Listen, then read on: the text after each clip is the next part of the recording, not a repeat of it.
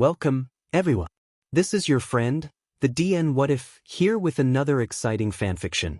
Today, we're diving into the story of what if Deku became more than a vigilante? If you enjoy this video, don't forget to hit that like button and subscribe for more fanfiction content just like this. Now, let's get started with the fanfic. Time is a funny thing. But it doesn't make Izuku laugh. He drops from the air, hitting the ground with all the grace of a cat, and runs. He should be commended, really, since he's choosing to run rather than fight. The two heroes chasing after him won't stand a chance if they catch him. Well, mostly. He likes to think so, anyway. Izuku adjusts his mask, securing it to his face as he weaves in and out of oncoming traffic and onto the sidewalk. Pedestrians shout at him and complain about the less than 2-second inconvenience he causes them while fleeing for his freedom, but Izuku is used to this. People are always ready to complain or call him an inconvenience. Those words are old news to him. He stops, finding an alleyway to turn into, and instantly realizes his mistake. Dead end. The hero with the wooden body hops from the roof, landing in front of him. Kamui Woods, Izuku's brain supplies. Is this a bad time to ask for an autograph? Behind Izuku, Death Arms must have caught up. He can hear his heavy breathing as he moves to close him in. Give it up, Woods says, every word calm and carefully controlled. You're cornered. Izuku crouches down and grips the strap of his supplies backpack. Just as he's about to fling himself into the air with his powers burning through his legs to aid him, his breath is knocked out of him. He's thrown against a dumpster, and Death Arms is eyeing his bag and about to rip it away from him. Pro heroes, Izuku would like to say, are thieves too. Somehow whenever they do it, though, it's legal. Oh hey guys, Izuku says nonchalantly. Nice weather today, wouldn't you say? He leans back against the wall behind him, using it as support as he hikes his knees up and aims a powerful kick into Death Arms' stomach when he gets too close. Izuku darts past him while he stumbles in pain, momentarily distracted. I would love to stay and talk, he calls, but I've got places to be and all. You know how it is. Son of a Woods suddenly enlarges his arms to stop the boy's second attempt at escape. Izuku dodges out of the way and spins on his heel, only just having time to catch the meaty fist flying towards his head. He looks up and stares at the wide-eyed look on Death Arms' face, still holding the fist tightly. That was close, Izuku admits, slightly put off. He throws the arm back at him, shaking out his hand as the sting from the catch sets in. You're good at scaring me, sir. Death Arms steps back and glares down at him, something like trepidation flashing across his expression. Wait, he's just a kid. I'm literally right here. The wooden hero approaches, hesitant now, eyeing him a bit differently. He can't do a lot with his quirk in such a limited space, Izuku knows. The hero specializes in support, not so much close combat. How old are you? Izuku doesn't see why that matters, doesn't see how that will change anything. He takes a couple of steps backward, surrounded again, and raises his hand in warning. He knows to avoid hesitation, but he's sort of curious now. Why are you chasing me? Izuku asks, moving so he has both heroes in eyesight. Is being an a-hole delinquent enough reason? Death Arms retorts, and Izuku giggles. I'd love this guy a lot more if he didn't just try to punch a hole in my face. Woods throws his friend an exasperated look. You know why, rabbit? Public quirk usage without a license, armed assault, vigilantism, attempted murder, and more things I can't bother to name. He wags a finger at him. You're putting a lot of people in danger, including yourself, and it's illegal, kid. Izuku hums, feigning innocence. Don't forget grand theft and arson. I worked hard for those. Honestly, he doesn't know why his client needs this bag so badly. He doesn't usually ask questions if it doesn't involve him, not unless he's under some prior suspicions that they'll hurt innocent people with what they request from Izuku. He learned a long time ago that when it comes to some people, it's best not to know. So he just does his little jobs and collects his rewards with his head down and his brain turned off. That's how he's survived so far, so he's going to keep it that way. It's not like he's helping villains. At the very least, the people he works with are other morally gray vigilantes with a desire to keep the world free of scumbags. They're not going to tear down society as it stands like most villains work to do. And besides, Izuku gets paid for what he does. He needs money to survive, after all. The boy can't decide if it's better or worse than just stealing money and making victims of the super rich. He still does that occasionally. Only when he needs to, though. But this way he earns his keep. It's work, even if it is technically dirty and illegal, and that's better than foster care or an orphanage or starving every night.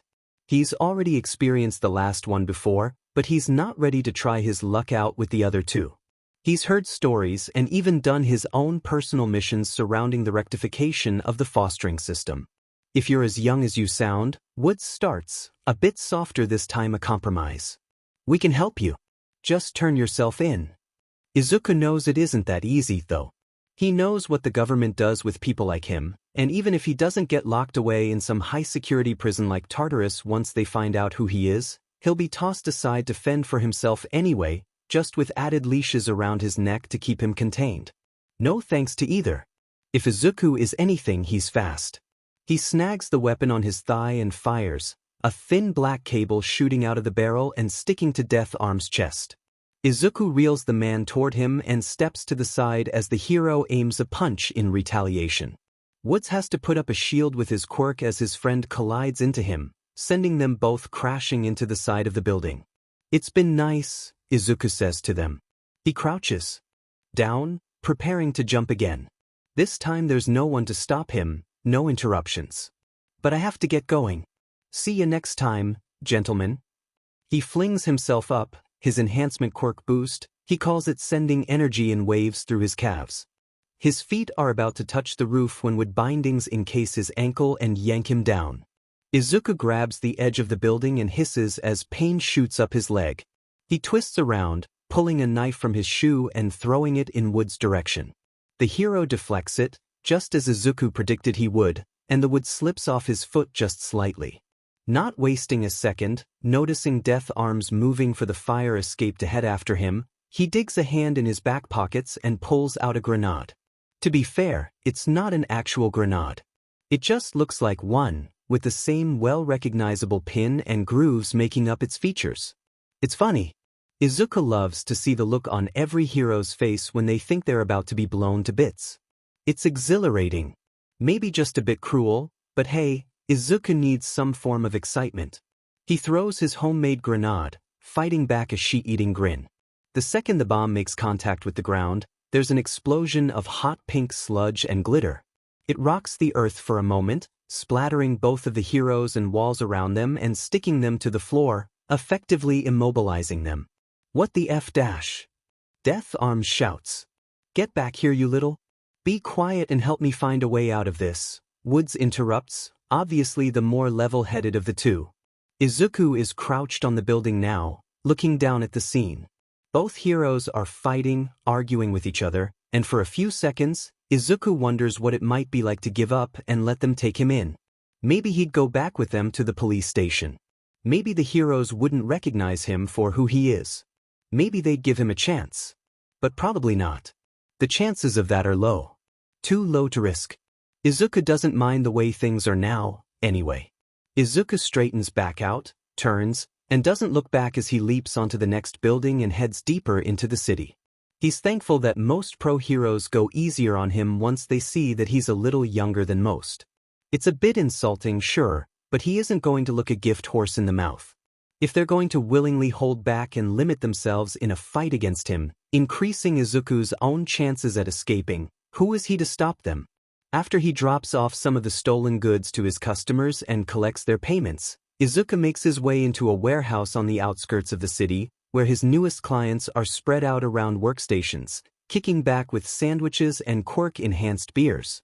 Yep, you heard that right. Quirk-enhanced. Izuku almost didn't believe it at first when he was doing some background checks on his clients and found that one of them has the power to turn any liquid into an alcoholic beverage. Literally a Jesus quirk, which is ironic, saying as the man with the power is anything but selfless. No matter though, it's not Izuku's business. His stomach gives a low growl as he walks across the mostly empty space, largely ignored by the crew. The sandwiches are looking pretty good to him right now. He hasn't eaten since, Actually, he can't remember right now. He drops the bag on the desk in front of a man with a goatee, waiting with his arms crossed to receive his cut. "You're late, brat," Mr. Goatee says as way of greeting. He picks up a stack of cash to his right, counts it, then hands a few bills to Izuku, who doesn't accept it. "Not yet. That's half of what you promised," Izuku points out, voice slightly muffled by his mask. "That's not good business, you know." The man snorts and leans back in his chair, leveling Izuku with a glare. "What are you, 5? About time you learned life isn't fair." He tilts his head a fraction, eyes roaming over his disheveled look. "Probably should have realized that by now, though. And it's like I said, you were late. Real businessmen know to always be on time." Izuku feels his eye twitch. This isn't the first time someone has tried to short him. Adults can't be trusted to keep their word, or to do anything at all, really. Heroes or criminals, whatever, they're the same. He lets the money sit there in Mr. Goatee's outstretched hand without breaking eye contact and lifts his chin. "I was a little distracted," Izuku explains lowly. "Some pros were chasing me." That seems to garner Mr. Goatee's full attention. Heroes? Why? Dunno. It wasn't anyone too important, but they still weren't easy to outrun. Izuku shrugs, smiling under his mask. It was just a C-lister and an A-lister. An A-lister? Who? "Oh, you know, the number 10 pro hero." Mr. Goatees is in a breath at the mention of Kemui Woods, and Izuku sees a bit of guilt along with fear in his shining eyes. Izuku continues with a ped head. "They were waiting at the spot where your supplies were, so either it was a trap and you knew that and sent me anyway, or someone else had the same idea you did and just spilled the information. But, judging by the look on your face, it sounds like they're on to you." "Better hope not," the man threatens, looking a little pale. "Because I know who to blame if they are." Empty threats. He doesn't have enough men to waste on Izuku. Not like he'd bother harming the boy, either. The man may be harsh, but he'd never stoop that low. At least, that's what his files tell Izuku. Besides, Izuku will survive if Mr. Goatee puts him out. He has plenty of other clients, and not to mention plenty of rich people to steal from on the subways. He doesn't like that last part so much, but he'll do it if he has to, even if it does come with a small amount of guilt. He turns and is about to make his way out of the warehouse without any of the rewards promised when Mr. Goatee calls after him. "Just take the money, kid." He sounds gruff, but Izuku knows it's a front. "You look like you need it. But the next time you're late you won't get nothin', you hear? And for FS sake, buy yourself some new clothes, you look homeless." Izuku smirks and grabs the entire stack of cash before the man can change his mind. He doesn't stop walking as he stuffs it in his front pocket and heads out. Sometimes it's nice to steal for a living. "So, let me get this straight," the head of the police department says, rubbing the bridge of his nose. His eyes move back and forth between the two pro heroes in front of him. They're empty-handed, and they're not supposed to be. Both of them sit on the same bed in the medical wing while a nurse puts ointment on their injuries. Apparently they ran into some bank robbers on the way back to the station. They're minor injuries, not even close to the worst they've had before, but still required by law to be treated. "You two got bested by a teenage boy who jumps around the city in a cheap hoodie and sweatpants?" Death Arms shifts. He sits next to Woods, obviously uncomfortable with the situation or with the man's tone. Naomasa can't tell. Either way, the hero doesn't speak up. "He's incredibly fast," Woods says, sounding impressed. "And we stumbled upon him, really. It's not like it was planned. We were expecting other villains." The officer sighs. "I figured you went easy on him. I guess I can't fault you both too hard, as we've had pros on him for months. Every time they chase him around he manages to slip away." "That's my cue." Naomasa steps forward from where he was hanging back and watching quietly. "I'm the detective who was assigned to Rabbit's case," he greets, "and I've been keeping tabs on him for a while. I have to say, you two got closer than a lot of others have, even while going easy on him, so don't beat yourselves up." 3 pairs of eyes stare at him, so Naomasa decides to demonstrate. He takes out his phone and shows them the security footage he compiled together a few hours before. He shows them videos of the Vigilante jumping around the city with an occasional bow staff that support teams have been anxious to discover the properties of. He also plays a shaky video of the boy stopping a more recent mugging from the night before, only for him to turn the tables and rob the mugger. "Let me introduce you to Rabbit," Naomasa says as more footage flashes by. He's a runner of government property to sources in the underground. He constructs his own weapons with stolen tech from hero agencies all around Japan, and is currently credited with around 13 agency break-ins all around this district and the next. He's a grand thief, arsonist, and sometimes vigilante. Whatever he is, Death Arms grumbles, he's insanely strong. "He blocked one of my punches like it was nothing. And like you said, he's working for criminals," Woods reminds. The detective shakes his head. Most of his crimes as a vigilante are in favor of heroes. Never done any harm towards pros, and he tends to save civilians and aid us in villain fights whenever he can. The police officer turns toward Naomasa. "If we know so much about him, why hasn't he been brought in yet? I heard Endeavor has a nice streak of catching vigilantes." Oh, Naomasa thinks sourly. He sure does. Endeavor certainly does have a streak. The number 2 hero will take any means necessary to bring a target in, kid or not. There's a reason most criminals are deathly afraid of fire after being captured by him. He's harmless to heroes. He doesn't do much. Bothering Endeavor with something so small will prove to be counterproductive. Naomasa puts his phone back in his pocket, and when he looks up, the officer's gaze is still set on him. Or maybe he isn't, the man argues, shrugging. The Hero Commission clearly doesn't think so. They want him off the streets. Gave the order this morning for him to be brought in, or else they'll send someone to do it for us in a few months. It makes sense, at least at face value, that the board wants him off the streets. That the Hero Commission wouldn't want someone like Rabbit to fall into the hands of a villain or someone who might try to turn him against the pros. While he is a vigilante, Rabbit has never outwardly hunted down heroes. But with enough persuasion, there's no telling if he'll change those ideals of his. Naomasa doesn't want that for the teen, but he also isn't sure he's ready to turn him over to the Hero Commission. He seems too young to become a weapon, way too young, and someone like Rabbit has no business at any kind of government facility. "We should grab him soon," Wood speaks again, his face set in determination. "Faster he's here, sooner he's contained and safe from the villains out there." "No," Naomasa interrupts. Their gazes are back on him. "We don't need to go get him. I already have someone who's helping me with the case." He shrugs, then answers the questions in their eyes. He's an underground hero who's dealt with these types of situations before. If anyone can gain Rabbit's trust and make him stop, it's him. "Not a terrible idea, I guess," the officer concedes after a pause. "What do you guys think? How long do you think it'll take for this kid to get captured?" Death Arms huffs and rolls his eyes. To capture one superpowered boy whilst trying not to hurt him too badly? Who knows? It's always the teens without a license that are the most slippery. So stubborn too. Naomasa holds back a snort. This is a child wearing pajamas. They're talking about a teen as if catching him will be the hardest mission ever. Sure, the kid may have outsmarted and outtalked all of the heroes sent his way, but Naomasa is sure this time will be different. It's just convincing Rabbit to turn himself in peacefully that's the issue. "Leave it to me," he orders, interrupting the betting pool going on about when the mysterious underground hero will drop the case after his inevitable failure. He turns to the officer. "You can tell the Hero Commission I'm working on it. No need to get Endeavor on his tail." The man frowns and shakes his head, and no doubt he has a ready-made speech about the importance of listening to the association, but luckily for Naomasa, he has a ready excuse. "I apologize, but I'm going to be late for a meeting."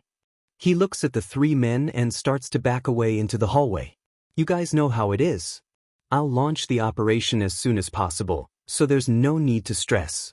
"Of course, Detective. Go on your way," the officer says, but Naomasa is already out the door.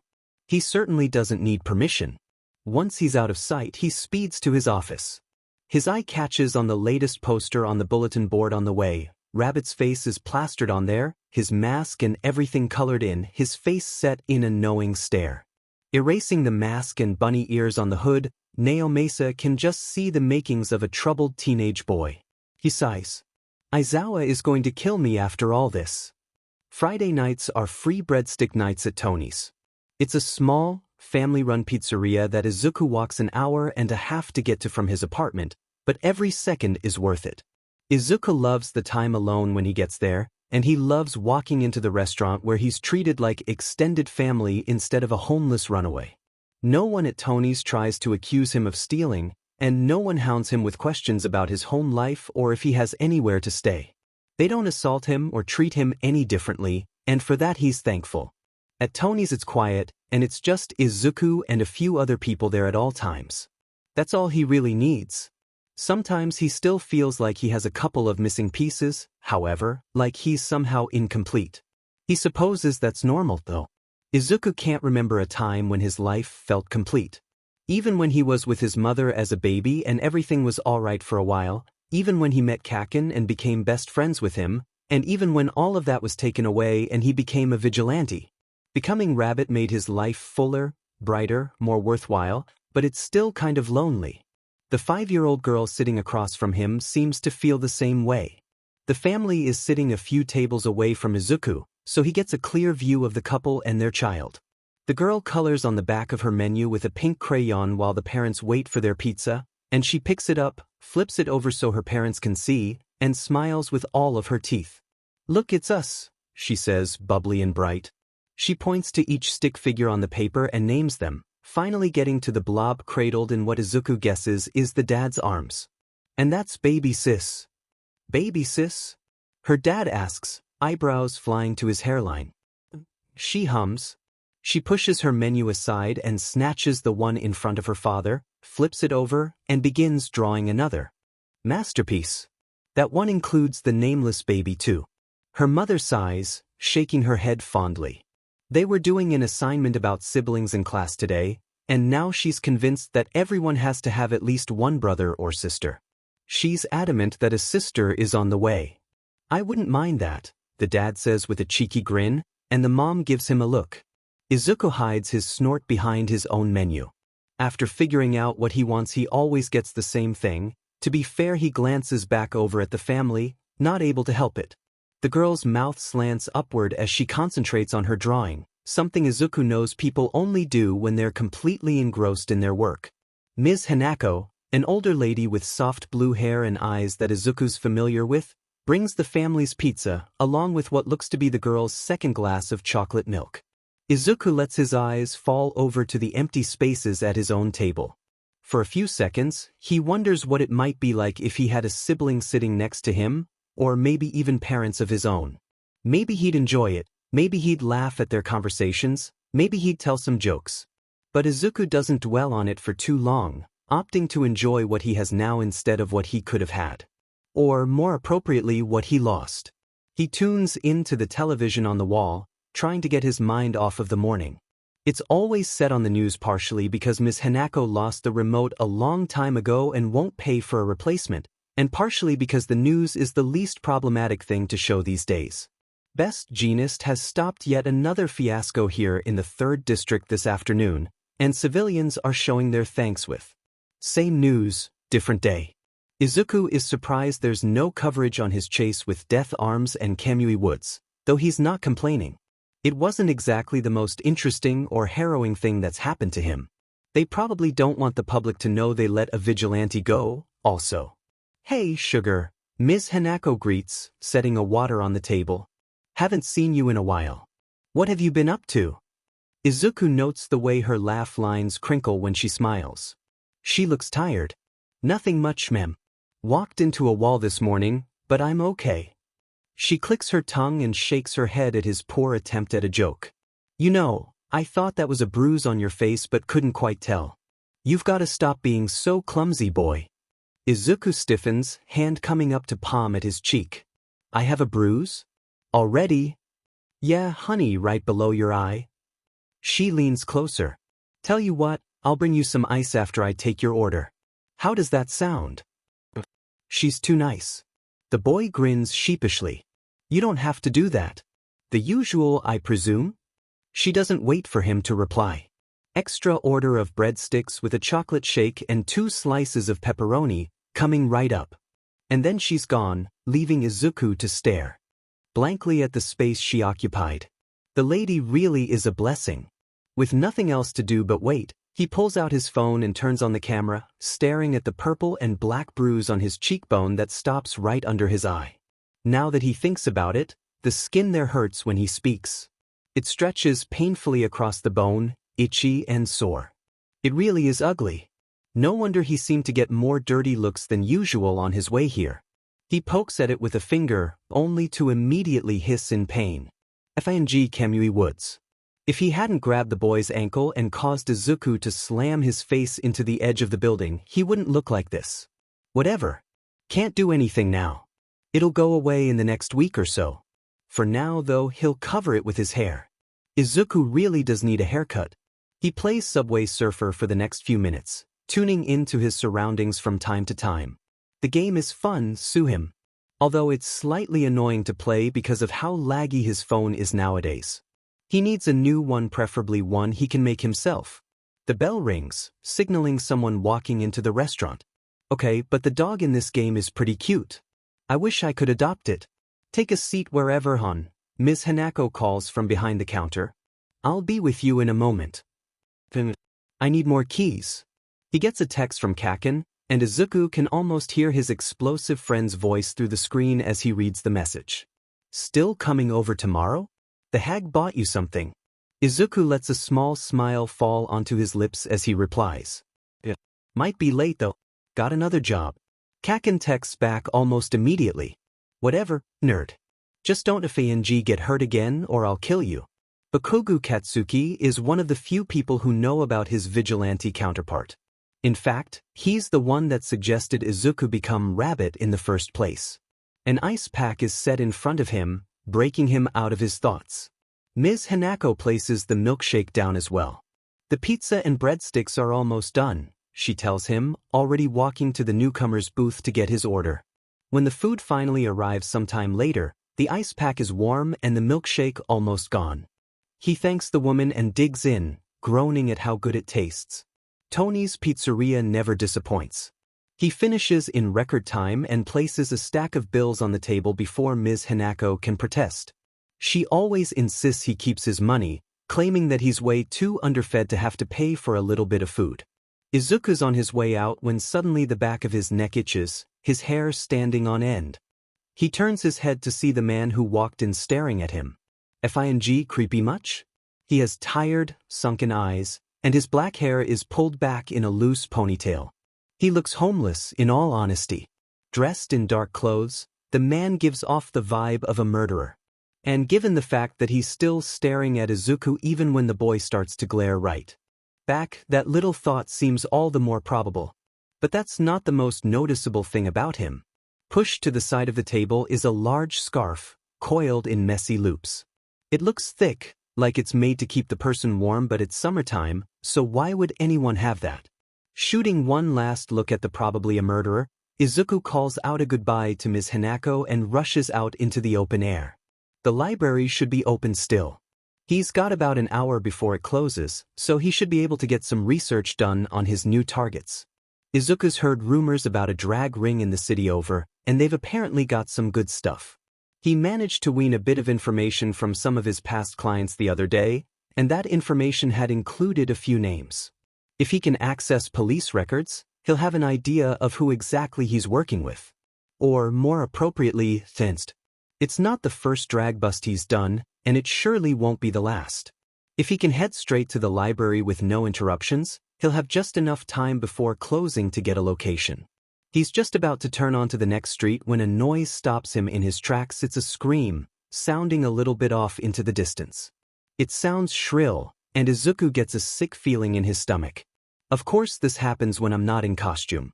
He slips into the shadows after debating for a moment whether or not he should just ignore it, ultimately deciding that no, he won't be a beach. He uses his enhancements to jump onto the roof of the nearest building, leaping across multiple rooftops to get closer to the commotion. The screams are getting louder now, and Izuku peeks down into a lot behind a convenience store to see a young woman struggling against a masked figure. "What is wrong with you? Get away from me, I promise I won't tell anyone, just please." She gets cut off with a slap to the face, and Izuku grimaces. His first guess had been a robbery, but now, looking at how unknown individual number 2 is pressing the woman against the wall, Izuku can tell it's much more than that. And besides, it kind of sounds like the lady knows him. No weapon in sight. It's now or never, I guess. Izuku drops down from the roof and lands right behind the man, not making a sound. The woman lets out another scream once she sees him, only for unknown individual number 2 to raise his fist again, an obvious warning. I thought I told you to shut up. Izuku taps him on the shoulder before he can strike, jumping back when the man instinctively swings at him. I'm sorry, am I interrupting something? The criminal stares at him, lips curling up in disgust. Even in the faint light, Izuku can see the way the guy's eyes light up with something dark. Listen, kid, you better back off while I'm feeling generous. This don't concern you. You know, Izuku drawls, folding his arms and motioning for the woman to run. You criminals have got to come up with something better to say when I start ruining your sick plans. I'm getting tired of hearing the same thing over and over again. The man's generosity must be running dry tonight, as Izuku barely finishes his sentence before the dude is whipping out a switchblade. I mean, he could have whipped out a gun or something. I should be thankful. The woman gasps again on the sidelines, and Izuku gets the sudden urge to tell her off for not running when the man was distracted, but he doesn't. He doesn't know their situation exactly, so he can't judge. Now that he's actually looking at them, Izuku can see that they're both wearing formal clothes. They could have been out to a dance or club together, and one thing led to another. Are they married, or at least engaged? The light's too faint for Izuku to be able to look for a ring. One last chance, the dude growls, bringing Izuku out of his thoughts. Get out of here, or I'll rough you up the same I did her. That's kawaii. Izuku doesn't give him a chance to respond before he's on him, fingers grasping his wrist and tugging him sideways. The blade flies from his hand and clatters a few feet away, right in front of the woman. Is that a phone in her hand? A punch to the gut has Izuku cursing, springing back into action. The guy doesn't know how to fight, that much is obvious. He makes quick work of kicking him in the crotch and smashing him against the concrete wall, muscles burning. The man slumps to the floor, unconscious, and Izuku stares at him for a moment, analyzing. There's no recognizable features or marks on him, so he's not part of a gang or league of some kind, at least, not one that Izuku knows. And he knows just about every single one in central Japan, if not all of them. Digging in his pockets, he pulls out his emergency capture tape and ties the guy's hands and legs up, putting a piece over his mouth just for fun. Kid. Izuku kicks the man one more time just for funsies and faces the woman who called out to him, frowning. I'm almost 14. Not a kid. Oh, sorry, she says, walking closer on shaky legs once she makes sure the attacker won't wake up. There's a bruise right below her eye, matching Izuku's own sore spot. Thank you for stepping in. You didn't have to. He's been harassing me at my job ever since he started working there last week, and he made me go with him to this restaurant today. I only went because I was being polite, but I guess that backfired on me. I was almost right. Damn it. Izuku joins her under the street lamp at the mouth of the alleyway, wiping his hands on his pants. Is he the one who gave you that mark on your face? She looks away, hiding her face with her black hair. She seems tired, and Izuku feels bad. Yeah, but it doesn't hurt too much. If he went any further, I would have stopped him with my quirk, you know? I don't know why I didn't use it before, but sometimes it's just. I understand, Izuku says, and he does, really. Sometimes, even when you have the opportunity and power to do something, you still can't. In those circumstances, it's still not your fault. But hey, if you want to do something now, like kick him or something, I won't tell. The woman laughs softly, relaxing. Thank you again. I'm grateful, even though I don't think you should really be out at this time of night. Anyways, I called the cops, so they should be here soon too. Izuku stiffens. She called the thing what? As if being summoned, a new voice cuts through the air, and Izuku can feel a familiar man's presence behind him. Midoriya? OF-. Two police officers suddenly appear a few yards away, irritation and confusion clear in their expressions. The guy who spoke rushes forward, eyes fixated on the boy. He has the face of a cat, which is the only reason Izuku recognizes him. And it may also be because he's had to escape from said cat officer multiple times, both as Rabbit and as Izuku. I swear, kid, this is the 5th time you've done shit like this. The guy complains. I'm taking you in this time, Midoriya. And don't bother running. Izuku laughs nervously, escape plans already running through his mind. He's not Rabbit right now, so he can't use his quirks to escape. He's just going to have to run for it. Hey buddy-o the pal. He starts innocently, putting his hands up in mock surrender. Long time no see. How about we talk about this first, huh? I mean, I did just catch that criminal right over there. That's like, what, already 60% of your job. He points into the depths of the alley, and at Cathead's nod, the other officer heads in to check it out. Yeah, that's not going to happen. Just come with us, peacefully this time, and then. Izuku spins on his heel, almost tripping over his own feet, and runs. He cackles maniacally as he hears the police officers sprinting after him. And that's how he ends up being chased through the streets for the 2nd time that day. He only needs one more incident before the day ends to beat his personal record. Izuku is fast, even without his enhancements. There's not a lot of cover for him like there was this morning, though. There's barely anyone out at this time of night, and he's not gonna be able to make it to the library today. Groaning, Izuku jumps onto the hood of a car and does a backflip, continuing smoothly down the middle of the road. Are you kidding? He hears behind him. Now you're just showing off. Give it up, kid. Izuku just laughs and pumps his legs faster. The officer is still part cat, which is weird to think about, and therefore faster than average humans. If the boy doesn't go any quicker, he'll probably be caught. I already have a few cases of public quirk usage on my file. What's another one? Izuku crouches down, feeling the familiar burn in his toes as he jumps up, using a wall as a springboard to catch the handle of a nearby fire escape. From there, he makes the final leap to the top of the random building. He's so close. The officer won't be able to follow him up here. He hears it. Before he feels it, there's the rustle of fabric, so faint that it would have been nearly undetectable to someone else. But Izuku's been trained to pick out these sorts of things, so to him it may as well be as loud as a car horn. Wind hits his neck, and Izuku twists midair at an awkward angle, his back arching almost painfully. He only just manages to miss the flash of gray fabric shooting his way, but the damage has been done, and Izuku overshoots the side of the roof and goes flying toward the ground. He rolls clumsily, fighting back a hiss at the pain that shoots through his shoulder from landing on the hard sidewalk. His back hits a fire hydrant, and Izuku feels the breath leave him all at once. Who the hell? A figure lands lightly in front of him, dressed in all black. Yellow goggles stare him right in the face, neon even in the night. The figure shuffles closer, not making a sound, and Izuku tries to conjure up some strength to get away, to run again, only to find that he can't. There's no quirk to use? His enhancements are gone? Oh me, is the first thing to leave his lips. Because he feels so stupid now. If the absence of his quirk doesn't give it away, then the large gray scarf certainly does. That and the blazing red eyes. That's why the guy at the pizzeria looked so familiar. Izuku's been studying underground heroes for the better part of his life. He knows exactly who this is. The boy gulps nervously. I didn't know Eraserhead patrolled in this part of town. That's the wrong thing to say. What? Izuku immediately flushes, waving his hands out in front of him. Forget I said that. He's an underground hero for a reason. No one's supposed to know he even exists, much less know about his patrol routes. Izuku has probably just come off as a stalker, or worse, a villain.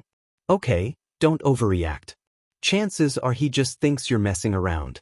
Eraserhead blinks once, then twice, and Izuku's breath catches in his throat when the underground hero bends down to lift him up by the back of his hoodie, setting him on his feet.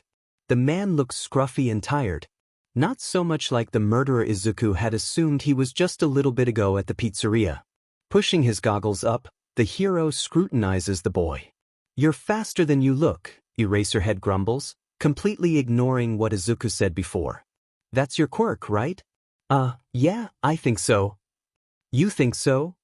The hero echoes, sounding way too done to be having this conversation. Izuku turns an even darker shade of red. He hopes the man can't see it. I mean it's part of it, but not really. To kind of like, well. Eraserhead cuts him off with a shake of his head. Actually, forget about it. Come on. I'm taking you in. And that shakes Izuku out of his stupor. Wait. Can you hear me out first? I'm sure there are more important things for you to be doing right now, Eraserhead sir. Like, fighting villains. Or, taking in criminals. Izuku is grasping at straws now. That's what I'm doing, is Eraserhead's only reply. The man stuffs his hands in his pockets and strolls down the deserted street, obviously expecting the boy to follow. Izuku digs his heels into the ground and tries to slow his rapid heart rate. He's too excited to even be offended by his comment. Holy shit. This is actually happening. I just met Eraserhead, like for real. I just met one of the greatest underground heroes to ever live and he's currently arresting me. You're not being arrested. You're a witness. Now follow me. Izuku obeys with shaky limbs, currently starstruck. So what if his file's going to get even longer after this? It's not like he has to apply for a college or job or whatever. He's meeting one of his idols, so at the moment a FING meteor could strike him down and he'd probably be okay with it as long as he gets to talk to the man before him. I wonder what his favorite food is, Izuku thinks to himself.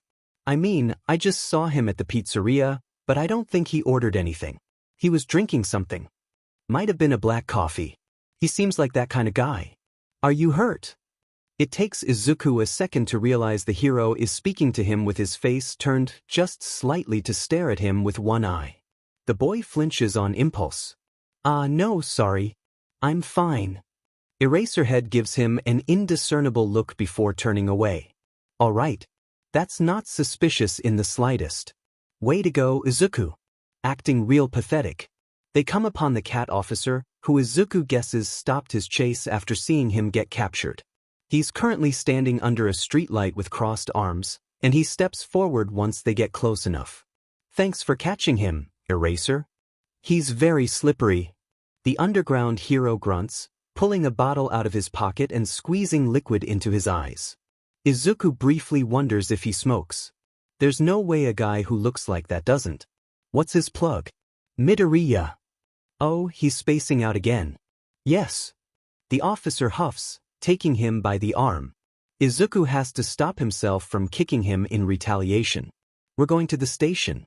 Eraserhead here is coming with us. Ooh, he says, inwardly dumbfounded. He covers it up with a flourish of his free hand. I think this is the most fun I've had in my 7 times of being arrested by you. Cathead drags him along, hissing. Yes, he's actually hissing. Izuku shouldn't be surprised. The day I get to actually arrest you is the day I finally retire, and you can quote me on that. Don't you worry, I will. The boy swears he hears a small snort from behind him. Must have been the wind, because it just couldn't have been the emo hero trailing after them. The walk to the station isn't long, as the library is only a few blocks away from it. He was heading there in the first place. Izuku can't help but smirk as he's led inside, and he greets the night shift employees with finger guns. They respond back with groans and muffled complaints. Izuku counts that as a win. Stay here, Cathead orders, pointing at a spot on the ground. I'll get the detective. Don't move. As soon as the man disappears down the hallway and out of sight, Izuku spins on his heel to walk right out the door. He's done this plenty of times before. In all honesty, Cathead should have expected him to do this every time he leaves him unsupervised. He smacks into Eraserhead's chest immediately upon turning around. The hero is standing in front of the doorway, looking down at him with tired eyes. It's only been like a minute and I already forgot he's here. He's too quiet.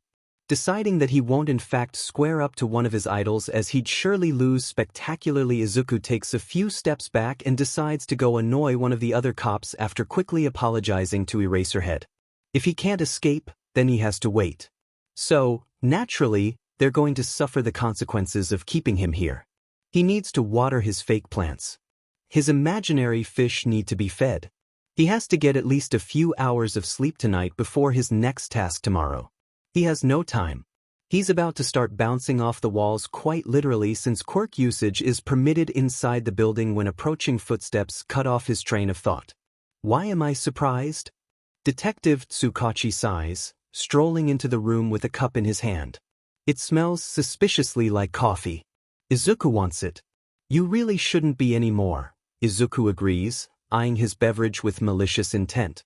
Tsukachi sighs, pinching the bridge of his nose. Alright, you know the drill. Come with me, Midoriya. But Izuku's already walking his way over to one of the interrogation rooms down the hall, and not even a minute later Izuku is sitting in that uncomfortable chair, waiting for the detective to come in. All of this sheet is making me hungry again. I wonder what Kaken is doing right now. Tsukachi enters the room with a few papers in hand. Izuku's file, from the looks of it. He sets a new coffee on the table and peers at the boy. Tell me what happened, Midoriya. With an exaggerated huff, Izuku folds his arms and pouts. Okay, in my defense, I was just going to the library this time, I swear. I was walking over and heard someone scream, so I went over and stopped what looked like a potential aggravated assault case. He jerks his head at the wall opposite of him, knowing that another interrogation is happening beyond it. I'm sure she's telling your men what happened, so why are you keeping me here? Tsukachi fixes him with a glare. Because according to Eraserhead, you used your quirk to stop the fight, not to mention try and escape my officers. You were the only other witness to the crime. Izuku keeps his face carefully blank as his mind suddenly floods with thoughts. Eraserhead saw me step in? I didn't sense him there, though. Is he just making that part up to get me to admit it? That's not fair, he objects. You know my quirk is active most of the time, detective. It's hard to just turn it off. The detective quirks a brow incredulously.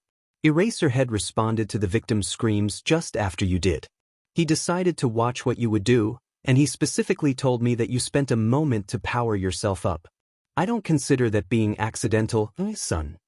Izuku wants to smash his head against the table. It seems like his idol is a stalker as well as a snitch. I've got a question, Izuku starts abruptly, wanting to get the man off track. Does your quirk work over the phone too? Waff.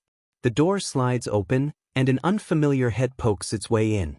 Sorry for interrupting, sir, but the criminal we just brought in woke up. He's fighting back, and the boss would like your assistance.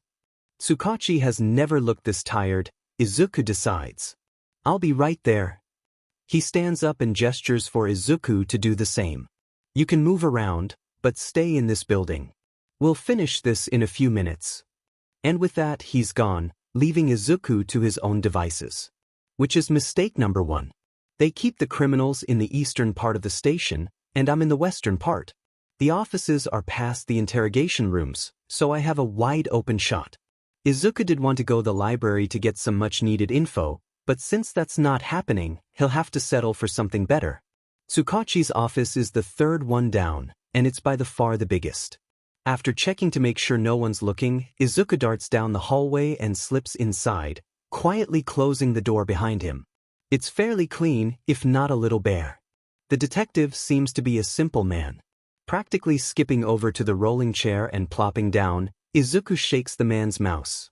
It's already on, so there's no need to scout for the computer's password. It also appears to be on a random file, which makes things easier. Izuku digs around in his boot and pulls out a flash drive, praying he has enough room on it after his latest library visit. He hasn't cleaned it out in a long time. He blows off the dirt on it from his recent escapades, plugging it in correctly after only the 14th try. The boy copies as many files as he can get his hands on, dragging the mouse back and forth to cover the 100 folders he can see. Hopefully he'll get something useful. He doesn't know how long he has until Tsukachi finishes up with whatever the chief wanted with him, so he has to be quick. There's a lot of data on this computer. Just by glancing at the folder names, Izuku can tell some of the files date back to as far as a few centuries ago. There's information on organized crime groups and their hideouts, on their victims and members. This is some good sheet right here. Much better than what Izuku would have managed to find at the library. There are voices down the hallway, and Izuku hears the door to one of the interrogation rooms opening, probably to check if he's in there. Panic slithers up his spine. like a snake, and Izuku frantically yanks the flash drive out of the computer and shoves it up his sleeve. The boy has just enough time to click onto the original tab before the office door swings open, revealing an annoyed Detective Tsukachi. "What are you doing in here?" the man asks, shooing him to his feet. "Watching Pawn," is what Izuku wants to say, but then he sees Eraserhead standing against the wall behind the detective, watching the scene with that same unreadable expression. "I really don't want to say that in front of one of my heroes. I was looking at your pictures." Izuku grabs for the nearest photo on the desk, and it just so happens to be what looks like Tsukachi's dog. "I didn't take you for a dog person. What breed is it?" Tsukachi stares at him in disbelief for all of 5 seconds, eyes going hazy as he seems to rethink his life choices. "You know what?" he sighs, taking the photo out of the boy's hand. "Just get out." Trying to hide his nerves, Izuku slips past the two men and walks to the main area to wait.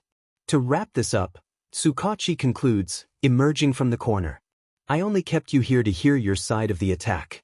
This is a minor issue, and because you're underage, I can't really charge you for this, same as your other crimes. But this will be going on your record." The boy can't help it, he grins. "Something tells me you really wanted to put me in jail this time." Tsukachi stands and heads for the door. "Don't get too happy. It's past curfew for kids your age, so you'll be going home with an escort." "What?" It's the detective's turn to smile at him, looking entirely pleased with himself. "You heard me. Since no one else wants to do it, Eraserhead here will take you home." "You gotta be shitting me. And please try to refrain from putting yourself in danger again. At least for the rest of the week. I already have enough paperwork to do without you adding on to it." Izuku gives the man a short nod, even though both of them know that no amount of scolding is going to change anything. He looks at Eraserhead, who's been standing to the side silently up until this point. "Come on," the man grumbles. "My shift's already over. I mean, you didn't have to agree to this. This is your fault for snitching on me." The walk is awkward, and Izuku comes to find that Eraserhead walks incredibly fast. The hero is walking a few yards ahead of him, despite the fact he doesn't know where Izuku lives. It's like he's waiting for the boy to take the lead, or he's just waiting to see how long Izuku will let it happen. Or maybe Izuku's thinking too much into this and the man has actually forgotten what he's supposed to be doing. But just as Izuku plans to slip into one of the alleyways and out of view, Eraserhead glances back at him, as if reading his mind. He doesn't say a word, but the boy can feel his impatience hanging heavy in the air, as if silently telling him to hurry the hell up. Rushing forward to continue walking beside the man, Izuku tries to slow his erratic heart rate. The power the hero's quirk exudes is overwhelming, thrumming underneath Eraserhead's skin even when he's not using it. Izuku has to block out his own senses to focus on trying not to ramble. He's so cool. There's a high chance his quirk doesn't work on mutant types, so he basically fights quirkless half of the time. He's very skilled. He has a 98% success rate concerning missions, which is one of the highest Izuku's ever seen, rivaling All Might's himself. I may admire him, but I can't get too close. What if he links me to Rabbit? Does he even know about Rabbit, or is that below his pay grade? Actually, how much does he get paid? Doesn't he have another job on top of this one? "You're mumbling, kid." Izuku wishes for a bus to come speeding by at 100 miles per hour so he could conveniently step out into the middle of the road. Did he hear the rabbit part? He couldn't have. He wouldn't be acting so nonchalant if he did. Izuku thought he stopped this little tick of his a long time ago. He hasn't rambled aloud this much in years, not since. Fabric wraps around his wrist and yanks him out of the way of a pole, stopping Izuku from crashing face-first into it. He stumbles and almost collides with Eraserhead yet again, only just managing to right himself in time. "Sorry," he squeaks, covering his face with his hands. "I'm not usually like this." The hero grunts. He sounds annoyed, though to be fair that seems to be his default emotion. "Just try to pay attention." Izuku nods quickly. "I will, sorry about that." Eraserhead gives him a weird look before turning away again, continuing the walk to who knows where. Wait, now that he's thinking about it, where is Izuku going to take him? He can't just lead him to his actual apartment, which is the entire top floor of an abandoned building in the worst part of the city. That's what the police call illegal. He'll be sent to an orphanage if anyone finds out he's homeless. He can just take Eraserhead to Kaken's house, but then he'd run the risk of the auntie accidentally exposing him. It's past midnight, after all. He has no reason to be knocking on his best friend's door when he's not even expected to be there until tomorrow evening. The only logical explanation would be to go to a random apartment complex and hope that Eraserhead won't try to talk with his parents. There are a few of those buildings a few blocks away from where my place is. I can try there. I know the lady who owns it. She won't let Eraserhead in if he comes in after me. That sounds like a solid plan. Now to just put it in action. Izuku tries to gather up his courage but finds it difficult. God, he's Rabbit. He shouldn't be having such an issue talking to a pro hero. He clears his throat. I live down by City Hall. It's like a 15-minute walk from here. Eraserhead grunts. He grunts. Without saying anything. Izuku isn't nearly as irritated as he thought he'd.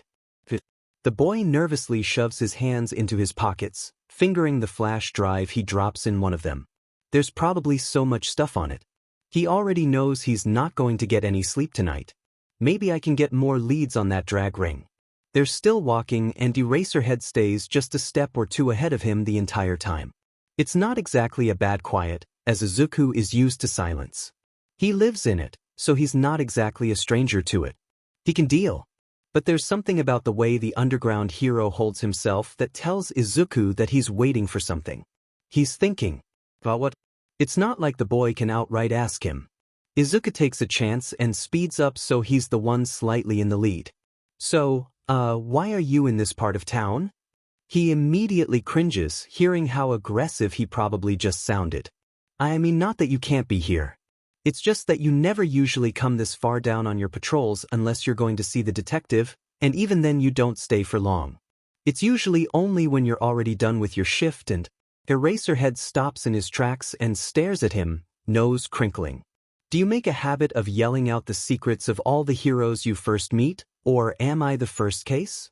Izuku's mouth snaps shut immediately. Okay, that was a bit rude, but I deserved that. Sorry, he says sheepishly, looking at the floor. The hero sighs and glances up at the sky before turning back to him. Izuku suddenly realizes just how tall the man is. Don't be. Now listen, here's the deal. I can feel your brain working from where I'm standing, kid. You can ask me one question, but then I get to ask you one in return. We can go back and forth. Izuku blanches. What does he want to know about me? I'm not important. Unless he has linked the boy to Rabbit. And then Izuku better be ready to run for his life.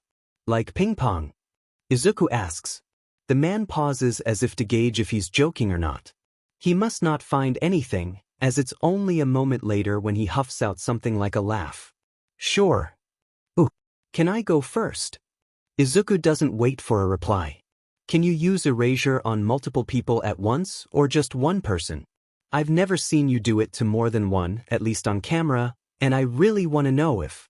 Eraserhead keeps his voice clipped. Multiple. How do you know so much about me? Izuku barely has time to process the first part before the fidgeting starts up again, his previous embarrassment coming back full force. I just like to study people and their quirks, sir. I think they're fascinating and I've always liked to analyze things. He runs a hand through his hair. I guess it's just a hobby. Ask your next question. Oh yeah, about your goggles. I've been wondering why you have those slits in them. There has to be a reason you'd go for that look instead of wearing actual protective gear. They continue like that for the majority of the walk, and Izuku learns that most of the theories he's made about Eraserhead are correct. His quirk works through sight, and it wears off when he blinks his eyes, which is why his goggles look the way they are. It prevents villains from knowing where he's looking. The man fights essentially quirkless against mutants, and he uses his capture weapon to aid in both long-range and close-range combat.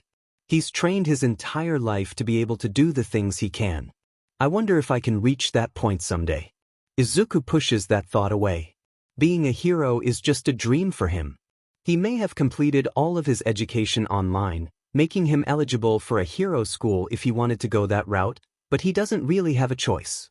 I can't let myself be known. I get to do the same things a hero can when I'm rabbit. I just wish I could be more for the people. Do your parents let you out this late at night? Eraserhead asks abruptly, looking straight ahead. I live with my dad. Izuku lies easily, making sure to mask the discomfort on his face. He knows I go out here all the time. He just doesn't care. A lie that bad can only be the truth. He doesn't care? The hero echoes. There's a slight upturn at the end of his voice, and Izuku freezes. It's not that he doesn't care. He just knows I can take care of myself. Eraserhead gives him a sidelong glance but leaves the topic alone. Izuku tries to distract him by asking him more questions about his hero life, but the calculating look on the black-haired man's face never leaves. Great. Way to keep him off your tail, you piece of shit. A few minutes later, Izuku spots the building he talked about. The owner works the night shift at the desk area, which Izuku is eternally grateful for at the moment. He spots her face through the lit-up glass doors, and he waves at her from the street. She doesn't seem to notice, but Izuku turns around anyway to say goodbye to Eraserhead, hoping he won't follow him in. Thank you for taking me home, sir. I'm sorry for wasting your time. Izuku bows low and straightens up just in time to catch the momentary confusion on the man's face. Eraserhead, unsurprisingly, grunts, and so Izuku starts to head up the steps to his apparent home. One more thing, kid. Izuku turns to ask him what's wrong when he suddenly sees it. The lights behind the boy allow him to see what Eraserhead holds up between his fingers. A flash drive. A very familiar flash drive. The hero doesn't even flinch when Izuku practically leaps down the stairs, eyes wide with panic. What? How did you? Nope. It's my turn to ask a question. Eraserhead looks almost smug as he continues. What were you planning on doing with Tsukachi's files? It's not a question. More of a demand for an answer. Izuku digs his nails into his palms, panic rising like putty in his throat. And nothing bad, I promise. I just wanted some new people to study, that's it. So you thought stealing police records was a good way to continue your hobby? How did he get it? Out of my pocket without me noticing? No one has ever been able to do that to me before. And why now, of all times? Izuku fumbles with the sleeves of his hoodie. Kinda. There's another beat of silence, spent with Eraserhead looking him up and down, the flash drive still in hand. You do know, he starts slowly, that there are other ways to get information like this? Almost all of the libraries in this area offer free, legal archives of past criminals. It sounds like a rhetorical question, but Izuku can't stop himself from answering. I was heading to one before that mugging happened and, threw off my plans? You didn't have to intervene. And that has Izuku shutting up, because he's right. It's not Izuku's job to stop crime, or to put himself in danger to help someone else. He just likes to be a decent FING human being sometimes. But still, Izuku shouldn't have stolen those files, not that he regrets it, though. He'd do it again if given the chance. He hangs his head, hoping for the best. He doesn't know what he'll do if he doesn't manage to get Eraserhead off his back. I'll use the resources given to me next time, he promises. Can I please have the flash drive back now, sir? I didn't copy any of the important files. For a moment, Izuku thinks that the man will scoff and tell him he's crazy, that there's no way he'll give it back after what he's done. The hero can definitely bring him in for this, because isn't stealing government property a federal crime? But then, in a move that's almost anticlimactic, Eraserhead steps forward and places the drive in his hand, already turning to take his leave after fixing Izuku with an intimidating glare. It's not like you can use most of that information negatively anyway. Just don't do it again. You'd only be giving the detective more of a reason to put you in jail, understood? In slight shock, Izuku's head shoots up. Thank you, I didn't think you'd actually give it back. The underground hero jumps away, capture weapon flying out to wrap around a pole and pull him up. It reminds Izuku of that really old comic book hero from America. Was it Spider-Man or something? Whatever the name may be, Eraserhead disappears into the night with the same amount of grace that the web-slinger himself had, just like that, leaving Izuku alone in front of an apartment complex he doesn't even live in. did that really just happen? Everything kind of feels like a fever dream right now. The glass doors behind him slide open, and Izuku turns to face the owner's concerned face. Izuku, is that you? Why you out at this time of night? It's way too cold out. After assuring the woman that he's not, in fact, going to freeze to death, Izuku shoves the flash drive back into his pocket where it will hopefully stay this time and trudges away with a quick goodbye. It takes Izuku another 5 minutes to walk to his actual place, and by the time he's climbed the many flights of stairs to the top floor where he lives, he's shaking with nerves. I need to pay more attention. He could have arrested me. He should have. And I don't think I could have run from Eraserhead of all people. He kicks open the mahogany door and slams the flash drive down onto his makeshift desk. You better be worth it, you sad piece of plastic. Now I've got a pro hero watching me. This is all your fault. Izuku slumps into his chair and glances at the clock. It's late or early, depending on what type of person you are. Izuku knows sleep won't come easy to him after the day's events, so he just logs onto his beat-to-hell generator-run computer and goes to pick through the files. He's only got a few hours until daylight. He can pass the time for that long, at least with some instant coffee. That's about the only food he has in the apartment. Besides some packs of instant ramen noodles. And even then he doesn't even have a way to heat up water for it. Man, I really do need some help. To be honest, no matter how cool it looks in the movies, using a parachute is never fun. However, when you are over 2,000 feet up in the sky in a burning helicopter with an untrained villain for a pilot and a very, very large bomb, you take what you can get. Has Izuku ever mentioned how much he hates explosives? At least the ones that are about to blow him to little bits and pieces on live television. Izuku has managed to get in over his head once again by following a group of moron thieves, the very same group his client warned him about a few days prior.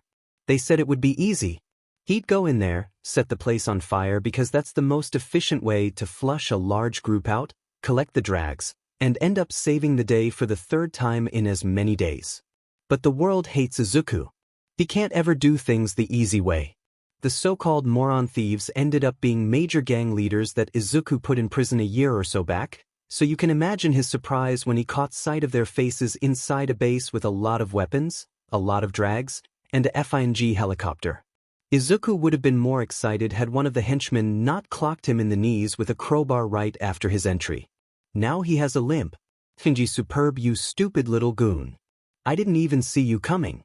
And truly, Izuku never planned on getting in said helicopter, but when Mr. Tiny got in it with an armful of guns and unmarked medications, what was he supposed to do? Okay, yeah, he could have called Tsukachi, saying as he got his phone number from the files he stole a week before now, but it's a Thursday evening, and Izuku knows the detective only works night shifts on certain days of the week. He probably wouldn't be able to do much of anything since he's off duty right now. Plus, Izuku couldn't just let them get away. What kind of wanted vigilante would he be if he didn't aggravate the heroes further by doing their jobs better than them? And so Izuku clung to the landing skids under the helicopter just as it lifted into the sky. In hindsight, Izuku should have considered what he planned to do after dealing with all the bad guys, given the fact that he can't actually fly a helicopter. But it turns out that luck is actually on his side a little bit today. He doesn't have to worry about that since Mr. Tiny set off the bomb before Izuku actually took him out. Who puts explosives in a helicopter, anyway? Isn't that, like, illegal? So here Izuku is, dangling from the bottom of a spiraling aircraft. Izuku curses to himself. He's going to be late for dinner at Kaken's house. Just like he was last week the day after being captured by Eraserhead. If he doesn't get killed jumping out of this aircraft, Kaken will certainly do the job himself. As the timer ticks to 15 seconds, Izuku decides he'd much rather die by his friend than face the impending explosion. Giving a wave to the news helicopter a few hundred yards out, Izuku lets go of the landing skids with a screech. He spreads out his arms and legs to keep himself from tumbling through the air like a rabid banshee. He's done that before and won't do it again. He's learned from his mistakes. Thank you very much. The boy would smile if not for the wind whipping at his face and hood. Izuku has always enjoyed jumping from high places. The feeling is exhilarating. It fills his lungs with fresh air and makes his stomach do backflips. It always leaves him giddy in the end. This type of jump, however, is a little higher than he usually prefers. But it's fine, he has a parachute, so everything is fine. He balances himself out well as he plummets, and after deciding that he's a safe distance away from the bomb, he flips onto his back and presses the button under his left armpit. Nothing happens. Izuku's heart leaps into his throat, his thoughts coming to a screeching halt. I didn't reinstall the parachute from last month. If there's an opening for a modern version of that old movie Dumb and Dumber, Izuku needs to audition. The helicopter explodes above him in a blinding display of heat and fire, but Izuku can't bring himself to pay attention to it because those buildings are getting awfully close. He's going to die. But he can't, not before dinner. Kaken will kill him. Izuku doesn't realize he's screaming until he feels his voice give out from the strain. He drops like a rock past a skyscraper's roof and sees his reflection in the glass, his rabbit costume a dark contrast to the blue sky around him. He watches in horror as he sails closer to the top of another building. Hey, I can do this. There's no telling who's recording. The media is probably capturing these fateful moments right now, so he can't afford to use one of his more flashy quirks. Not that they'd help much in this situation. He can use deflect to break his fall, but at the rate he's plummeting, the transparent shield would probably shatter upon impact, killing him instantly. It's not strong enough to withstand that much force. That's what I get for refusing to train with it. The only other quirk he can use is pull, and even then the only thing he can do is make himself fly into the side of one of the buildings. Concrete is too heavy for him to move, so instead of the building coming towards him, he'll be going towards it. It's basic physics, and it should work. Izuku just needs to wait a little longer for one of the lower floors. If he does it too early, a hero might come after him and trap him inside one of the higher levels. The closer he is to the ground, to an exit, the better. Izuku sails past the roof of a smaller hotel and juts out his arm desperately, letting pull manifest in his palm. The momentum is far too much, the distance far too wide, and Izuku's arm very nearly rips out of its socket as he goes flying towards the side of the building. This is going to hurt. In a matter of seconds, he crashes through the window, yelping in pain as his injured leg and arm are jostled again. He's on a lower level, the polished tile of the hotel room covered in broken glass. The boy goes sprawling against it, barely registering the screaming to his right. He looks up and is greeted to the sight of a young girl on one of the couches, staring at him and still screeching. She's clutching a small dog, who's currently barking and wriggling to get out of her grasp and probably bite Izuku. Oops. Time to go. Izuku struggles to get to his feet, holding his hands up in surrender before stumbling to the door past the girl. He really is trying to think, but his body is still considerably numb. Sheet, I'm sorry.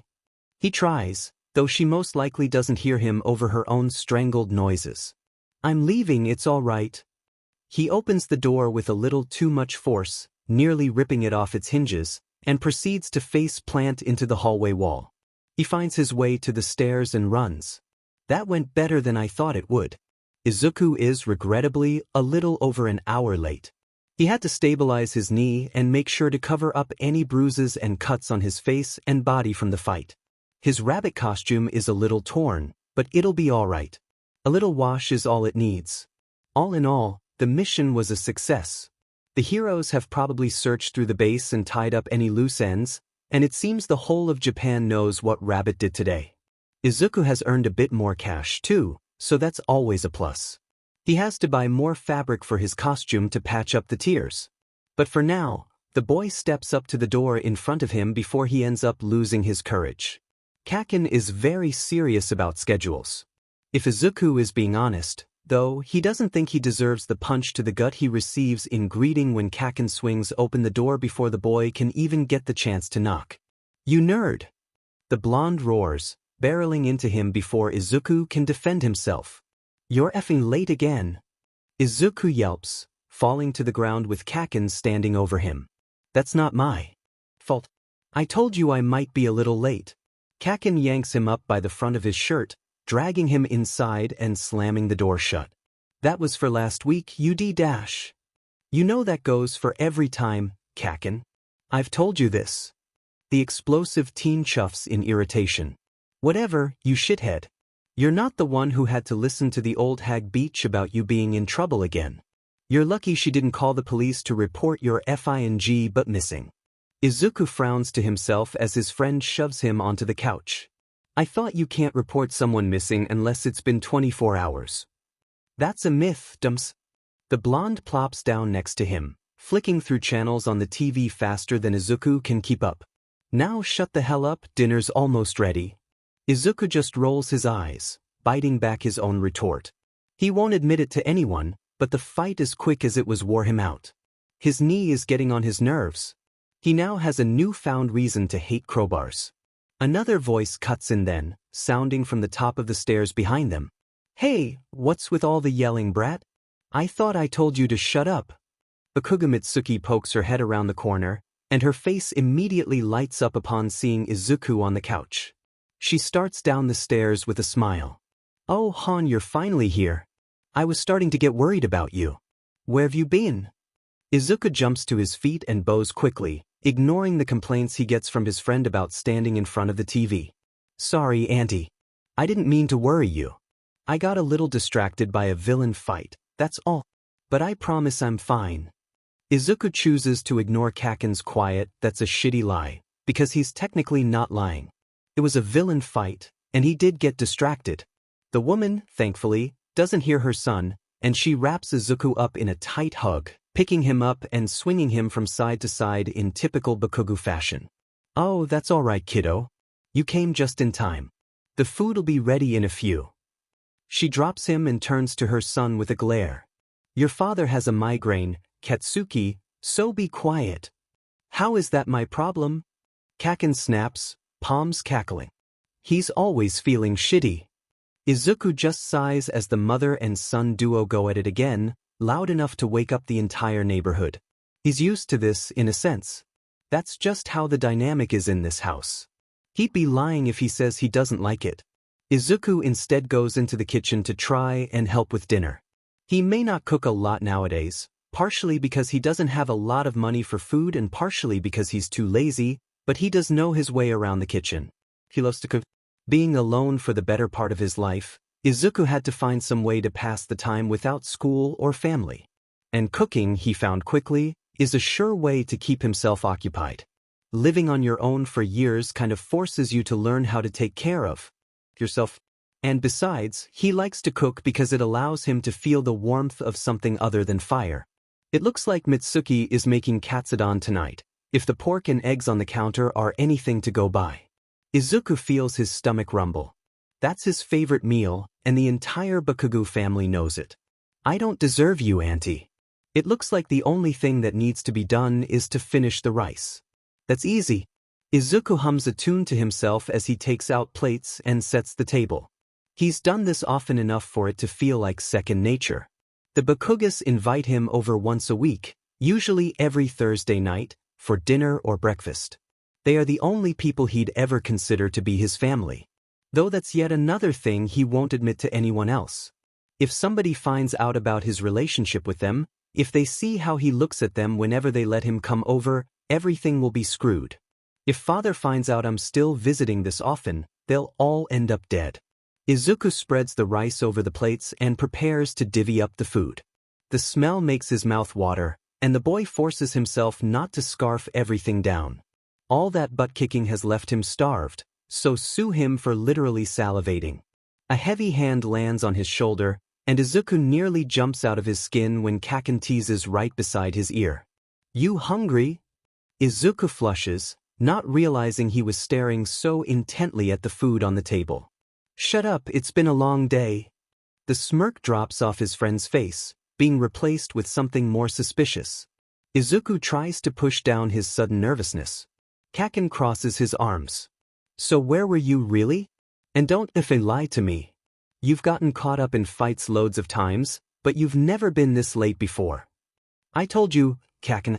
Then tell me again. His palms cackle dangerously, but Izuku doesn't flinch. He knows the other boy would never hurt him like that. I don't have time for your shitty excuses. And don't be stupid enough to think I didn't notice how effed up your leg is. Izuku bites his lip, eyes flicking toward the doorway. I'll tell you later. Auntie might come down any second. She's trying to get Dad out of bed, so she won't be back for a while. Now spill it before I blow your butt up. Too late, Izuku thinks to himself. Already had my butt almost blown up today. It must be quite famous for everyone to want a piece of it. You know, Izuku says instead. It almost sounds like you care, Kaken. I swear I'm going to. Explosions pop from the boy's palms, so Izuku backtracks quickly. Okay. I'll tell you, just give me a second. Kaken leans back with a scowl. Better be a good reason for worrying me.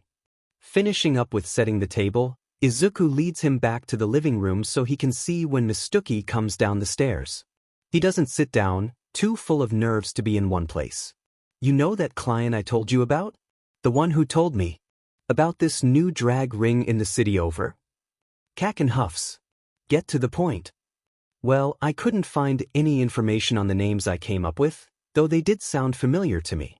I went into their base a few hours ago and tried to flush them out, but it was harder than I thought.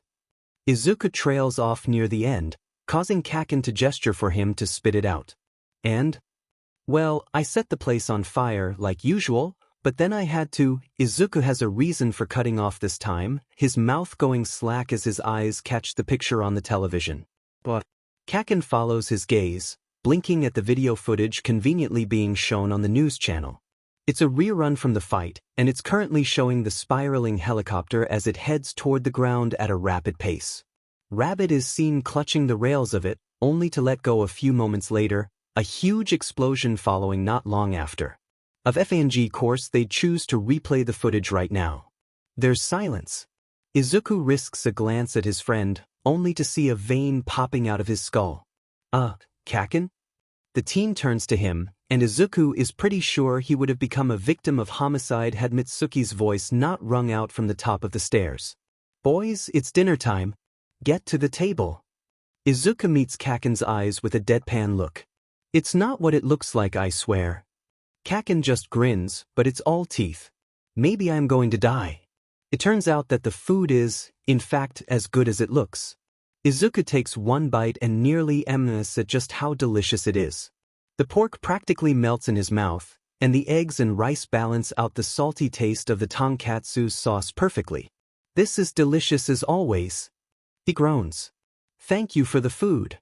Mitsuki looks up at him and smiles, eyes crinkling. You're welcome, kiddo. I was rushing a bit, but I think it turned out all right. It turned out great. Izuku confirms, and Masaru agrees with him around his own mouthful of pork. The blonde woman waves away the praise, turning to talk to her husband some more about something from work. Izuku glances at Kaken just as the boy starts to speak, his voice low. Everything tastes good when you haven't eaten in days, huh, Deku? He flashes Izuku a fiery look, telling the boy all he needs to know about what he's referring to. What was that? Masaru asks, frowning, but Izuku kicks Kaken from under the table before he can reply. He said it's good too, he lies quickly, giving a nervous smile at the two adults across from him. For a few tense moments, everything is silent, but then Mitsuki shrugs and turns back to the conversation with her husband not before narrowing her eyes suspiciously at them, though. Izuku breathes out a sigh in relief. That was close. Kaken is still glaring at him, and Izuku kicks him again under the table. His friend hisses but otherwise says nothing. Jesus. Does he want to expose me? We've already talked about this. He knows I try to eat when I can. Izuku tries to focus back on his food, continuing to eat as if his life depends on it. Katsudon tastes best hot, so he doesn't want it to get cold. He cleans off the plate in record time and leans back slightly in his chair. He's still hungry. He could go for another portion, but he also doesn't want to eat more than he should. Mitsuki and Masaru are still eating, albeit slowly. They don't look like they're going for seconds anytime soon. And Kaken. The teen takes a large spoonful from the pan in the middle of the table and drops the food onto Izuku's plate, not saying a word. I swear he can read my mind.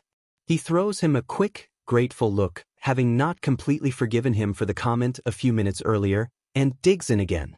So, Mitsuki says suddenly, once everyone is almost finished. It's getting late, Izuku, so why don't you stay the night here? Izuku pauses as 3 pairs of eyes land on him. He gulps down a piece of egg and takes a nervous sip of his soda. I'm not sure father would like it if I... Nonsense, Mitsuki interrupts, voice bright. It's dark out, and the crime rate around here has been high nowadays. I'd feel better if you stayed with us tonight. Masaru clears his throat then. You don't have to, of course. It's just a thought. He gives his wife a pointed look. Don't pressure him, Mitsuki, it's his choice. It's fine, Izuku cuts in, not wanting the couple to argue. If it's all right with you guys, I guess I can stay the night. Kaken grunts from his place at the table while Masaru nods his reassurance. Mitsuki clasps her hands together. Great. I'm sure Hisashi won't mind since he's never there at the house anyways. The entire room seems to drop a few thousand degrees, and Izuku winces. Kaken's head snaps up to face him, as if to gauge his reaction, and Izuku hears Masaru choke on his food. Mitsuki, that's not. She cuts him off before he can finish telling her off. Oh come on, you know I'm right. That BS dude doesn't give a shit about him or any of us for that matter. He won't care if Izuku stays the night here.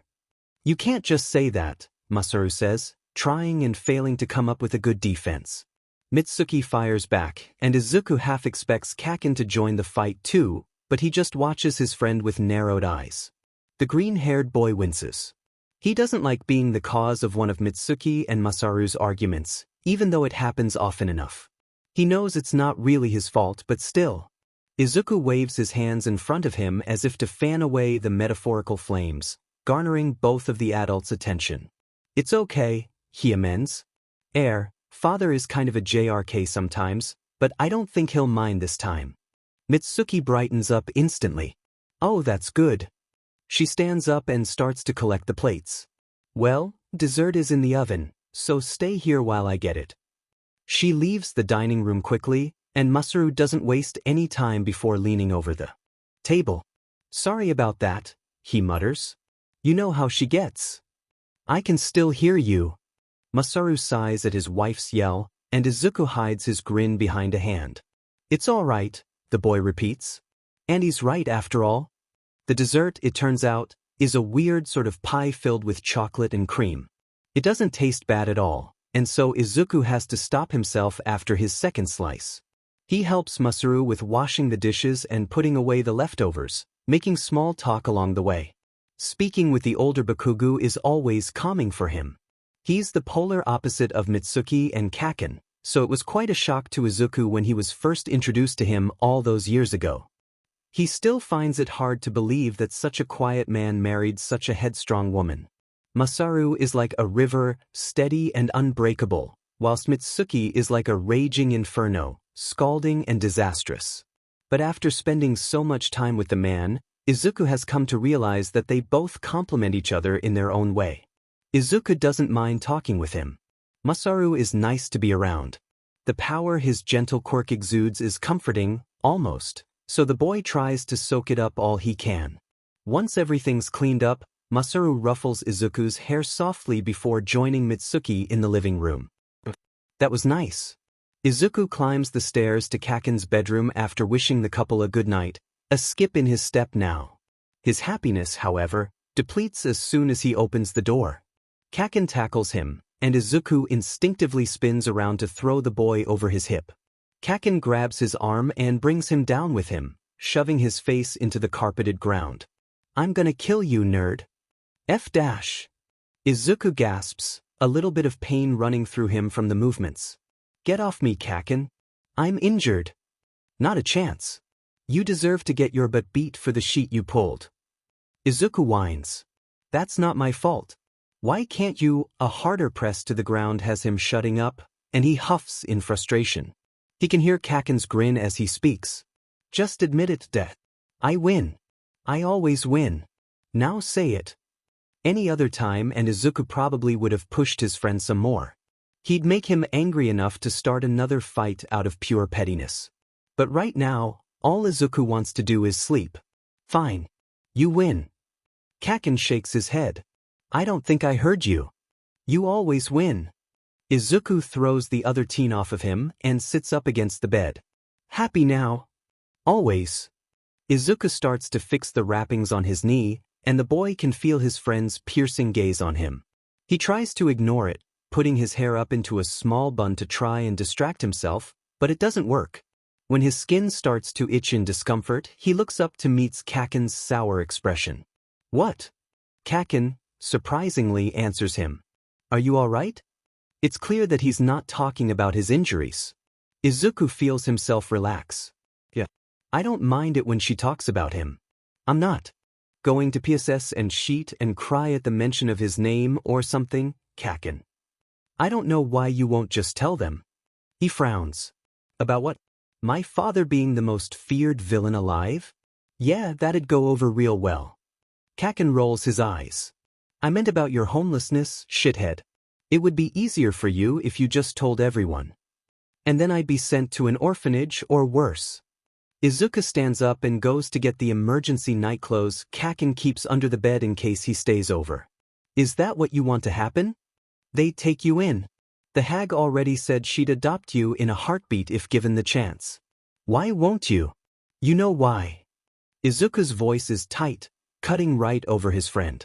"I'm already too close to you guys. I can't risk putting you all in danger like that. I'm sorry." Kaken snorts. "That's hypocritical, Deku.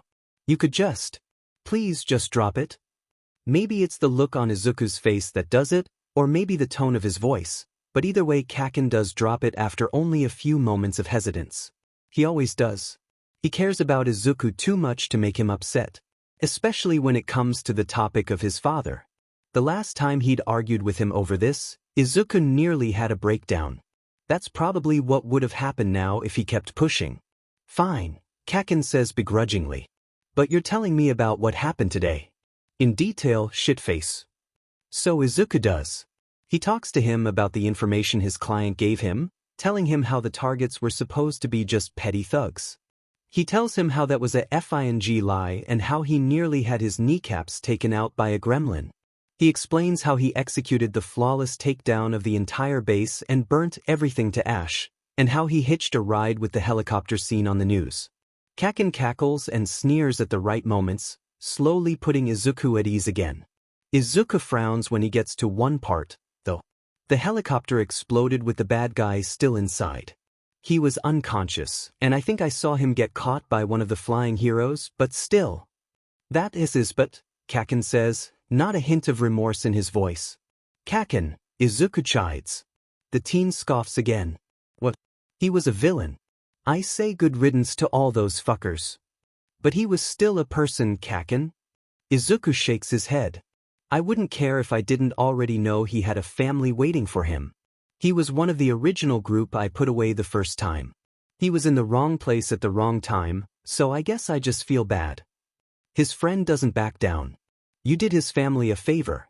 I'm not going to feel bad for a lowlife. He deserved what they got. Besides, you even said he got caught. It's not like he's dead." Izuku watches Kaken's face for a moment, trying to decide whether or not he's joking. Finally, the boy sighs. "You're insufferable." "Shut your face, nerd. It's already after 9, so go to sleep." Kaken flops onto the bed and flicks on his fan, kicking off his slippers in the process. Izuku smirks to himself, settling on his side of the mattress. "You act like you're so tough, and yet you still go to bed at 9 every night like a little kid." A foot lands in his stomach, kicking him off the bed entirely. He just giggles as he lands, face down, on the carpeted flooring. "I deserve that." He doesn't bother getting back up. He doesn't like to sleep on beds anyway. They're too soft for him. Izuku rolls onto his back and looks up at the ceiling, Kaken's light breathing a white noise beside him. A blanket and pillow are tossed his way, and he mumbles his thanks. As expected, he gets no reply. Today is overall a good day. A nice, hot dinner was just the icing on the cake. It always is, in all fairness. Cooking is fascinating to him, and today made him appreciate it even more. He may have to start it up again. He used to cook a lot, but now he prioritizes certain things over food. He makes his own weapons. He saves up the money he earns for necessities like his phone bill. He needs tech to make his support items. Speaking of which, he has to make more of his pink sludge bombs. He also never really feels hungry a lot.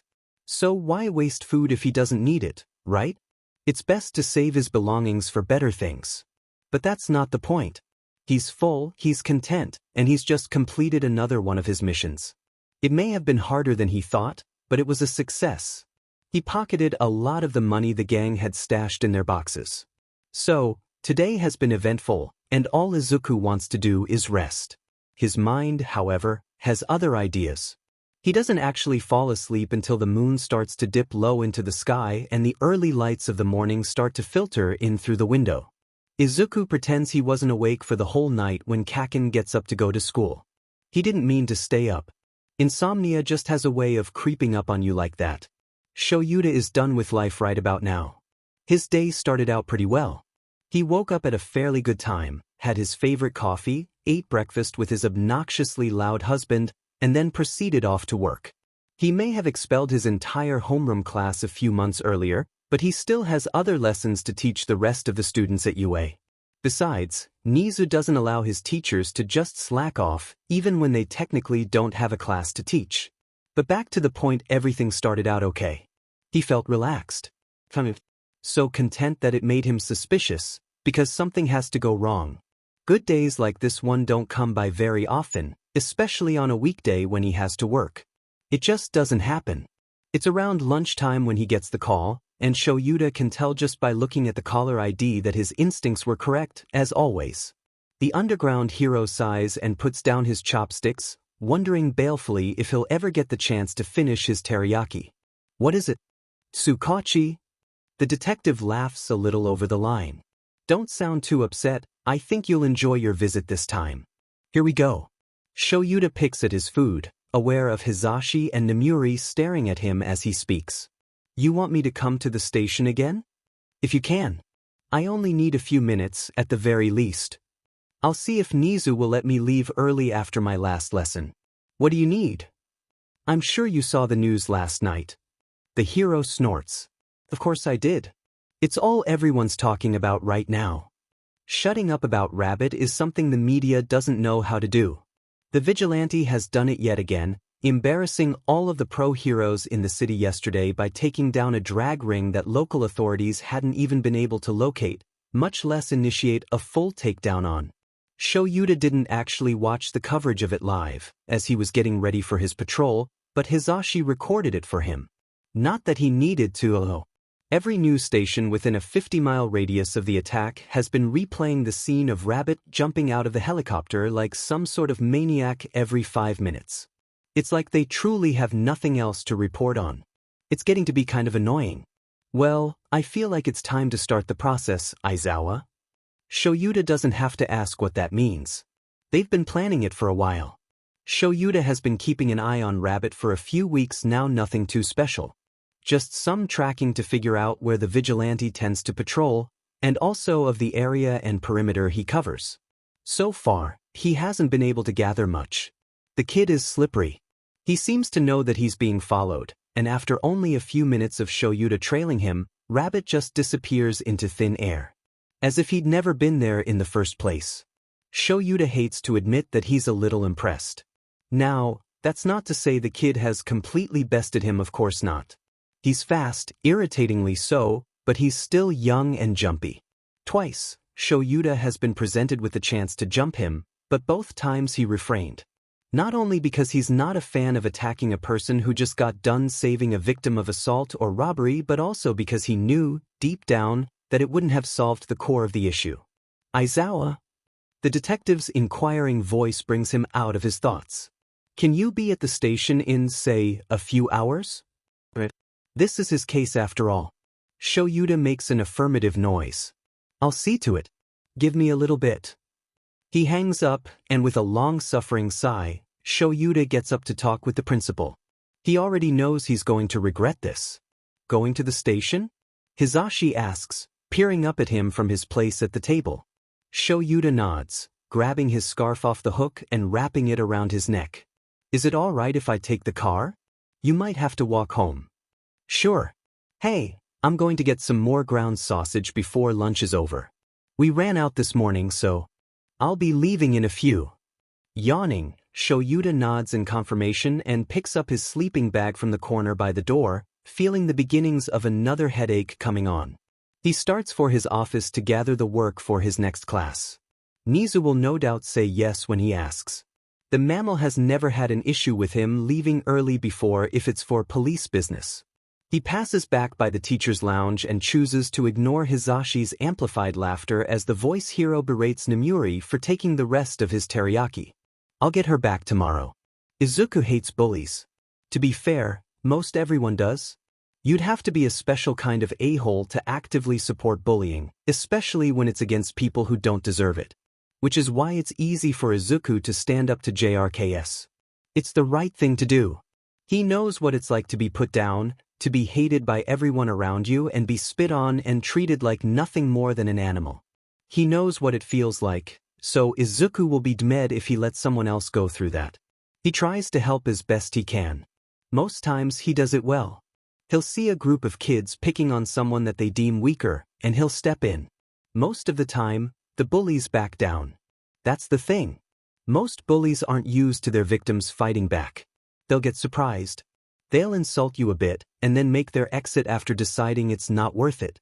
But it's not really an exit, it's not really a show of kindness. It's a show of cowardice. It's more of an escape. Some bullies, however, don't back down. These are the ones you really have to watch out for. These ones will break you down.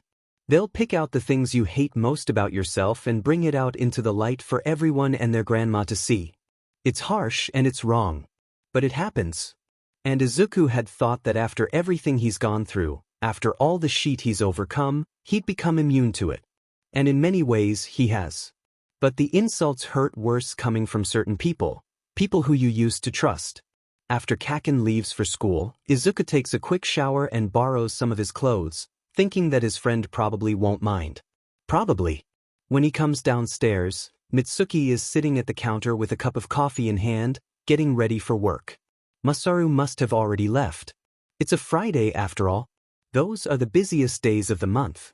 Izuku makes sure to thank her again for letting him stay, and after promising to be safe and not be late next time he comes over, the boy skips out of the house with his notebook in his hoodie pocket. He has a few things to do today, seeing as his rabbit costume has a few holes in it now, plus the fact that some of his weapons got destroyed when he set the hideout on fire. The prices you pay for salvation. So today he has to buy some fabric to patch up his costume, look through some dumpsters for abandoned technology and metal parts, and then wash his clothes at the laundromat, which makes it a full day for him. He's on the way to the embroidery store down the street from his apartment when his plans first seem to go down the drain. Because as he continues to slip through the crowds of people, he accidentally bumps into someone. Except it's not an accident. Not on their part, at least. The next thing he knows, Izuku is being grabbed by meaty hands and slammed into the concrete wall just inside the entrance of an alley. His wide eyes trail up to meet the scornful expression of a boy around his height, and Izuku can already tell that things aren't about to go his way. He knows this kid. No, he knows these kids because there's more than one. 3, to be exact. All encasing him in, arms coming out to trap him against the dirty wall. And honestly, Izuku could have avoided this. He felt the movement in the air a split second before the hand even came into contact with his shoulder, just before he was pushed by 2 other pairs of hands into the alleyway. He could have avoided it because he'd felt the attack coming. In 4 seconds flat, Izuku could have had all 3 of these kids on the ground crying. Probably sporting a broken bone or split lip, or something even worse. But he's not Rabbit here. He can't fight them. And besides, if he dodged the hand, the idiot would have hit the guy behind Izuku. You see, it's different when you're defending someone else from a bully or criminal. At that point, it becomes self-defense. The laws become more lenient at that point, especially when you have an alibi or witness to back you up. But here, right now, the only witness is Izuku himself. And to make matters worse, he's the one getting bullied. Which means he can't fight back. Not unless he wants to find himself in jail. For real this time. He can get arrested if he harms them because no one ever believes the victim. Not when there's someone like Midoriya Izuku. Someone who already has a history of violence and volatility from the age of 6 and beyond. His eyes glance between the trio, and Izuku's throat suddenly tightens. It hurts worse coming from certain people. People who you used to trust. These are Kaken's friends. Or should he say were? He recognizes them all. The one with spindly fingers and an angular face, he's the one Kaken hates the most. He's in the middle of the group now, still holding Izuku against the wall. He must be the acting leader since Kaken is gone. The next one is a boy Izuku can only faintly remember. He has a square chin with hair that stops right above his eyes, and Izuku can't quite recall what his quirk is, but he can feel its faint power humming beneath the other boy's skin. But Izuku remembers bully number 3 clearly. He's round, just a little bit chubby. The most defining features, however, are the crimson wings he sports on his back, folded neatly in on themselves. They look almost leathery in texture, set with talons at the end of each joint. They've definitely gotten bigger since the last time Izuku's seen them. Tsubasa? Izuku breathes out, staring at his old friend. The boy doesn't answer, only letting out a sneer as he looks back at the ringleader waiting for an order. Izuku faintly realizes. The power dynamic here is obvious. Kaken's replacement presses him harder against the wall, his breath hot against Izuku's cheek. Midoriya, he scoffs, and his voice is almost laughable. It's almost as if the boy is forcing himself to sound like an edgy teenager who's just finished his second bowl of weed. Didn't think we'd find you here of all places. It sounds like a normal conversation to anyone else, when in reality it's anything but. It's more of the calm before a storm. That's how they get you, Izuku thinks. They build you up and make you think you're their friend, and then they hit you where it's hardest. They're nothing but a bunch of slimy assholes, thinking they're tough shit. Izuku can identify this. He can identify the problem and even come up with the solution for it, but the problem is just that he can't seem to execute it. A slap to the face jolts him right out of his thoughts. He stumbles slightly, realizing all of a sudden that his knee still hurts like a beach. Escaping won't be an easy feat. I asked you a question, Deku. The leader starts up again, getting right in his face. You don't want to be rude, do ya? Answer me. He called him Deku. As in useless. As in, the nickname Kaken gave to him a long time ago. The nickname that started out as an insult and is now nothing more than a term of aggressive endearment, but only when it comes from Kaken. And now this idiot is bringing back the old meaning behind his name? Anger rises up within him, setting his insides on fire. He shouldn't stand for it. He really shouldn't. He can almost hear his father's soft words in his mind, egging him on, promising him he won't get in trouble if drags these boys through the mud until they beg for him to stop. Shouldn't you guys be at school? Izuku asks instead, clearing his throat and praying he doesn't sound as snappy as he thinks. It's not time for it to be out yet. He sees the next smack coming and braces for it, relaxing his face like he's been taught multiple times. His head snaps sideways with the force of the blow, and Izuku is now facing the street, only just able to see what's going on through the gaps left between the two boys closest to him.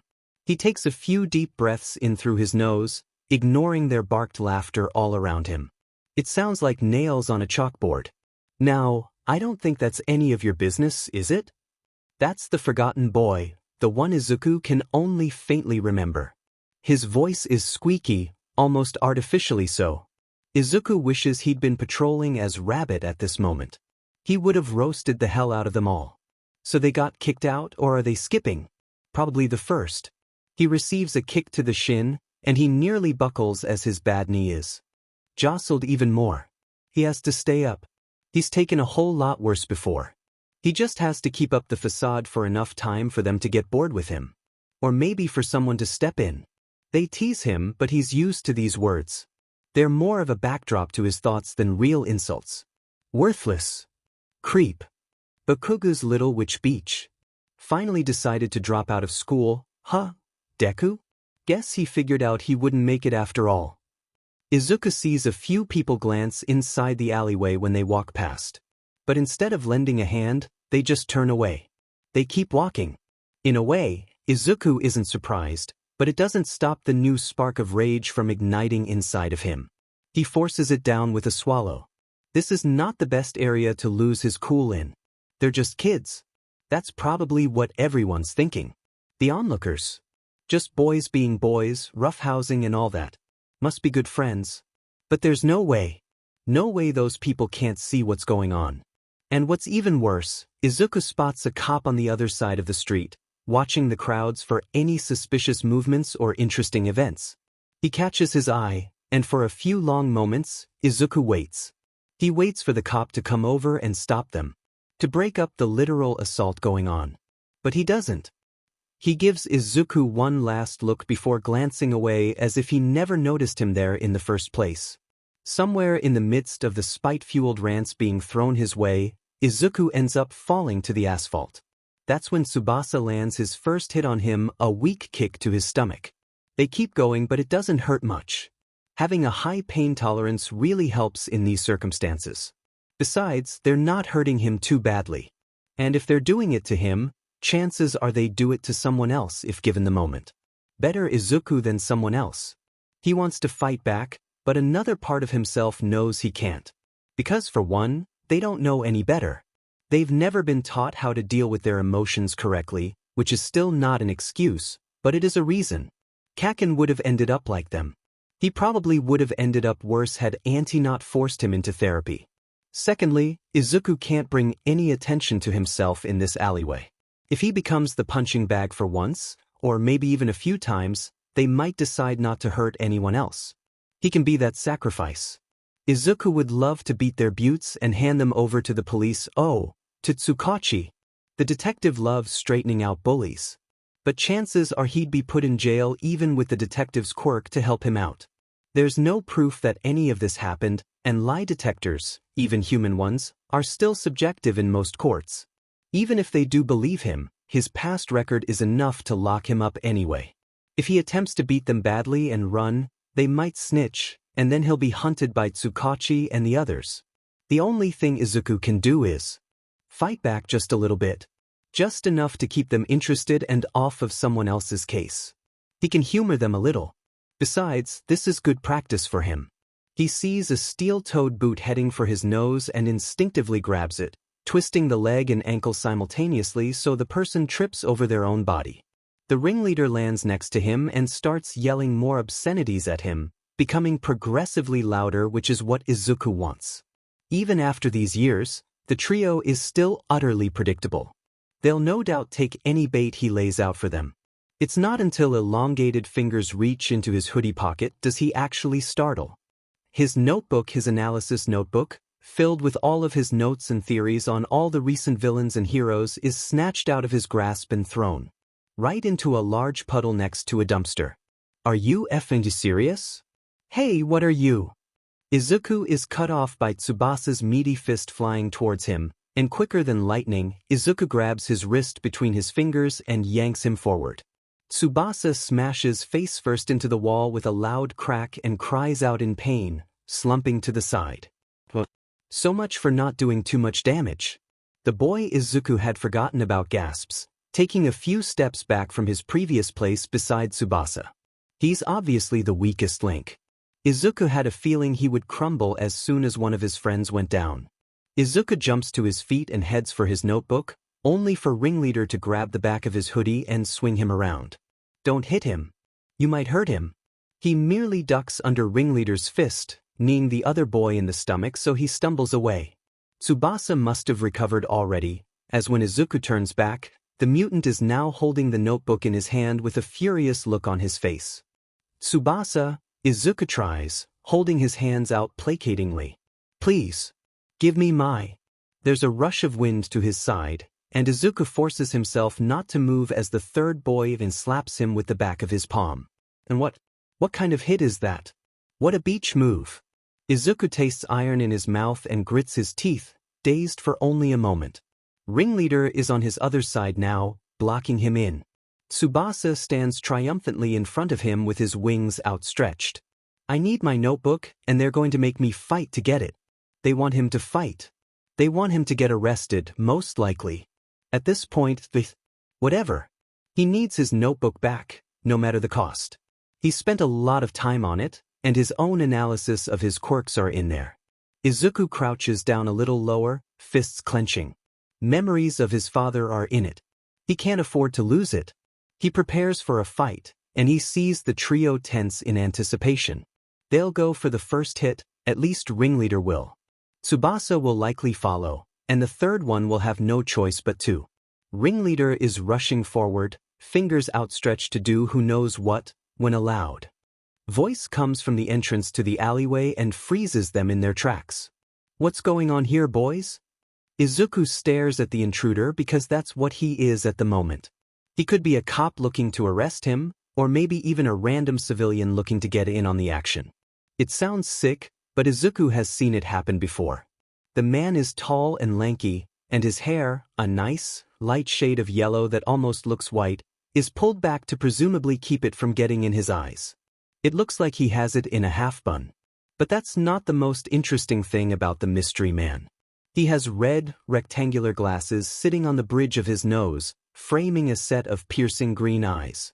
Eyes that Izuku swears he knows, but just can't put his finger on. The voice, too, he realizes. It has a certain ring to it. And also, is he carrying a bag of cat food and ground sausage? Izuku opens his mouth to speak, but Ringleader beats him to it. Oh, we're just having some fun, sir. His voice is high-pitched, and it's such an obvious lie that Izuku wants to laugh. He should have let me talk, I would have been a hell of a lot more convincing. And from the looks of it, Mystery Man doesn't believe the act either. Oh yeah. He frowns a little, walking casually towards them while still carrying his bag. What you doing with that notebook there, kiddo? He's looking at Tsubasa, and the boy in question folds under the adult's knowing glare. He sheepishly shoves the journal back into Izuku's chest, wings flapping slightly out of nerves. We're all just, playing a game of catch, you know? Real convincing. Maybe phrase it like a statement next time, Dragon Boy, and it might be a little more believable.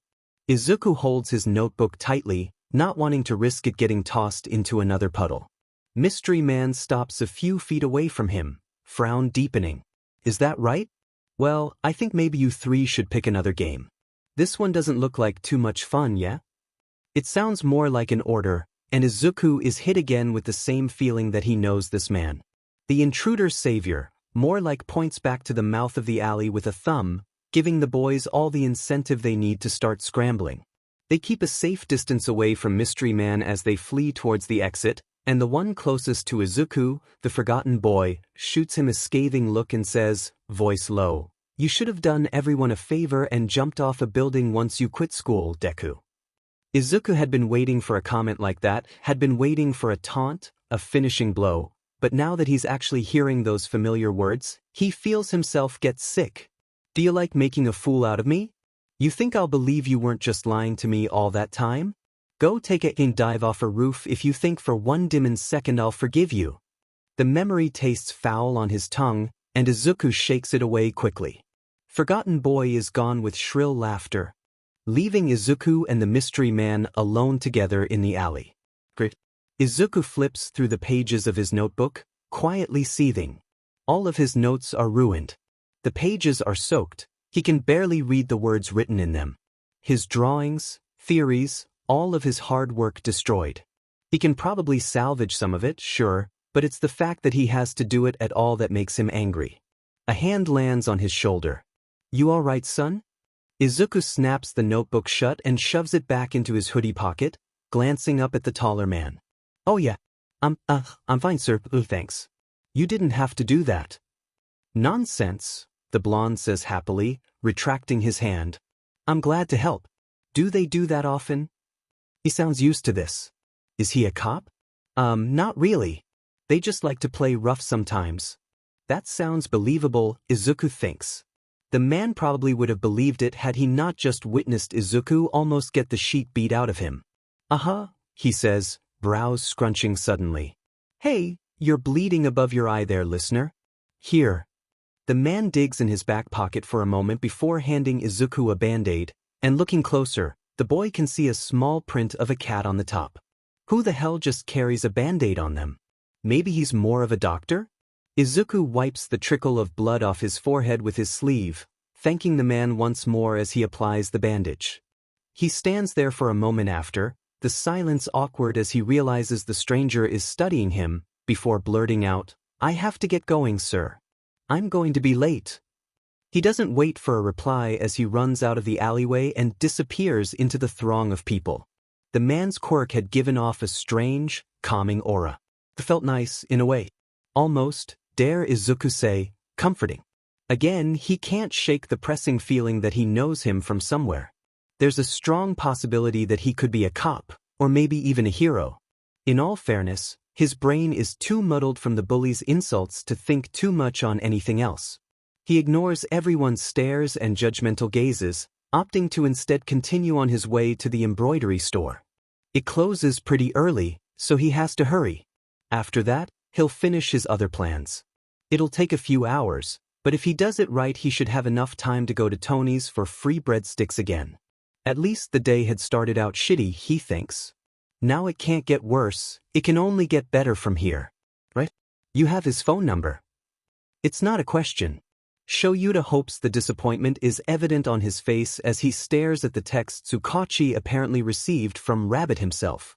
Nisa let him off work a little early, as expected, so now he's here at the station, having to deal with this bullshit. The detective has the decency to look a little sheepish as he replies, "Well, I don't know how he got it, but he started texting me a week or so ago." "Did you find a location?" Shoyuta takes the phone and scrolls up, reading the rest of the messages. Maybe the kid left a clue or something. A hidden message. Nope. Tsukachi spins in his rolling chair, blowing out an annoyed breath. The number is private. It's a burner phone, by the looks of it. But the fact that he uses emojis throws out that idea. It has to be a smartphone. He's childish, Shoyuta observes. The Vigilante really does use an excessive amount of emojis. No doubt on purpose to give them this inner dilemma on what kind of phone he's using. Or he just likes to PSS people off, Tsukachi offers. You told me before that he's likely trying to come off as innocent so the heroes won't try to arrest him. He tilts his head in thought. And also so we'll underestimate him. Shoyuta hands the phone back, huffing when he reads the latest text again. I lived beach. Honestly, it's so corny that it's not even funny. The message was sent at around 8 in the morning, which is interesting in itself. It followed a string of messages from Tsukachi, who'd asked the Vigilante if he survived his latest stunt. The detective was obviously worried. You think he's injured? Shoyuta asks, turning back to the holographic whiteboard. The time frame between the incident and when he answered you is short, considering he jumped out of a helicopter. Tsukachi stands up and drags a video file with his pointer finger onto the whiteboard. He expands it so it starts to play, showing the last minute of the warehouse fight. He didn't get injured too badly here. The most he got was a strike to the knee, but it doesn't look like the bone shattered. Shoyuta narrows his eyes at the display. The Vigilante is efficient in this type of scenario. He seems to have a lot of experience in dealing with multiple targets at once while also minimizing property damage. At least before he set the place on fire. Shoyuta pauses the video just as the first spark of flame leaches into the air beside Rabbit's figure and starts to spread over the dry wood of the warehouse. That could be a fire quirk. I don't see use of any implement. The detective shakes his head. Previous encounters have shown that Rabbit does have a flamethrower. Homemade by the looks of it, so we couldn't search the records to find out who's bought one in the past couple of years. His file says he has basic enhancements, Shoyuta continues. If we narrowed down everyone in Japan based on his build and features, we'd still get nowhere. 10% of this country has a basic enhancement quirk, if we're to be broad. There's no way we could limit that range any further. Despite the chances, we still tried to do so. By the end, we still had around 9,000 potential suspects. We don't have enough information to narrow it down more. It's a dead end as of the moment. Shoyuta rubs a hand down his face. He brings up another video file, this time of the most well-known part of the incident, the one with Rabbit taking a spectacular dive off a spiraling helicopter. The only thing we don't know is how he managed to survive this. Tsukachi speaks up again. We spoke to the young girl yesterday. She was present at the time he allegedly smashed into her hotel room window. His voice takes on an amused tone. The only thing she could give us was a clue to his voice. She said he sounded a little weird when he apologized to her, and his words were a little choppy. There's one explanation for that, one that Shoyuta has been pondering for a while. He might have a voice changer. I doubt he bought it with how smooth it sounds most of the time. Same with the flamethrower, he must have made it himself. That's what I thought. All of the weapons he's used, they're all one of a kind. Tsukachi drags up a few grainy photos of Rabbit's support items, exiting out of both videos. A bow staff is more prominent among the pictures, along with a few dozen knives and capture wires. My team can't find any of these on the market, even illegally. So he's incredibly smart, Shoyuta concedes. Or has a few amazing clients. The other man nods. There's also a chance he wears contacts. We have no proof, but we have to keep that theory on the table. What I'm hoping is that you can get some information from him. And that has Shoyuta turning to look at the detective, hands shoved deep inside his pockets. He's too tired for this sheet today. You want me to initiate contact? I don't think you should capture him just yet, Tsukachi says after a moment of pause. Just talk to him about what we're offering. Maybe he'll come to his senses. Shoyuta can't help but snort. I have a feeling he knows I've been keeping tabs on him. He won't take too kindly to me talking to him. He'll instantly be on the defensive. Tsukachi grins. Well, there's only one way to find out how he'll react, isn't there? For what seems like the millionth time today, Shoyuta sighs. He longs for his sleeping bag. I'll try to see if I can talk to him in the next few days. The man thanks the underground hero sincerely, but Shoyuta just rolls his eyes and makes for the door. Just don't expect anything big to come out of it. I know people who used to act like him before, and I know you know who I'm talking about. Chances are he's going to laugh in my face and disappear on me again, perhaps permanently this time. If he messes this up, everything might crumble. The progress they've made will have to be restarted. For the kids' sake, Shoyuta hopes that won't have to happen. Now that he's thinking about it, Izuku has never been to Tony's pizzeria this early. It's around 3 o'clock in the afternoon, an hour or so before Kaken gets out of school. He doesn't know why he's keeping tabs on his friend all of a sudden, but the words of his bullies are still ringing in his ears, and he wants to make sure Kaken is alright, even though he knows he most definitely is. The explosive teen won't let anything get him down, a trait that Izuku both envies and hates at the same time. Anyway, Izuku usually only goes to Tony's in the evening time, when it's already dark outside and he's about to go on patrol or head home. But since he's passing by, he figures it's time to break that cycle. While he waits for his order of 1 Dr. Pepper and a side of breadsticks, Izuku pulls out his damaged notebook, along with a brand new one he bought at the department store after getting some supplies to fix his costume. It comes with 2 pens and some sticky notes, making it perfect for his analyses. And what makes it even better is that it was only a few dollars. The manager gave him a discount since he has a surplus of them in storage. Izuku thinks it might also be because he looks a little homeless, but that's beside the point. He opens both notebooks and sets them beside each other, comparing the pages. It's safe to say that his original journal is destroyed beyond repair. The paper has dried pretty much completely, leaving streaks of black and red ink from where he'd written notes and theories. He can read a little bit of it as the puddle was only so deep, but his sketches are all mostly ruined, along with his analyses of the more recent pro-heroes and villains. It's a good thing he doesn't care much about those. He's already memorized everything in those sections after all. Every time he studies a new person or group, the information gets lodged inside his brain. It's more like common knowledge to him now. The only thing he's worrying about is the notes he had on himself. Or, more specifically, on his quirks. He's still adding on to those sections little by little, sometimes every day and sometimes every other day. It just depends on his findings. The thing about his quirks is that he doesn't know everything about them yet, so he still has to have a baseline down for them in his notebook. He can add on to them easily that way.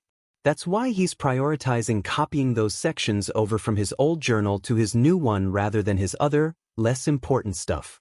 He titles the notebook #15-2 in honor of its original, and doesn't waste any time in transferring the information. The only good thing about this is that he now has the chance to sort through his scribbled notes and make a more detailed, neater version. He uncaps his blue ballpoint pen and gets to work, humming under his breath. Property of Midoriya Izuku. If found, please return to the nearest police station, smiley face. That's all he's going to write on the first page. It's not like he's going to put down his phone number or address. What address? He thinks sourly, the abandoned building I've taken claim to? Izuku has a criminal record, albeit not a terribly violent one, so if he loses it and it gets turned into a police station, it'll most likely come back around to Tsukachi. The detective will hold it for him. At least, Izuku thinks he will. He makes sure to write in code in case someone gets their hands on it and plans to use this information against him. Other than that, it takes a relatively small amount of time for him to get through the different sections. It's a little bit tedious, but he prefers handwritten notes since he has a very rational fear of someone being able to uncover all of his digital documents on his computer. Ms. Hanako brings him his Dr. Pepper sometime in the middle of his furious jotting, and she doesn't look the least bit surprised at the cat band-aid on his forehead. She has the good sense not to mention it, and Izuku makes a mental note to give her a good tip. He'll just have to run fast so she doesn't try to give it back. Speaking of, how much money does he have left? He might just have to cash in his checks later on at the club. But that's a matter for later. At the moment, Izuku is enjoying his soda and finishing his writing. The pen is smooth when he drags it on the paper, so he's having a little more fun than he probably should be. Extract M activation requires both hands, exclusively skin-to-skin contact, gloves or fabric blocks usage. Effects are permanent, cannot give back or away, steals original, does not take a copy, mutation of quirk from the paternal side, offspring quirk cannot steal parent quirk or vice versa. Izuku grimaces as he continues writing. Cons: painful, leaves burn marks, immoral. Pros: could save a person dying due to quirk, more quirks more versatile in combat. Use: villains, last resort only. It's admittedly a little bare for his liking, but it's only a rough outline for now. He makes sure to leave a lot of room between sections. Force: F-Orst quirk activation, skin to skin, brief touches work, C and be used on two at once since one touch of a hand is required for each person, no cooldown, no limit to how many can be affected by it at a time, cannot control input or output, pushes victim to limit, often to the point of exhaustion or fainting. The last note makes Izuku shudder when he remembers heavy liquid filling up his nose and bubbles racing one another to break the surface far above him. Cold enters his veins, and he shakes himself to get rid of the feeling. Cons: extremely painful depending on the quirk of the user, expels a lot of energy, may be counterproductive. Pros: a quick way to get someone out of the way permanently. Technically, extract has the same benefit, but Izuku isn't going to write that down for fear of spiraling again. He always likes to get the worst ones out of the way.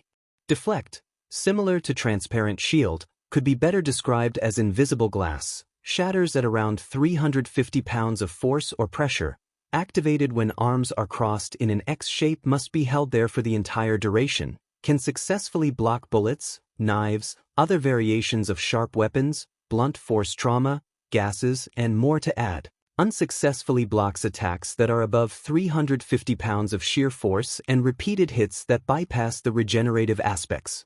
Yeah, Izuku isn't about to forget about that one dreadful night of villain with it. Bodybuilder quirk kept hitting the shield over and over and over, adding up to about 300 hits in 10 seconds, and broke the shield to send Izuku flying through the concrete wall behind him. He won't ever make that mistake again. Cons: limited time to hold, current max time is 7¼ seconds, causes bloody nose and chronic migraines. Pros: solid defensive tool, blocks both long-range and close-range attacks, allows for mobility while shield is up. Izuku hasn't trained with this quirk a lot, honestly. He's used it before as Rabbit, but only a few times when it was necessary and also dark out, so no one could see it. It's more of an instinctive thing than anything. If he trains more with it, the boy is sure he'll be able to increase the time limit.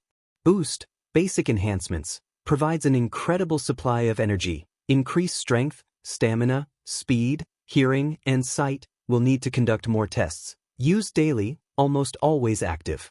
In fact, that's the excuse Izuku always gives. I can't help it, it's just always on. You can't arrest me for public quirk usage, that's not fair. Cons: higher metabolism means normal med doses will need to be tripled, along with food consumption. Pros: Useful in nearly all situations, offensive and defensive means, great opportunities for escaping situations. He's starting on the last section when Ms. Hanako comes back over and places 2 orders of breadsticks on the table. Sorry for the wait, dearie. Uki burnt the first batch, which should frankly be impossible with the setup we have back there.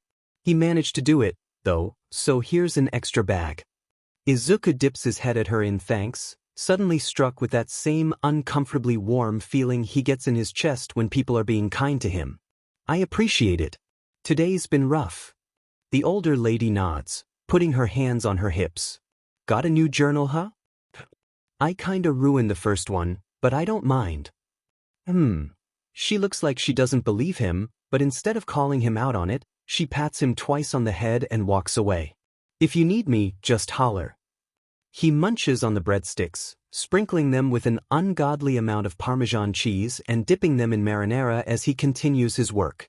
He's glad for the food's timing, as he needs a slight distraction when it comes to this upcoming quirk. Pull, weak form of telekinesis that allows objects to be pulled towards the body as long as nothing is blocking the way. To activate, hold out one palm, have the object in sight, and imagine an invisible string attaching to it. Can control how much force and speed to pull at, however, requires more concentration. It's also not always reliable. Cons: can only pull a max of 300 pounds currently. Pros: beneficial in both long-range and close-range attacks, good for retrieving weapons or providing distractions. Now that he's finished with those sections, he can throw away his old notebook since he has no use for the old information. He can start anew with different theories and such in this one. He makes sure to throw a few extra bills on the table before leaving, calling out a goodbye to Ms. Hanako and the only other person working. He's not full by any means, but at least the breadsticks will make sure he's not starving. Izuku has a few choices. He can go home and get his dirty clothes to go to the nearest laundromat, or he can go home and get his rabbit costume to get an early start on his patrol. He's a little calmer than before, thanks to the food and the easy note-taking, so either of those options will suffice. Well, he might as well do the cleaning today. The air is cool outside. It may be the afternoon, close to evening, but it's not nearly as hot as it could be. The streets are bustling with people, some of them in suits and some of them in casual clothing. Izuku spots a few heroes in the crowds, too. They look like they're off duty. He'll go by the house, drop off his stuff from the stores, and get his laundry to go out again and clean it. People give him strange looks as he weaves through the crowds, but it doesn't really make him upset. Again, he's used to it. It is kind of annoying, but what can you do about it? Izuku pulls out his notebook and writes little stuff down along the way. He passes by a few undercover cops and heroes, which serves as perfect practice for him to try and get out a quick analysis on people before they disappear. It's more of a hobby now more than anything. Come to think of it, his note-taking is kind of stalkerish. He decides to go down the tunnel he takes sometimes on the way to his building. It offers him more privacy than the usual streets do, and it also helps Izuku get more ideas for weapons and support gear. The bridge is quiet around this time, no cars or people passing by. It's nice. It causes a certain kind of comfort to settle of his freckled skin. And this is where Izuku makes mistake number 1. He lets his guard down. He's so focused on sketching a prototype of a bow staff that doubles as a katana that he doesn't hear what's going on behind him until it's too late. Usually he's more alert than this, but it's like the universe wants to stack every odd against him. There's a shift in the air, and a squelching noise is heard a few yards back. Izuku whips around, only to freeze in his tracks at the sight before him. A large, slimy creature is crawling out of the sewer hole, and as Izuku watches, it creates more of its sludge out of thin air. That must be a quirk, Izuku thinks quickly. Which means this is a villain. His thinking is proven correct once a face appears in the middle of the sludge, along with sharp, jagged teeth that send shivers down Izuku's spine. Yellow eyes meet Izuku's green ones, and the boy suppresses a groan of pure frustration. "You'll make a perfect skin suit for me to hide in, kid," the creature grounds out, the words watery and dark. And the next moment happens too fast for Izuku to process. He barely manages to dodge out of the way when the sludge makes a swipe at him, crossing the yards between them in less than a second. He doesn't get a chance to breathe, though, as brown and green tendrils shoot from the side of the creature's body and wrap around Izuku quicker than lightning. He's being pulled in before he can do anything about it, quickly being enveloped whole by the disgusting slime. As a last-minute decision, he throws his notebook and bag full of supplies somewhere out of view so his hard work won't get ruined once more and prepares himself. What in the butt is happening right now? Izuku feels like he's floating. His body is being held up by the smelly sludge, and it slides down his throat like cold lava once the tendrils pry his jaws open. He jiggles, his lungs trying to draw in air, but it's no use. It clogs his ears and nose, cutting off his senses. He's drowning, but it's a weird sensation as he feels closer to flying right now. Izuku can barely hear what the villain is gloating about now. Something about how he has to leave soon, how he didn't expect him to be in town, whoever he is. He's choking and it's slow and weightless, but his lungs burn so badly that he feels like he's being torn apart from the inside out. And for a moment, a very brief moment, he wants to close his eyes and sleep. He suddenly remembers what that bully said to him before fleeing out of the alley, and everything hurts 10 times worse than before. Surely there's a reason the boy said what he did. A reason for why he brought something up from their elementary school days. But Izuku can't really think of one with the way his brain is reacting in this situation. Perhaps this isn't the best time to be thinking of Tsubasa and the others. Izuku is trying his best to move around to dislodge the villain, but the sludge is sticking to his skin and attempting to peel it right off his bones, and he's completely surrounded. It all happens so fast that Izuku is just annoyed now. Can his luck get any worse, for real? Losing his patience, Izuku calls upon Boost and uses up some of the energy from his store to send his fist cracking forward through the slime. The sheer speed and force of the movement cause it to split apart with one easy line, freeing Izuku. The gunk splatters against the ground and walls of the nearby tunnel, but some of it lands on his feet and sticks him to the floor. He performs another superpowered kick to dislodge himself, but soon more tendrils shoot out from the base of the body to capture him again. Whoa now. Stop being difficult, you brat. The face in the ball before him warns. I just want to use you for a little while. That's all. His main body is somewhere inside all of that, Izuku thinks, face shadowed as sludge races up his legs to regain control. The stench clouds his senses. He's certain there must be some chemical reagents in the fluids since they are making him feel so queasy. I just have to send another blow.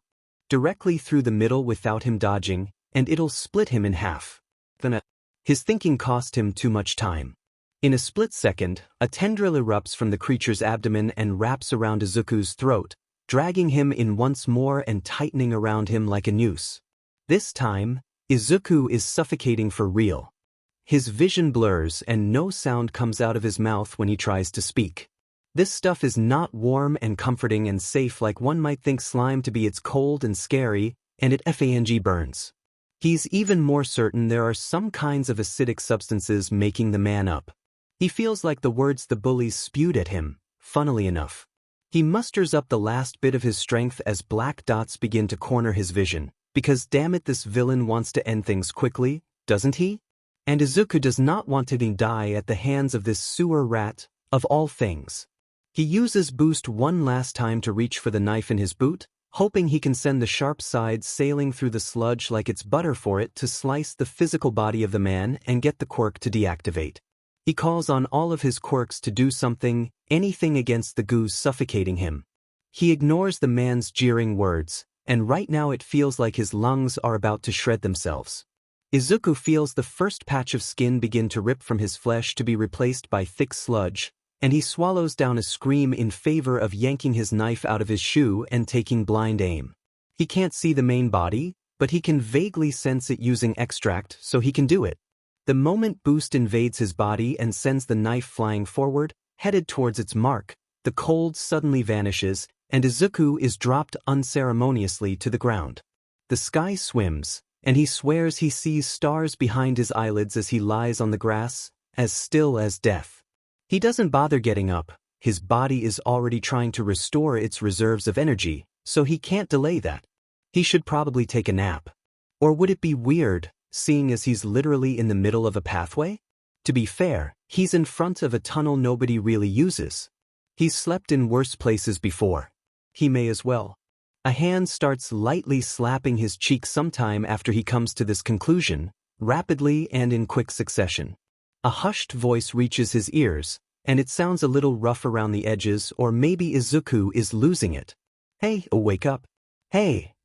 Izuku blinks against the sun in his eyes, staring at the shadowed figure above him. He frowns. Who the hell has awakened me from? Oh good. Thought I'd lost you there. Izuku's vision clears, and for a moment he wonders if he did die, for why else would there be a steaming giant that looks suspiciously like the #1 pro hero hovering above him, crouching awkwardly? Perhaps he is imagining things. There is no way that All Might is standing 3 feet above him. All Might patrols this part of town 4 times a day. Early in the morning, again at noon, then at around 3 in the afternoon, and finally at 7 at night.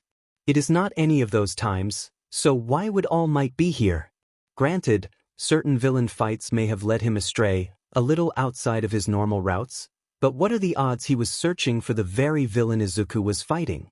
The more Izuku stares, the more Extract responds. He feels something nasty bubbling up in his stomach, and he has just enough time to duck his head and twist his neck to throw up somewhere that is not on All Might's face. Bile drips from Izuku's lips as he heaves, and he shudders anxiously, chills racking his frame. His first thought afterward is, oh, so it is All Might, and his second is, oh, it's All Might. Izuku has been in All Might's presence before, but never has he talked to him or gotten closer than 10 feet from him. Mostly because Izuku is well aware of who he is to his father. He also knows everything that the hero in front of him stands for, and that is everything Izuku is not. To say they're mortal opposites would be an understatement. Simply put, Izuku can't be here right now. He should leave. If father finds out he got within even a mile of All Might, he'll. There's a hand on Izuku's back, which makes sense as the boy is still hunched over, contorted in a weird position on the harsh concrete. He stares at the vomit in front of his face, now extremely embarrassed. Oh, looks like you're moving around all right. All Might says, and Izuku realizes with a start that he's spending too much time thinking. You've thrown up the slime, so that's a good thing. Beneath his terror and trepidation lies excitement. 2 idols. He's met 2 of his idols in just the past couple of weeks alone. Izuku is about to have a slide. Despite this realization, the boy shrugs the very large hand off and scrambles away, eyes wide as saucers. I'm sorry, I need to. Izuku's mind goes blank, because what exactly is he looking at? There, lodged into a very wide shoulder, is a sleek black and red knife that has Izuku's initials engraved on the side. This means one thing. When Izuku threw his knife in an attempt to slice the main body of the villain, he hit All Might instead, who likely jumped in the way. Somewhere, he thinks father is laughing maniacally. Izuku starts, throat dry. I think that's my knife. The hero JRKS at the reminder. Oh yes, I forgot about that. All Might glances at the weapon and pushes a little on the handle, testing its give, before smiling widely at Izuku. More steam radiates off his body at the motion. It's quite deep. Forgive me, young man, but I may have to keep it so I can get it removed in a more sterile environment. Though I don't think you'll end up getting it back, unfortunately, it seems a little big for state standards. Izuku grabs his discarded journal and holds it to his chest, not worried about that in the slightest. At least the knife isn't one of his rabbit ones. Oh, my God, I'm so sorry, he says numbly. I just stabbed you. Not to worry. All Might assures, standing to his full height and glory. His shadow casts over Izuku. I don't even feel it. Besides, I should have seen it coming, honestly. You throw very fast and hard for your size, you should be proud. The boy averts his gaze, his cheeks reddening from the unexpected praise. He expected a lecture about not paying attention to his surroundings or being able to find a way out quickly, but he gets neither of those things. Why did he ever think All Might would be like that? Now, are you feeling all right? Any dizziness or lingering nausea? The hero coughs a little into his hand. No, I'm fine, sir. Izuku rears his head up when the man begins to walk swiftly away after tightening the lid of a bottle stuffed in his cargo pants. He must be keeping the villain in there. This proves Izuku's theory that it is like slime. One just has to contain it in an object that will prevent it from expanding. If only Izuku had one of his bombs on him when he got attacked, things would have been easy. Good. If you can, I advise you to be checked at an urgent care facility just in case of concussion, but for now, I must get going, my boy. The hero crouches down as if preparing for a leap, the smoke coming off of him in waves now. Extract is rippling inside Izuku, warning him of something, but he doesn't pay any attention to it.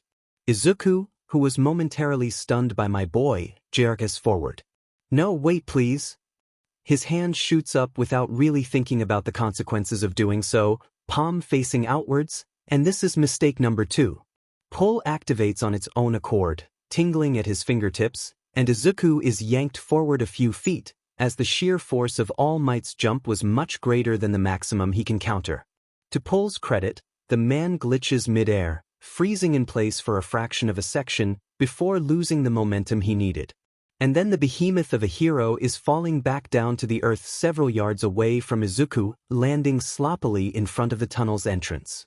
He darts inside the shadows the moment he finds his footing, and Izuku is prepared to turn around and run. Did he actually just use his quirk on FNG All Might right after stabbing him, when a cloud of smoke explodes within the tunnel and fans out to greet him? It feels slightly moist, kind of like rain clouds, and Izuku shivers, pausing in his plans to escape.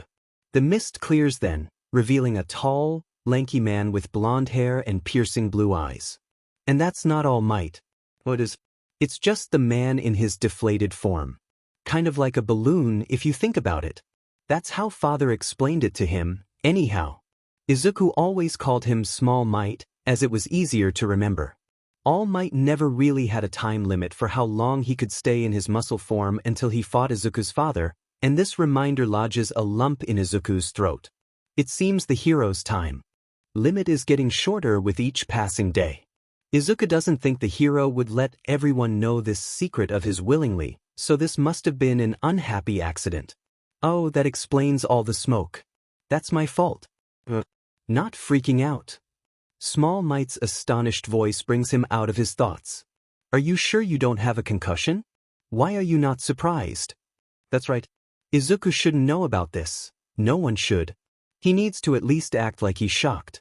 Should he scream? No, that'll look fake.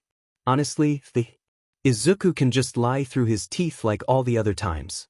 He's incredibly done with this entire day, so this may as well just happen. He walks closer, checking his surroundings just in case there are any cameras or people walking around. Honestly, I already sort of guessed this, sir. Izuku rubs the back of his head. I'm a fan, so I studied your moves, the time of your appearances, and the average duration of your fights back to back. At that point, I made the connection that you must have some kind of time limit. Small Might's mouth drops open, blood spewing from between his teeth, and Izuku hurries to correct himself. Not in a creepy way. I didn't know about your other form, exactly. It just seemed plausible. He wrings his hands together, hoping he looks nervous enough to be believable. Once the hero stops coughing up a scarlet waterfall, he gives Izuku a grim look. Young man, you must know that this is a very important, very dangerous secret. Have you told anyone else about this? Izuku doesn't know why he feels a little insulted at the accusation. He has no right to be. Of course not. Even I know that it would ruin the whole of hero society if word got out. Plus, you'd be in even more danger, as you wouldn't be able to walk around without being recognized anymore. After a minute of contemplation, he gets a small, slightly confused thank you from the number 1 hero, and after another few moments of awkward silence, well, probably awkward to Small Might, not so much to Izuku, the man speaks up. When I was attempting my jump, what did you do to me? The question, though edged, has no anger in it. Izuku is careful anyway. He stares directly into Small Might's shadowed blue eyes and forces his body to quit trembling. I did nothing, sir. Really? Small Might searches his gaze in disbelief, but he must not find anything, as he shakes his head and retreats further into the shadows when the smoke clears completely. I admit, I'm off my game today. First the knife, and now this. Izuku swallows dryly and forces what little courage he has to aid him. Well, now that you're here, I have a question I've been wanting to ask you if that's okay. A question? It's not for me. It's for a friend of mine. Go on. He takes a deep breath. Just go for it. What's the worst that can happen? On second thought, don't answer that. He wanted to ask if someone with a bad quirk can become a hero. There's a pause.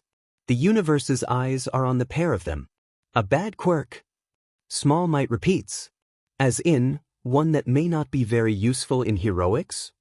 Izuku shuffles, gaze on his feet. He kicks some of the gravel below him. No, sir. A quirk that's thought to be more useful for villains than heroes. Ah, so a villain quirk? Small Might clears his throat, and Izuku is suddenly aware of how different his voice is in this form, how much lower. His hands rub the cover of his notebook. Before I can answer that, I must ask, why does your friend want to be a hero? Just tell him the truth, the wind whispers. Tell him it all. To help people, I think? Izuku says softly. To be someone that the people can look up to. So, when he's around, everyone knows they're not in danger anymore. His eyes narrow some. Maybe to prove that he's not all bad like everyone says. Small Might studies him silently, his eyes glazing over briefly, thinking about something Izuku is not privy to. I believe anyone can be a hero if they try hard enough. A quirk does not make you who you are. Izuku's stomach does this weird, swooping thing that makes his heart jump out of his chest, because that's way better than he. Though, it's worth mentioning that it is very hard to deal with the discrimination that comes with having villain quirks. Sometimes it may be better to look into another profession entirely because of it.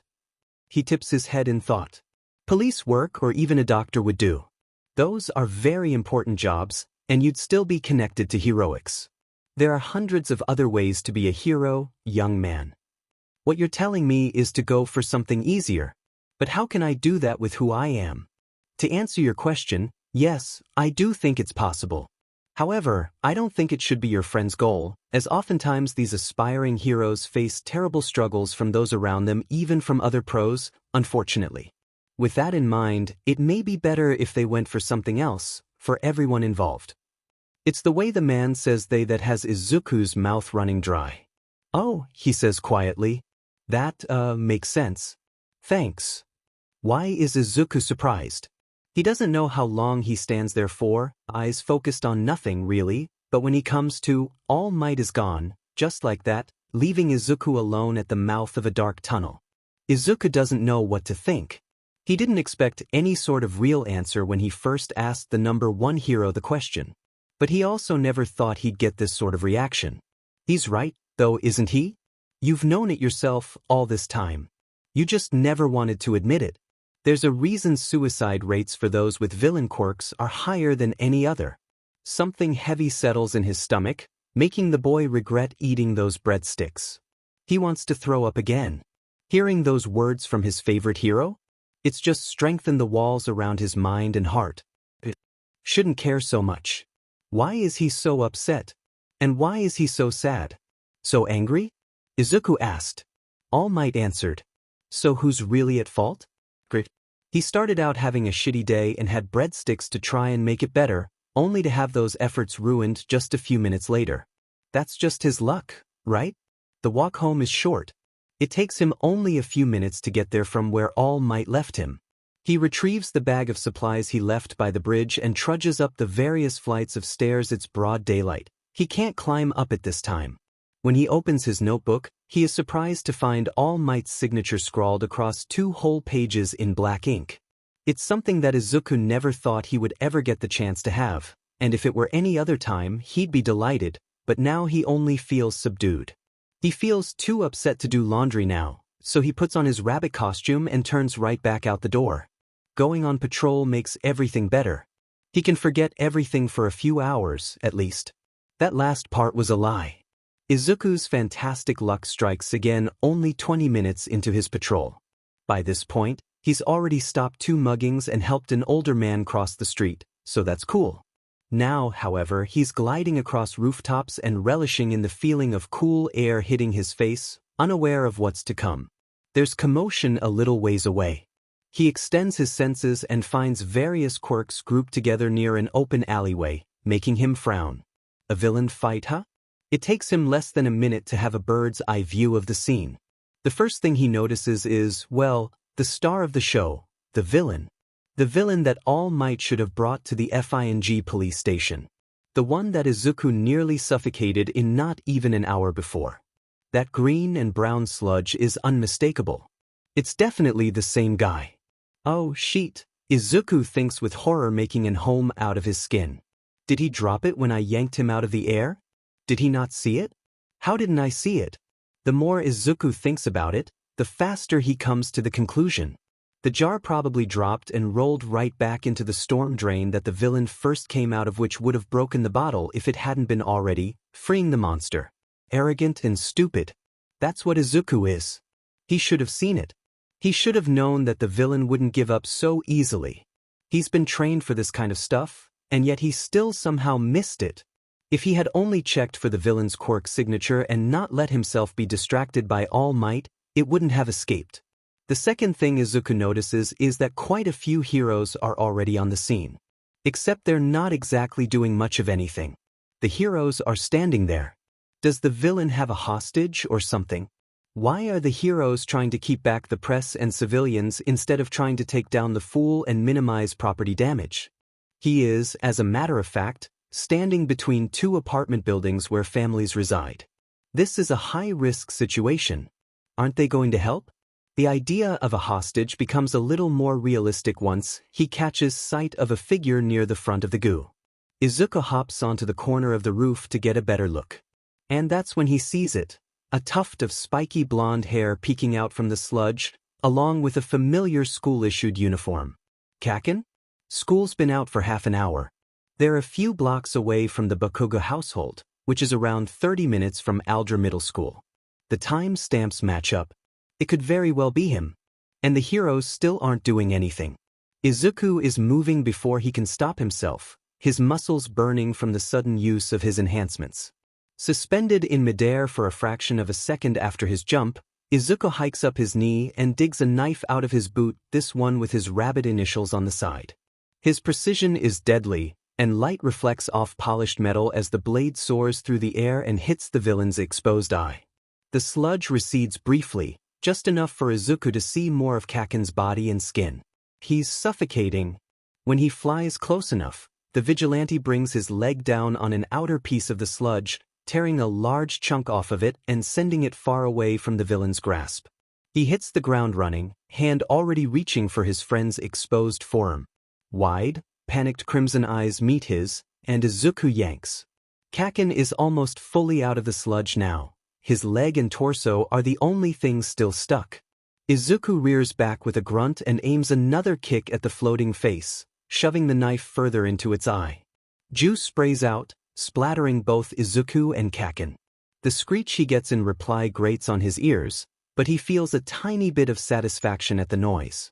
He uses pull on his friend again in tandem with his yanking, knowing that his back will obscure what his hands are doing from the cameras. Kaken is jerked forward slightly, and he frantically lets off a few large explosions to try and break the rest of the way free. What can I do? What can I do? Izuku fumbles for the small grenade in his belt, nearly dropping it as he pulls the pin and chucks it at the far side of the villain, as far away from Kaken as possible. This grenade isn't like his pink bomb, which is made for detaining smaller criminals and heroes who are chasing him. No, this is the grenade Izuku uses for the big boys. This is his last one too. It cost him a hell of a lot to make. The sludge absorbs it immediately, just as Izuku hoped, and the boy can see the moment the villain realizes his mistake, as he lets out an ear-splitting screech.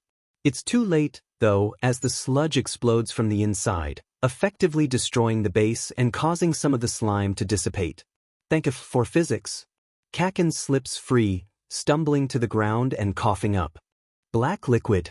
Izuku tries to drag him away, only for a furious roar to make him look up. The sludge has expanded to twice its original size in just under a second, and it's now looming over the two boys, bearing down on them monstrously. You're gonna make me use one of my other quirks, you sack of. His desperation and fear wins over all his other emotions. Izuku crouches over Kaken and throws his arms up in an X, eyes squeezed shut. Deflect comes to him naturally, and Izuku waits for the blow, waits for the sludge to envelope them both. He's aware of the heroes and crowd screaming something behind him. They must have been screaming the entire time, he just never realized it. But the blow never comes. The ground shakes. Izuku doesn't risk letting go of Deflect even as a large shadow washes over them, not even when, a moment later, a familiar, booming voice shouts out, "Wyoming Smash." All Might. Izuku is left with a striking feeling of déjà vu when the sludge villain is reduced to a million pieces, and it's only by instinct that he grabs Kaken before they both go flying. The shockwave is large, and chunks of sludge smack Izuku in the face like the ultimate beach slap. The two of them land with a hard thud on the concrete, rolling forward a few feet. Izuku covers Kaken with his body again until the wind dies down, and he can't help but sigh in relief at the realization that Kaken is safe. He's not dead, thank God. He flops onto his back once the commotion dies down, still a little dazed.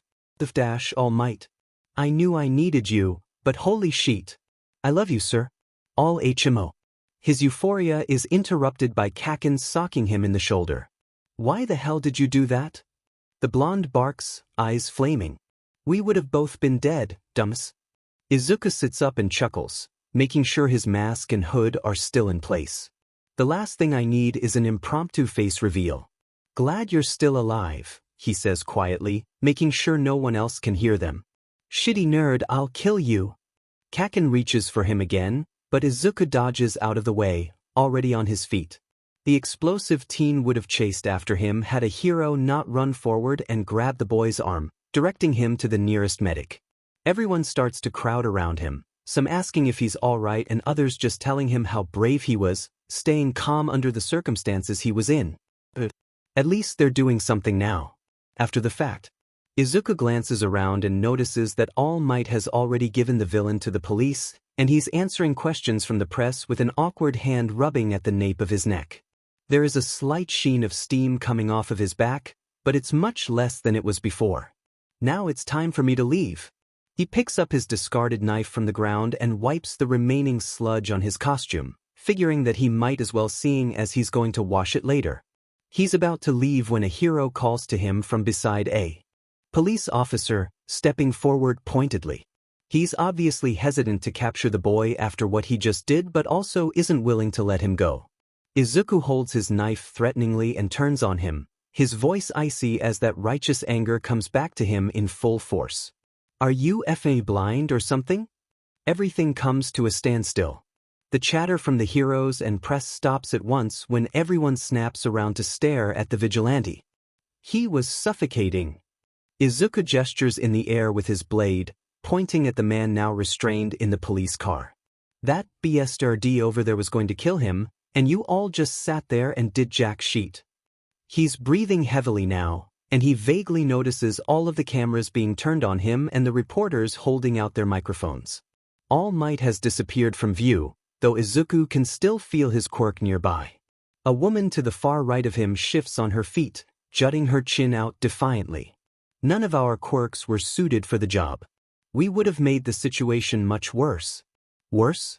What situation is worse than letting someone die because your quirks weren't suited for saving him? Izuku walks forward, flipping the knife repeatedly in the air out of nervousness. Is that what heroes do? Let people die? Another one with hoses for hands shakes his head. Of course not. We had a plan. Izuku ignores him, not wanting to waste his breath on a walking fire hydrant. Unless your plan was waiting around for someone stronger to show up, I doubt that. How useless are you guys, really? I'm not suited for dealing with a villain like that either, but that didn't stop me. You guys were okay with doing nothing as he tried to use a civilian as a skin suit, huh? No one interrupts him this time. Most of the heroes and policemen look ashamed, uncomfortably moving around and looking at the ground. It's kind of funny, Izuku thinks, how they all look like they've just gotten scolded by their parents. He's only a little surprised that no one is trying to capture him. He just helped save a boy, not just anyone, Kaken from a villain, and the cameras most likely captured it all. If they were to arrest him now, there'd probably be some sort of protest. Izuku crosses his arms, the knife held tightly in his grip. Did hero school teach you guys nothing? Or the police academy? You're supposed to help people, not wait around for someone like All Might to save the day, though I guess that's the easier thing to do, right? He has to wrap this up. He can see Kaken glaring at him from the corner of his eye. I can't believe how shitty the system is these days. It doesn't matter what kind of quirk you have, or lack thereof. You could be quirkless or a mutant, for FS sake it doesn't matter. What matters is your brain and how you use it. You guys obviously never realized that. Izuku doesn't know why he's ranting like this. Maybe it's because All Might's words are still fresh in his mind, along with his bullies. He's getting too passionate about this. It's time to go, for real this time.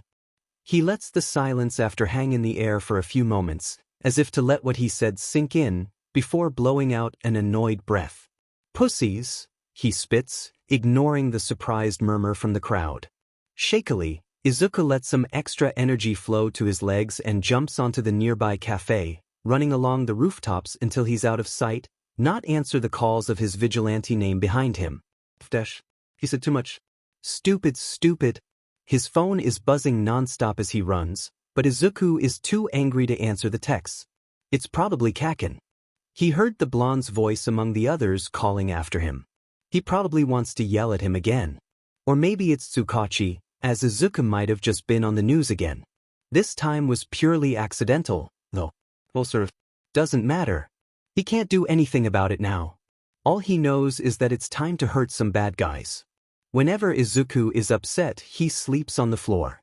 It's completely ridiculous and totally irrational to an outside person, but it's a habit he picked up after his mother left him.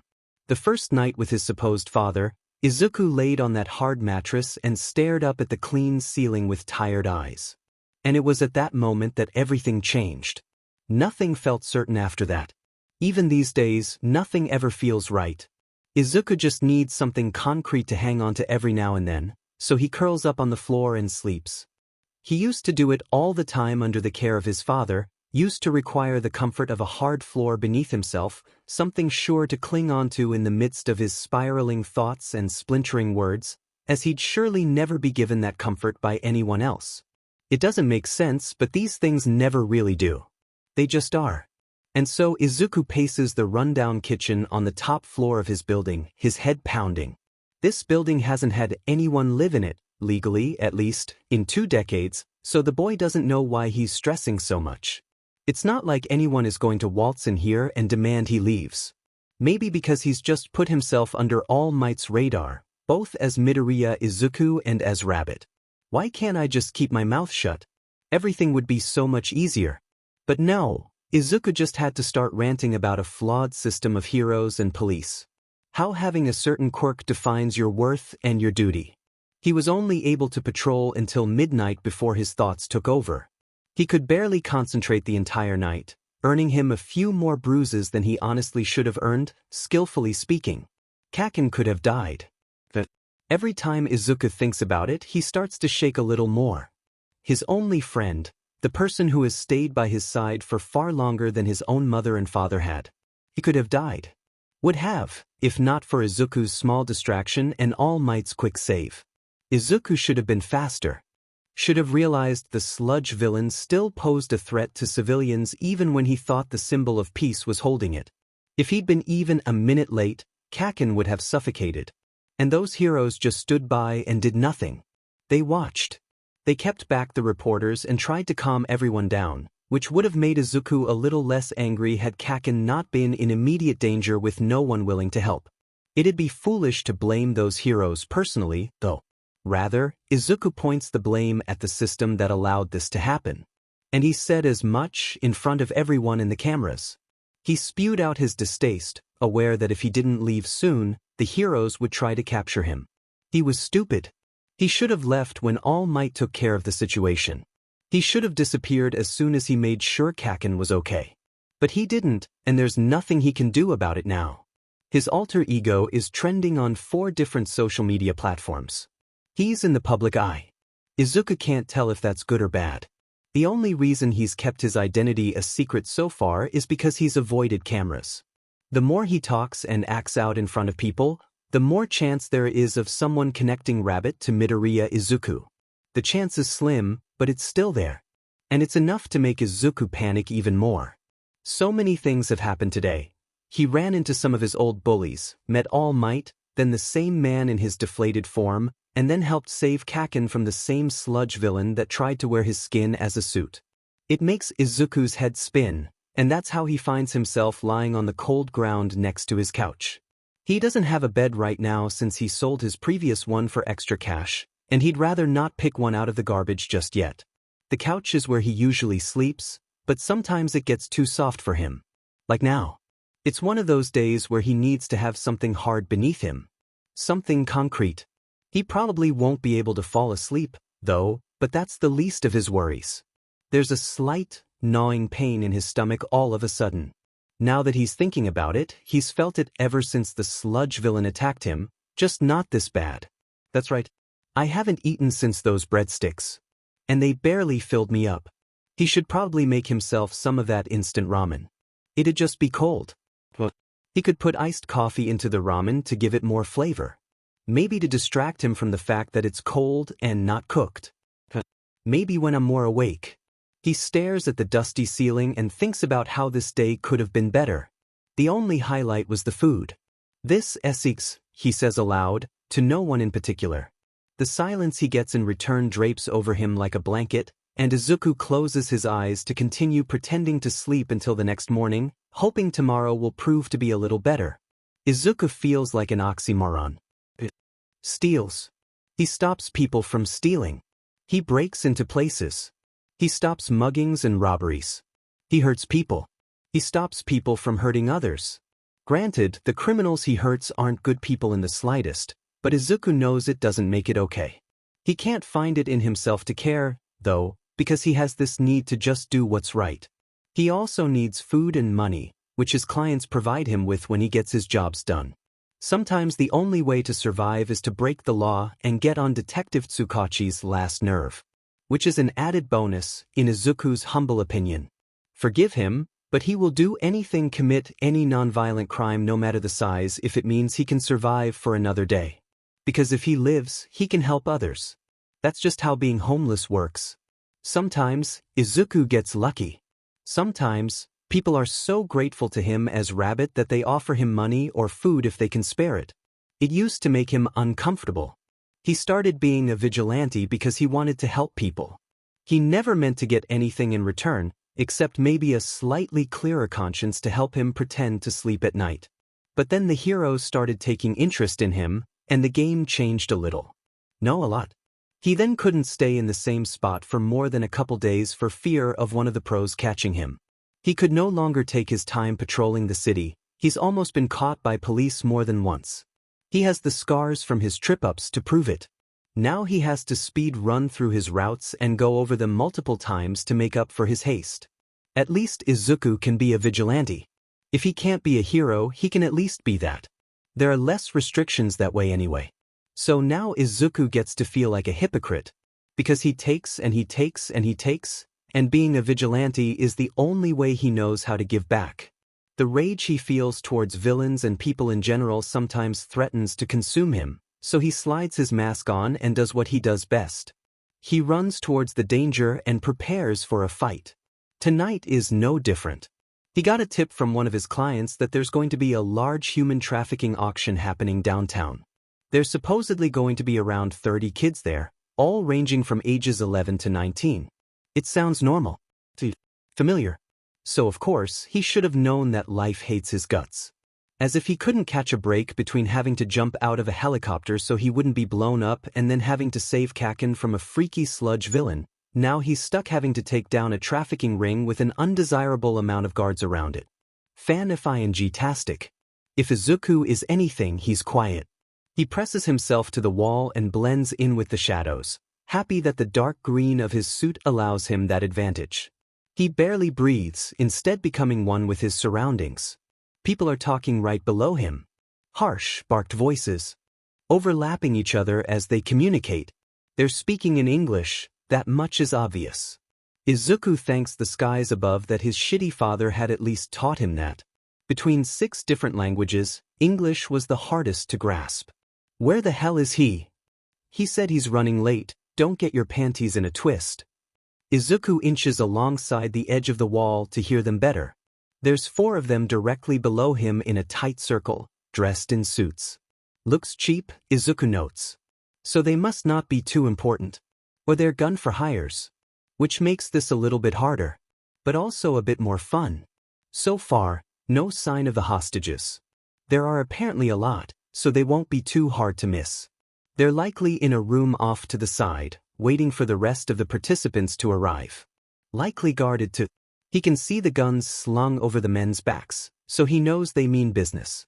Now, Izuku isn't sure if this is the dealing part of the trade. This could be, as bad as it sounds, the viewing part, where the buyers come and look and then later decide on the price. But if this is just a pickup, where these mercenaries are probably just here to make sure everything runs smoothly, then things just got a whole lot more difficult. Because this means his time frame will be cut short. He'll have to be quick with this. There's also a chance a third party might come in, as the buyers surely have their own bodyguards. Izuku glances back down and notices more people coming from a side hallway. The abandoned warehouse. Why is it always in an abandoned building? Izuku thinks. Be more creative, guys. Is dark, lit only by a few well-placed lamps and candles. It's just enough light for Izuku to make out their faces. It starts in 10 minutes. He should be here by now, seeing as he's the one who's operating it. Oh, spill it. Izuku thinks about how funny it would be if he were to drop down right beside them, like, I know, right? He's such a drag, but he ultimately decides not to. He'll make sure to do one for the memes later on. Watch your mouth. If he hears you say that. The one who first spoke turns on his friend, gesturing with his gun. He'll what?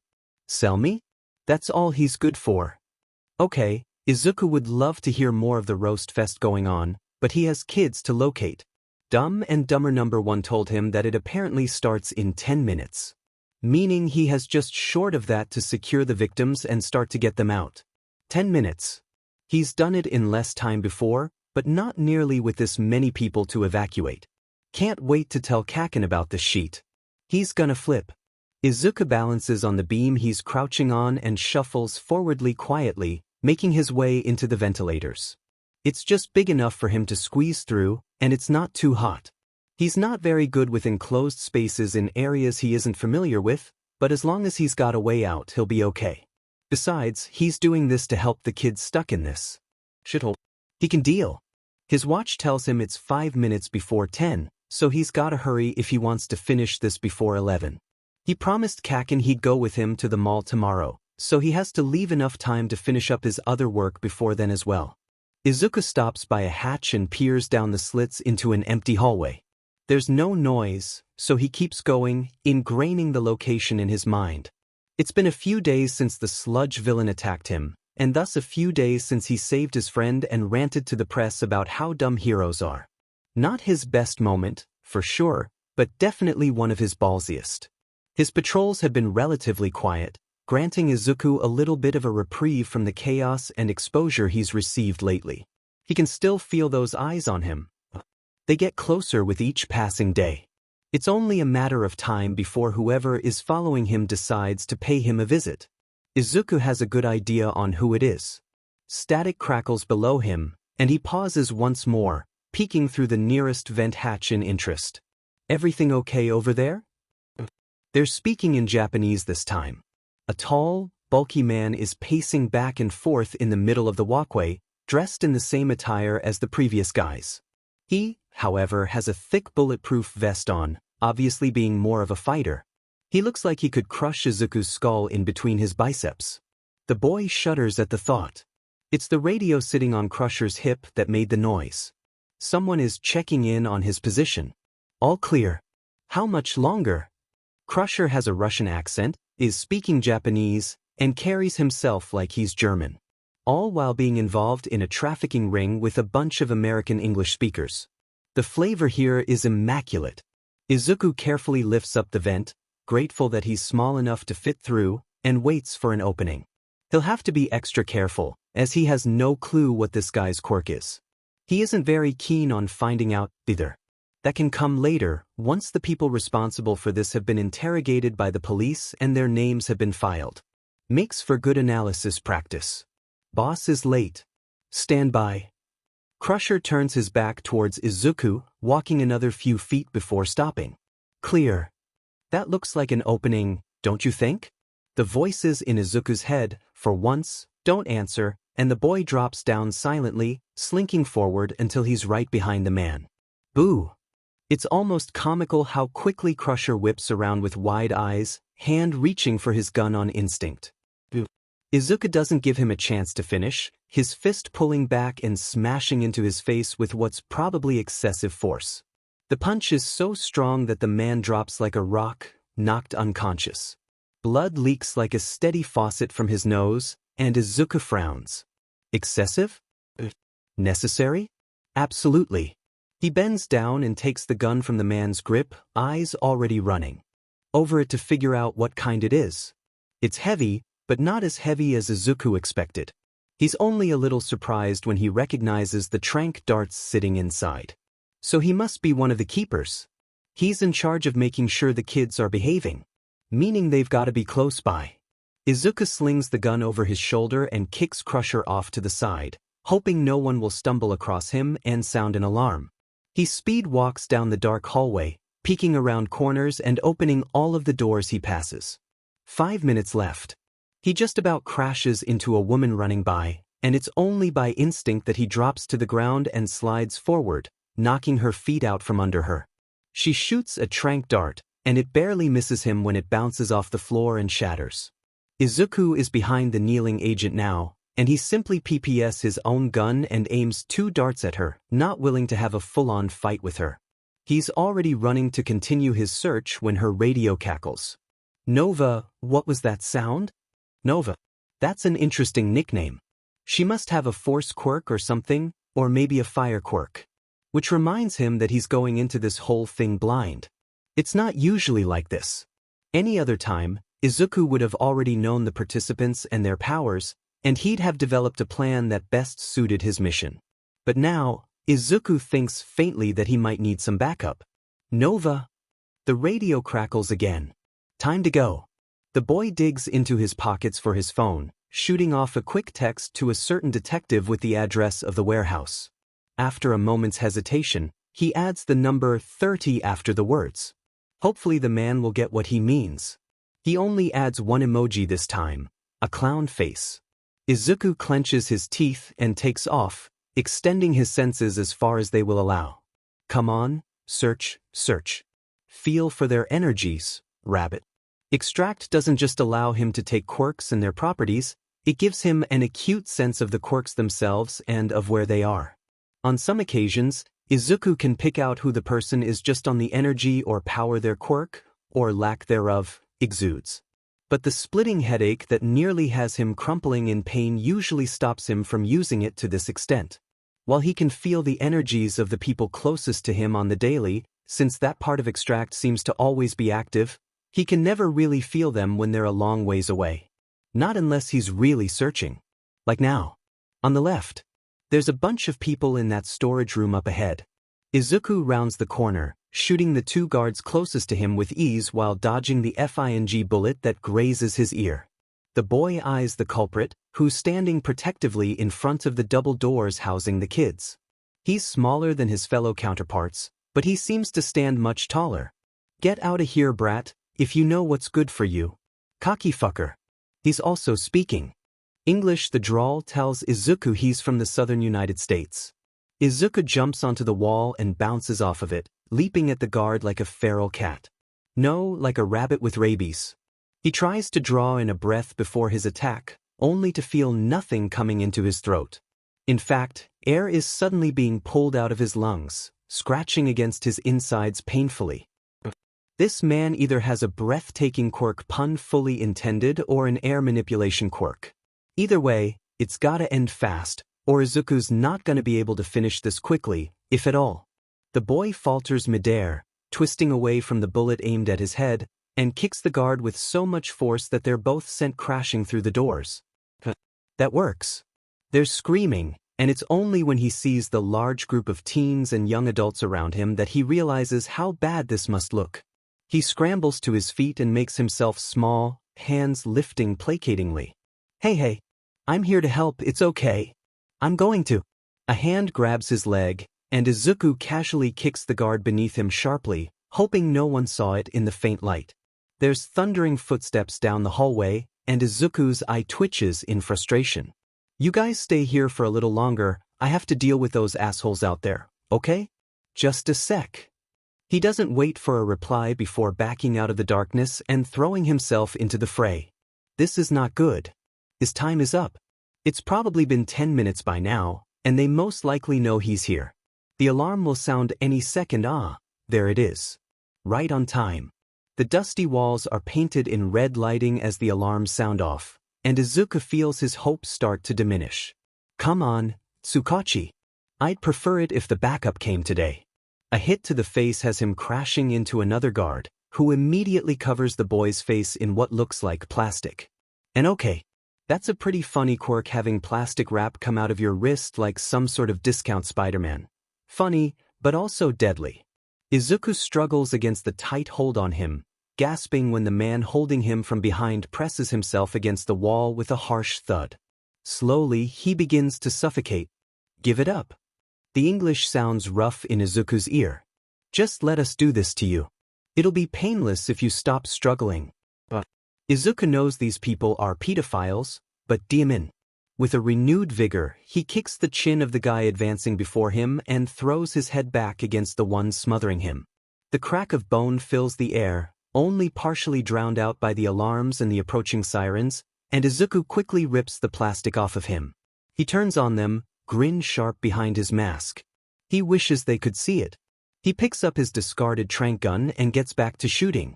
He drops half of them before he runs out of darts, and he backs up into a corner to get a bird's eye view of the few guards left. A pink sludge bomb does the trick. It's his last one, so Izuku will have to be careful now. After finding another gun and making sure the criminals who are now stuck in the goo are unconscious, he calls out to the scared teens, panting now. They come out slowly and in one large group, which would have been more heartwarming to see if they weren't currently in the given situation. He holds out his hands again so as not to scare them and tells them the plan. They have to be quiet, and they have to listen to him.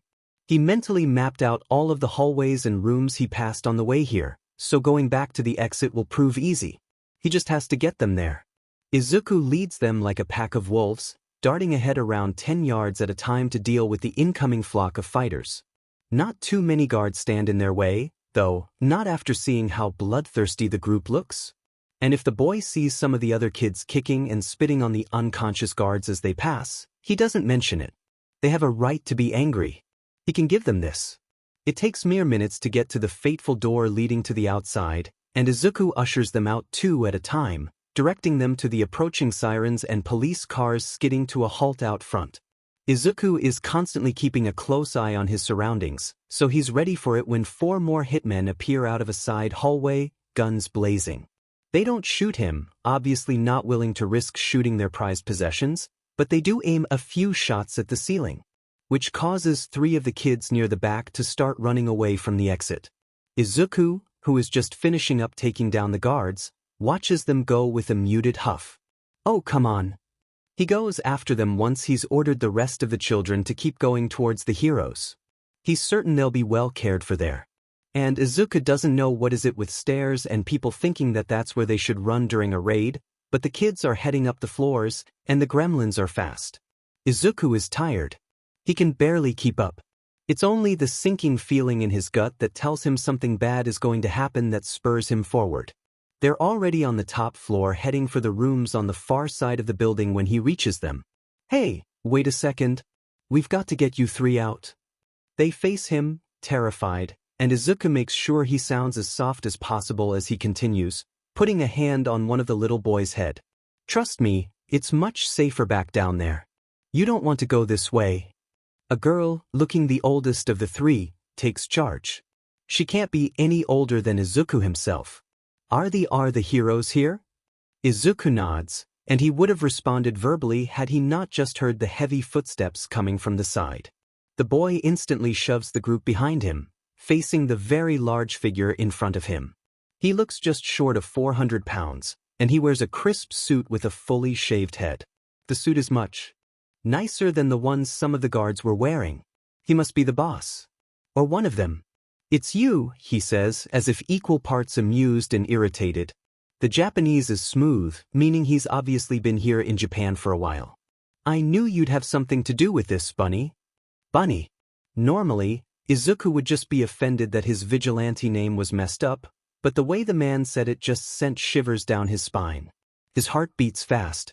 "If anyone calls me that one more time, I'm gonna go back to juvie on another cannibalism charge," he breathes out. The big bad guy chortles. "You're funny, kid. You know, I've been waiting to meet you." Izuku feels the kids behind him trembling. He has to get them out safely before he finishes this up. "Sure, well, give me a second here, and I'll gladly get acquainted with you, aight?" Another low chuckle, and Izuku ignores the slight fear that coils up in his stomach. He points to the stairs, giving the older girl a meaningful look. "Just get down those stairs and you'll be fine." He hands her his tranq gun, pushing her and the two boys back. "Use that if you need to. It's not lethal. Go on now." She thankfully doesn't argue, and she quickly leads the kids away, fumbling a bit with the gun. Izuku lets out a breath, his eyes lighting up. He faces the big bad guy and is suddenly met with a bunch of knives hovering around the man like wings. That's his quirk, really? Blades? The man winks at him. "I'm going to enjoy this, kiddo." "Great. I have a feeling that I won't." Shoyuta doesn't really mind vigilantes, in all honesty. He sees why they do what they do, even when they push boundaries and break laws. As long as they're working for the right side and have a pretty good head on their shoulders, Shoyuta doesn't see the harm in letting them do their thing. Most of the vigilantes Shoyuta have met in the past use similar unorthodox methods to capture and restrain villains. Those vigilantes are brutal, efficient, and quick-witted. Rabbit is no different, except for the fact that he's most definitely on the younger side. And also that he's a little more, well, explosive, both in personality and actuality. He actually reminds him of another vigilante he knew a few years back. The man has to admit he's never been a fan of how the Hero Commission tries to keep everything tightly controlled. They send out heroes like Endeavor for the slightest reasons, at least when they realize they can't get what they want when they want it. It's probably worse for a hero who isn't underground. Someone like All Might. While the #1 hero can obviously get away with a lot more stuff than regular pros can, he's also a lot more limited. Being in the public eye has its advantages, but the popularity also brings with it a ton of restraints. All Might can't, for example, bash a group of newer heroes for not saving a young boy from a villain made of sludge. It would be considered rather distasteful and kind of unprofessional. While for Shoyuta himself, being the underground hero he is, can say pretty much whatever he well pleases, as long as it's not directly denouncing the commission. It's not like he'd give a rat's butt about the backlash he'd receive anyway. But back to the point. Hero laws can drastically limit heroes, so of course vigilantes have no such constraints. It's similar to how laws and systems in general only apply to those willing to abide by them. Those who aren't willing are simply going to turn into criminals and villains, thus making vigilantes, by definition, criminals. Which is why Shoyuta only complained a little bit when he was put on Rabbit's case. He's a hero, and it's his job to take down criminals and protect the peace. But Shoyuta can also see where the detective is coming from. To be spotted this many times in only a week or so and be connected to so many FING cases. It's only natural the commission wants him out of the picture. Or maybe in the picture. They want him alive, or else they'd have sent Endeavor already despite Tsukachi's promises. They probably want him for themselves. The vigilante has a higher success rate than most of the top heroes today and has the skills to match even the dirtiest of villains. So the commission getting their hands on him would be the equivalent to finding a piece of chocolate in a shop full of nothing but licorice, with the licorice being the agents that do the commission's dirty work. Why go for the shitty stuff when you can have something better? Something near perfect. Someone who is fresh and almost always successful in their work. Shoyuta and any other sane person would take the chocolate. Okay, maybe not the best analogy, but it works. Rabbit would become the perfect weapon for them, much like the number 3 hero is, which is a dangerous topic in itself, but that's a discussion for another time. The brat is definitely not sloppy with his stuff. Shoyuta assumed that the Vigilante would mess up a little bit more, considering how new he is to all of this. Sure, his files claim that he's been doing this for a few years now, only having gained popularity more recently, but Shoyuta still considers him pretty fresh. If you don't count the past 2 incidents, Rabbit is like a ghost. The criminals he takes down always say that they didn't even seen him coming. They couldn't get a good look at his face, or even at his quirk. All they say is he's apparently short, snarky, and fast. Incredibly fast. Which backs up the theory that he has an enhancement quirk.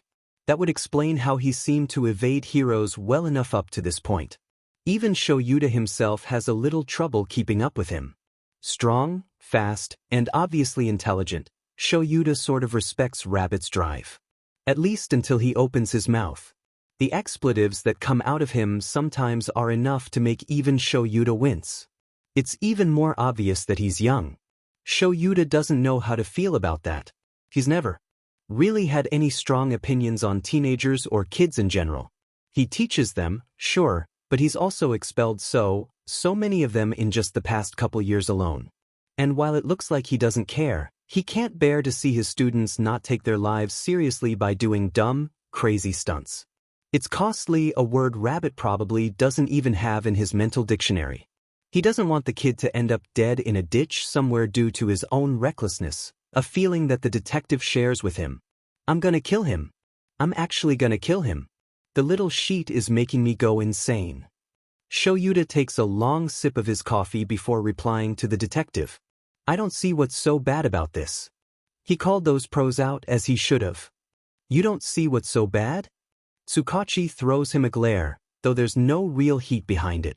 That video is trending over 4 different social media platforms, Aizawa. Not just in Japan. Do you know how bad this makes everyone look? The board is said. Why? Because he's right? The detective huffs. You're insufferable sometimes. And don't act like you're all innocent. This is kind of your fault, you know. You were supposed to go talk to him. It's annoying to be called out. That was a few hours earlier, when Shoyuta dropped by the station yet again after seeing the news. His friend was in the middle of an exasperated breakdown, faded coffee stains on his button-up shirt and slacks, papers and documents discarded all around him. Shoyuta knows he was debating whether or not to track the Vigilante down himself and smack some sense into him. Hell, Shoyuta is still debating whether or not to go lecture the kid. While being proud of Rabbit for spewing the truth to those heroes, the man can also realize how bad of a decision that will prove to be later. He just set off the hero commission even more, along with all the less sensical pros. And he's also probably won the favor of some villains. Rabbit has undeniably done himself a disservice. While he's got the support of a lot of the general public now, especially after saving that blonde boy, he's also made a lot of enemies. His phone suddenly rings, breaking him from his thoughts, and Shoyuta skids to a stop on the rooftop he's running on.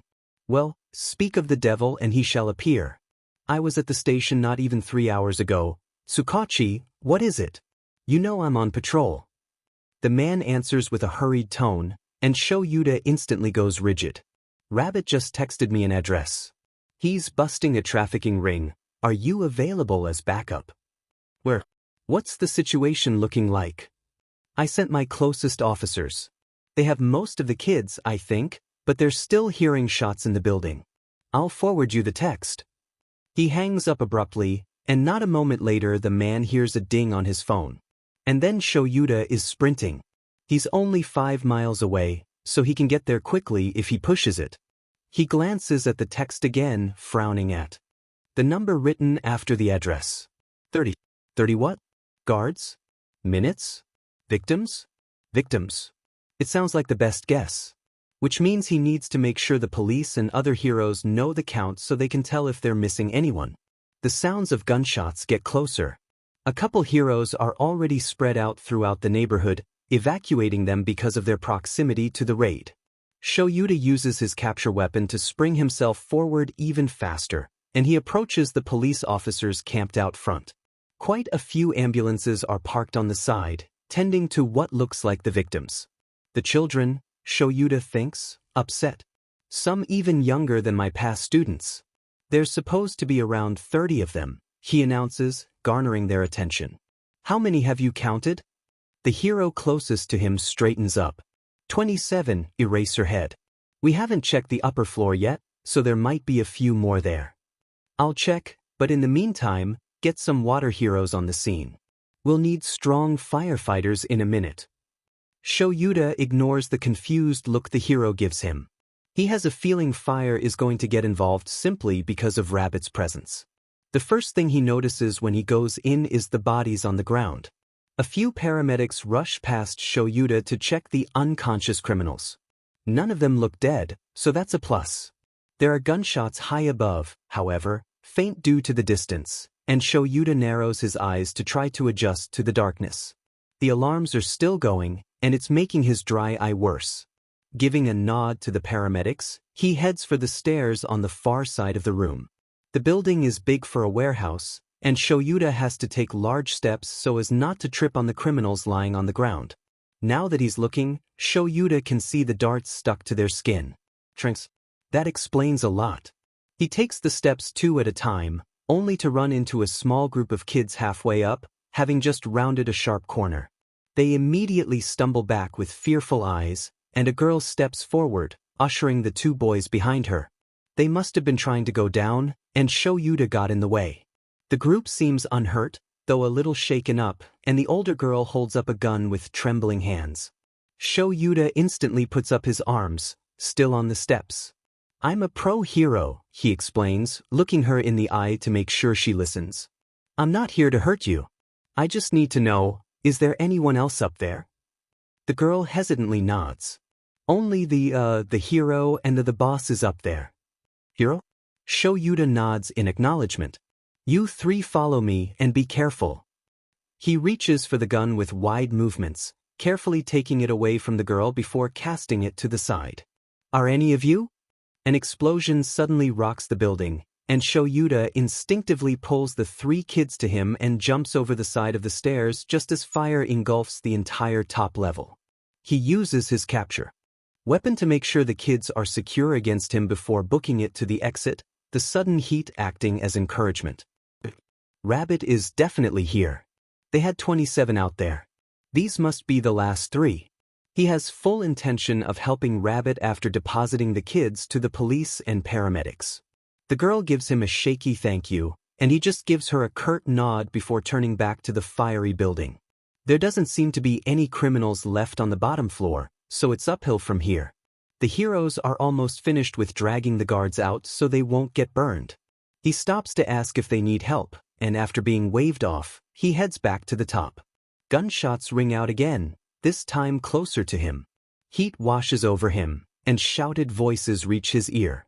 He races up the long, metal stairs, and sees a few bodies being dropped from the railings on the uppermost floor. There are no heroes or police this high up, so it must be Rabbit.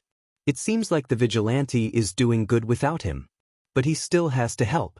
He has to see it for himself. This event might help solve Shuta's current troubles of having to actually catch the Vigilante in question. The files Tsukachi handed him didn't really shed any light on what kind of person he's dealing with, which is why he took it upon himself to look up everything he could about the teenager. Even going as far to try and note his frequent patrol routes and the time he takes to go through them. He seems like a good person, generally speaking. But for all Shoyuta knows, Rabbit could be completely different behind his mask. He's never even heard the Vigilante speak except for in recordings, and even then it's highly possible the kid's using a homemade voice changer. They know nothing beyond how he usually acts due to how well his actual identity is hidden. He's barely even seen the guy apart from a few interactions here and there when Shoyuta had been trying to tail him but ended up being far too slow to capture him. According to the evidence, Rabbit is a happy, rebellious vigilante who's not afraid to speak his mind and do what he thinks is right. He's also incredibly intelligent and skillful. So yeah, there's a chance Shoyuta might be in over his head. But all of those thoughts come to a halt when he catches sight of a dark green figure, illuminated by the flames behind him, heading for the window after seemingly catching his breath. Bingo. You wanted me to talk to the kid, Tsukachi, so that's what I'm going to do. Izuku didn't mean to get shot. Honestly. But the big bad guy set off an explosion right before their scuffle started and, being the greedy bastard he is, took all of his attention during their fight. Izuku made himself vulnerable, then, as he assumed the boss was the only one left. He didn't notice the guard to the side until it was too late. Izuku saw it. He saw the flash of light reflecting off the gun's barrel, but it was still a little dark. He assumed it to be a tranq gun. With his enhanced metabolism, he was confident that a tranq dart wouldn't work on him. And besides, he didn't want to risk anyone else getting shot by it. So, Izuku didn't dodge. He instead parried another hit from the big bad guy and took the dart in his abdomen. He had not, of all things, expected the wave of pain that rocked through him upon the bullet's impact, or for the bullet itself to be a hollow point. Definitely not a tranq gun. It was a hollow point bullet, meaning he now has several small pieces of metal inside him, and not in the fun way. What the sheet? Izuku yanks the gun away from his side opponent, darting forward to kick the man's legs out from under him before throwing him over the ledge of the top floor. Let the heroes have him. They're like sharks anyways. Bloodthirsty motherfuckers. Another knife flies towards him, and Izuku blocks it with one of his own, grabbing the discarded blade before throwing both of them at the big bad guy.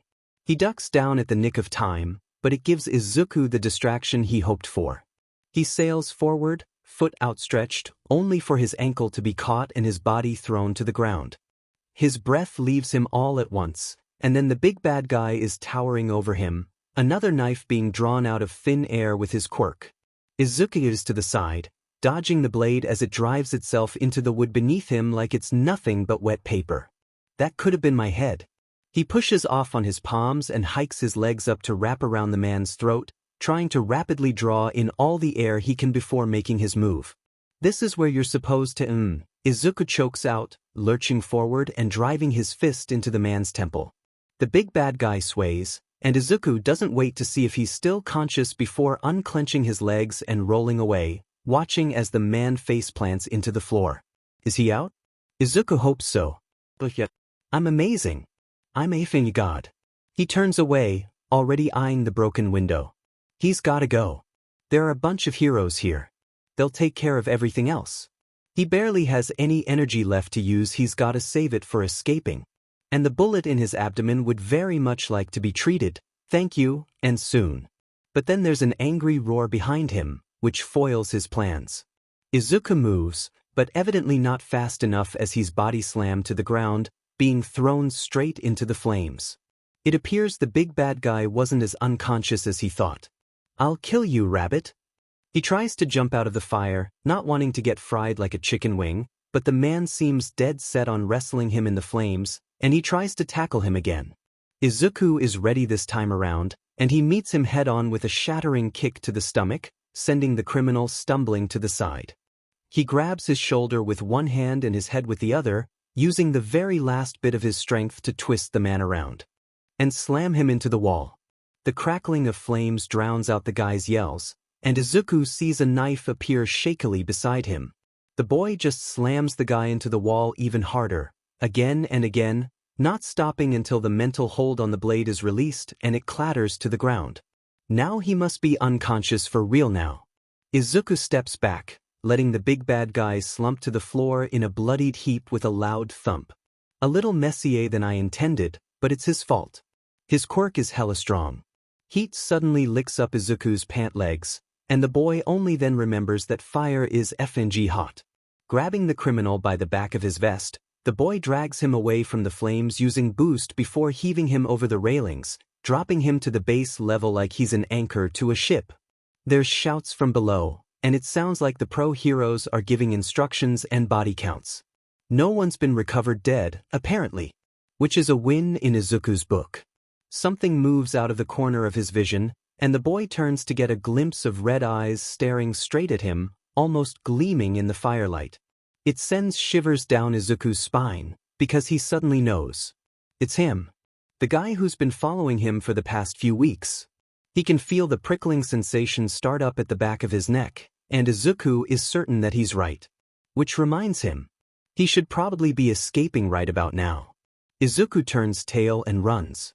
He stifles his cry of pain when he corkscrews out of the window, opening his arms up wide as he comes out into open air. Alright, they're a few miles away from the city, so there's nothing but houses here. He has nothing to land on but trees. He crashes through the leaves, covering his face with his arms as branches scrape and claw at him like thorns. He hits the ground none too gently and scrambles to his feet, pressing a hand against his abdomen as more blood leaks from his gunshot wound. A glance behind him shows that yes, he is being followed. A figure is jumping through the trees after him with all the grace of a cat, and it's clear even from this far away that he's definitely gaining on him. Oh shit. He stumbles over a root but keeps going, not wanting to give up yet. His strength is waning, that's for sure. He stupidly used up all of his energy because of his enhancements and not left any over for his getaway, which was his original plan. The trees start to thin out, and Izuku feels a bit of hope bloom inside his chest when he sees a clearing up ahead. Houses line the streets, so Izuku must have finally reached a neighborhood. Izuku is under a street lamp, exiting the dense line of trees and making for his freedom, when a shadow falls over him. He puts on the brakes so hard that he ends up tripping over his own feet, and the next thing he knows he's plummeting toward the ground, face first. Oh, he loves the taste of dirt in his mouth. There's a thud from somewhere in front of him, and he opens his eyes to see black boots standing just a few inches away from his face. Izuku is glad that his intuition was right, as he does in fact know who this is. Rabbit, the man above him greets. The BSTRD doesn't even sound out of breath. Eraserhead. A pause and then a hum in consideration. You're smaller than you look. Izuku snorts, lifting his chin off the ground to meet his gaze. And you're even more annoying than you sound. Look, if you're gonna capture me, just do it already. Make it a quickie. Eraserhead doesn't blink an eye at the interesting word choice. I'm not going to capture you. Interesting. Izuku narrows his eyes once he gets a good look at him. On an unrelated note, are you perhaps into Benj? The scarf gives it away, you can't really deny it. Eraserhead makes a low noise, something between a huff and a grunt. You use sarcasm to distance people. And yet you're still here, so could you kindly F off? I'm kind of in the middle of something. What? Staring at the dirt beneath you? The reply comes quick, and it has Izuku pushing himself up by the elbows and leaning back against a nearby tree, casually covering his bullet wound with a hand. His hoodie should be dark enough to hide the growing blood stain. Except this conversation is going to be hard, because thick, warm liquid is currently trailing down Izuku's side and dripping onto the floor beneath him. He prays the man won't notice. It's pretty dark out, so the chances are low. He can't show any weakness lest Eraserhead decides to attack him for being an easy target. Izuku glares half-heartedly at him. What do you want from me if you're not planning on arresting me? To give you a choice. The man's gaze is piercing, letting Izuku know of the sudden seriousness behind his words. I know you're young and I know you've got heart, kid. So I'm letting you have a chance here. Letting. As if he has control over him. Maybe he does, and Izuku just doesn't know it. Izuku grits his teeth. Go on. You did good back there at the warehouse. You took those mercenaries down as efficiently and effectively as possible, while also prioritizing the victim's safety. Not very many pros do that, as you pointed out a few nights ago. You have a lot of skill and potential.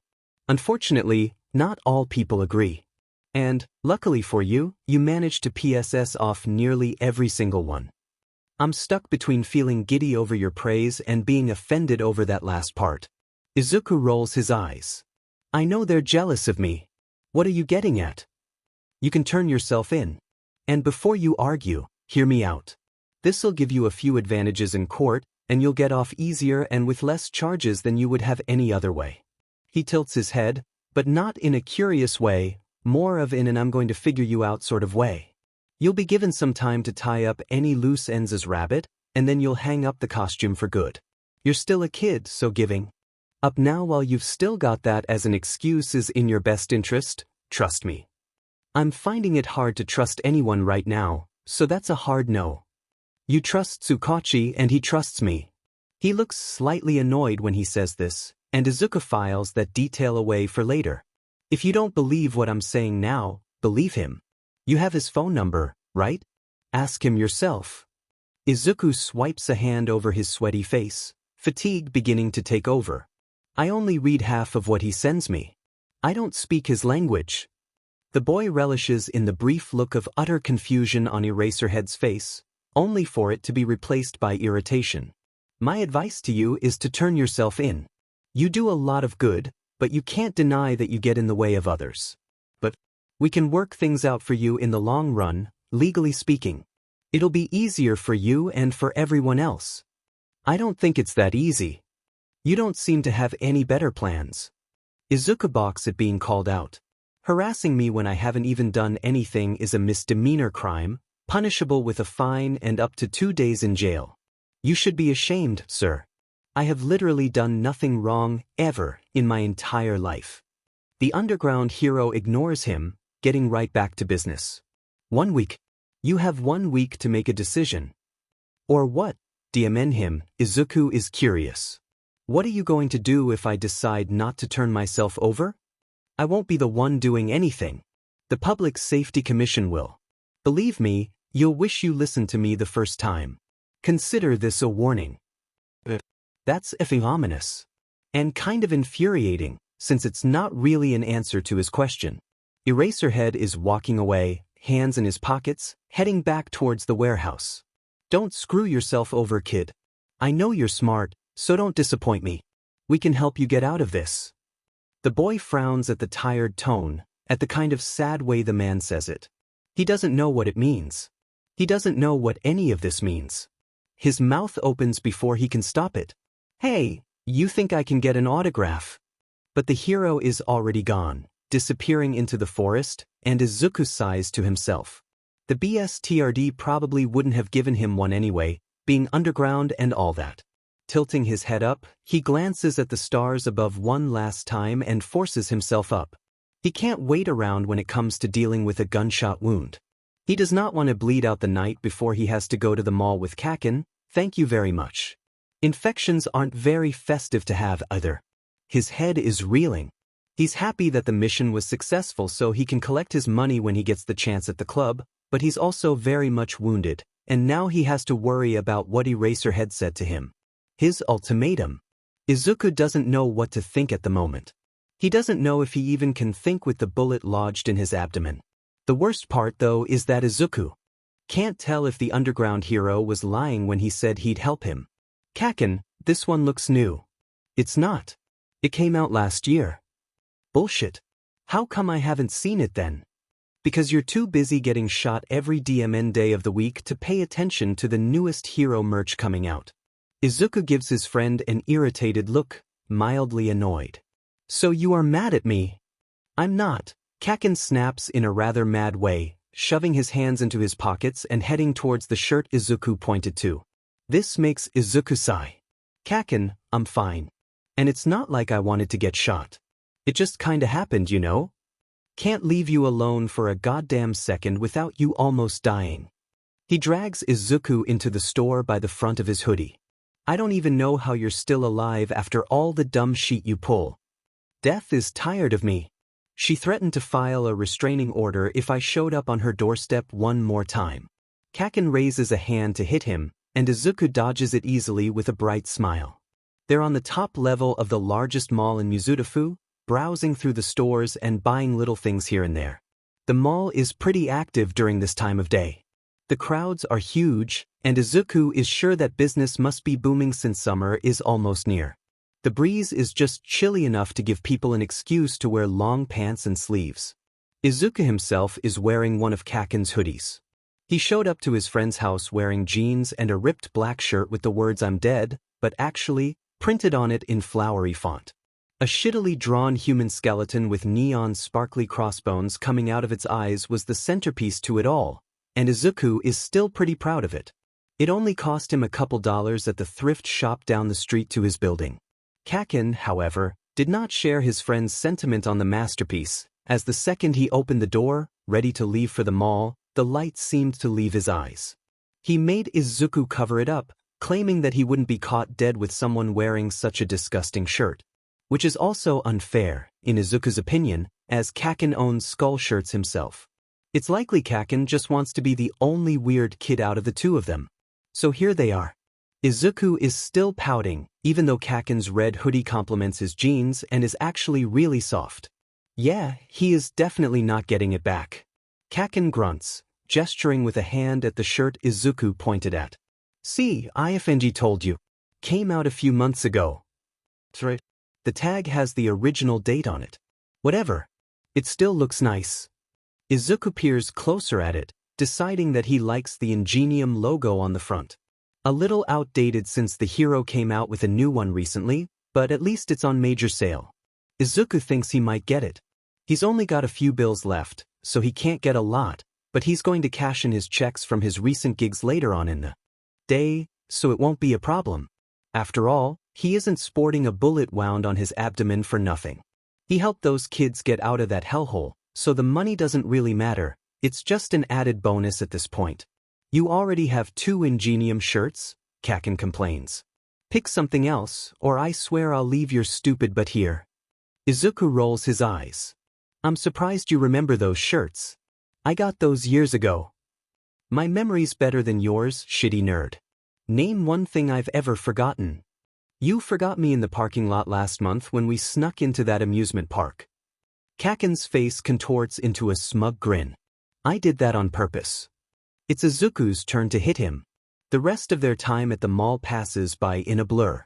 They banter back and forth a little more than usual, as Kakin is still upset at him for some reason. At one point, the blonde tries to fight a lady for running into them and not apologizing. Izuku is forced to hold him back, having to ignore the voices in his head that were cheering the boy on. Both teens have a couple bags in their hands now, full of clothing and smaller accessories, and they decide to rest on a bench near the middle of the mall on the first floor. The open air is a blessing, and they both start to relax for at least a few seconds. Kakin is on his phone, scrolling through the news and some hero blog post, while Izuku is looking around, notebook in hand. This is a perfect opportunity for some people watching. He's always been observant. Hell, there were quite a few times back then where Kakin would call him a stalker just to get under his skin. Kind of is, honestly. The only difference being that he doesn't actually follow people around unless he has a reason to. Probable cause and all that. He just sits back and observes most days. There's a fountain. Izuku blinks at the sudden thought, not knowing where it came from. Okay, and? Jump in it. What the F dash? Izuku frowns, unsure what the new deep voice at the back of his mind is doing. Why would he do that? He's still healing. His bandaged torso hurts like hell, so why would he make it worse? Why not? Oh shit. The voice is right. In a moment of incredibly poor judgment, Izuku slips the hoodie off of his back, revealing the monstrosity of a shirt underneath. He takes off his shoes as well, not wanting to ruin them. Kakin glares at him over his phone. What the F are you doing? I already said I'm not sitting next to you when you look like that. I'm jumping in the fountain. The boy stares, mouth slightly agape in disgust. He looks disappointed but not surprised. You dug a bullet out of your stomach not 12 FING hours ago. What makes you think that's a good idea? Izuku shrugs and continues stretching. You did a shitty job at stitching yourself up too. How did you even get all the pieces out? Izuku blanches and rubs at his neck nervously, laughing lightly. Well. Kakin turns on him, eyes intense. You did. Didn't you? Of course I did. And it doesn't matter now. I'm jumping in the fountain, and that's that. I'm already in motion, so I can't stop now. Like an electron in an atom. So what if he's deflecting? He does not want to remember last night. It turns out that if you pour enough liquor onto an open wound, you'll eventually become numb all over. So yeah, he had a lot of fun. Deku, I swear. Izuku sets his own phone into one of his discarded bags on the bench before jumping up. He has a clear path to the fountain, so this is going to be amazing. He takes a few big steps and leaps, foot touching the edge of the wall holding the water, and promptly does a belly flop. The reaction is instantaneous. There are gasps and laughter coming from all around him, and the water splashes up like a wave. Izuku sloshes around in the surprisingly clean water for a few more seconds, giddy, right up until he hears shouted voices. Mall cops. The green-haired boy stumbles to his feet and goes back the way he came. A crowd has gathered now, drawn to the noise, and they part for him immediately once he lands on the tiled floor and slips. That hurts like FNG Beach. More laughs reach his ears, and Izuku finds himself giggling along with them. He speeds past the bench, grabbing his shoes and bags as he goes. Run, Kaken, go. He slips again, only to regain his balance before he can truly fall. Sled gang, come on, say it. Kaken catches up to him fairly quickly. I'm not repeating that sheet. He yells, smacking the back of his friend's head. Hey boys, come back here. The two of them only run faster. Izuku throws his head back to glare at the cops giving chase, water falling from his hair. No. You old man. And that's when Izuku realizes he's probably been spending too much time around Kaken lately. Now he's starting to sound like him. They run into a small restaurant at the other end of the mall, confident that they've shaken the cops from their tail.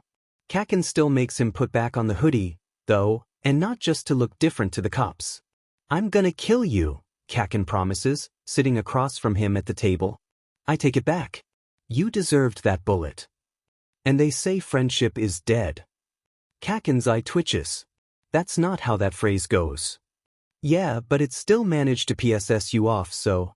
Kaken reaches across the table, death in his eyes, but then the waitress approaches their table.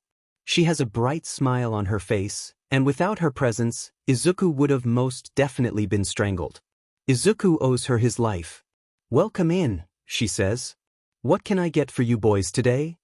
Kaken sits back as if nothing happened, going back to his usual gruff self. I'll have the number 4 meal with a Coke, please. Interestingly enough, Kaken can be nice when he wants to be. All right, and for you, dear? She asks, addressing Izuku. Izuku, having only been to a couple restaurants in his life and nowhere else. Short circuits. What do they even serve here? I'll take the number 4 too, please. Kaken gives him an annoyed look but otherwise says nothing. The waitress walks away, and it's only then that Izuku realizes something. His face turns red, and he squeezes his knees nervously through his jeans. Kaken, I don't think I have enough money for. Did I ask you if you had enough money? No. Izuku frowns. That's not fair. You always pay for my food. You embarrassed the F out of me by jumping into that fountain, so you're letting me do this as repayment. Izuku snaps his mouth shut, still glowering once the waitress brings them their drinks. A lot of people won't know this, but Kaken is actually a huge sweetheart. A bitchy and controlling sweetheart, but a sweetheart nonetheless. It doesn't stop Izuku from feeling guilty, though. While the Bakugo family isn't exactly uber rich, they're definitely not poor either. Though to be fair, pretty much everyone and anyone is richer than Izuku these days. The water from the fountain is slowly drying, and Izuku shifts uncomfortably at the feeling. His wound hurts like a motherfucker now, and even though his bandages are waterproof, it still feels a little damp. Maybe it's blood. Oh shit. Izuku hopes he hasn't torn his stitches. One quick peek shows that he does not in fact have a leaking bullet hole, as his bandages are still pristine white. He breathes out, leaning back in his chair. Kaken must have been watching him, as his eyes narrow onto his. Does it hurt? Only a little bit. Liquor works wonders. That last part is a joke, but his friend stares at him with an indecipherable expression, causing Izuku to shake his head. I didn't drink any, Kaken. Well, not too much. He dodges the rolled-up wrapper coming his way from Kaken's straw, giggling. Truth be told, he only had a little bit. Not a lot, really only a couple of glasses since he doesn't like the taste so much. He just wanted to see what it would do.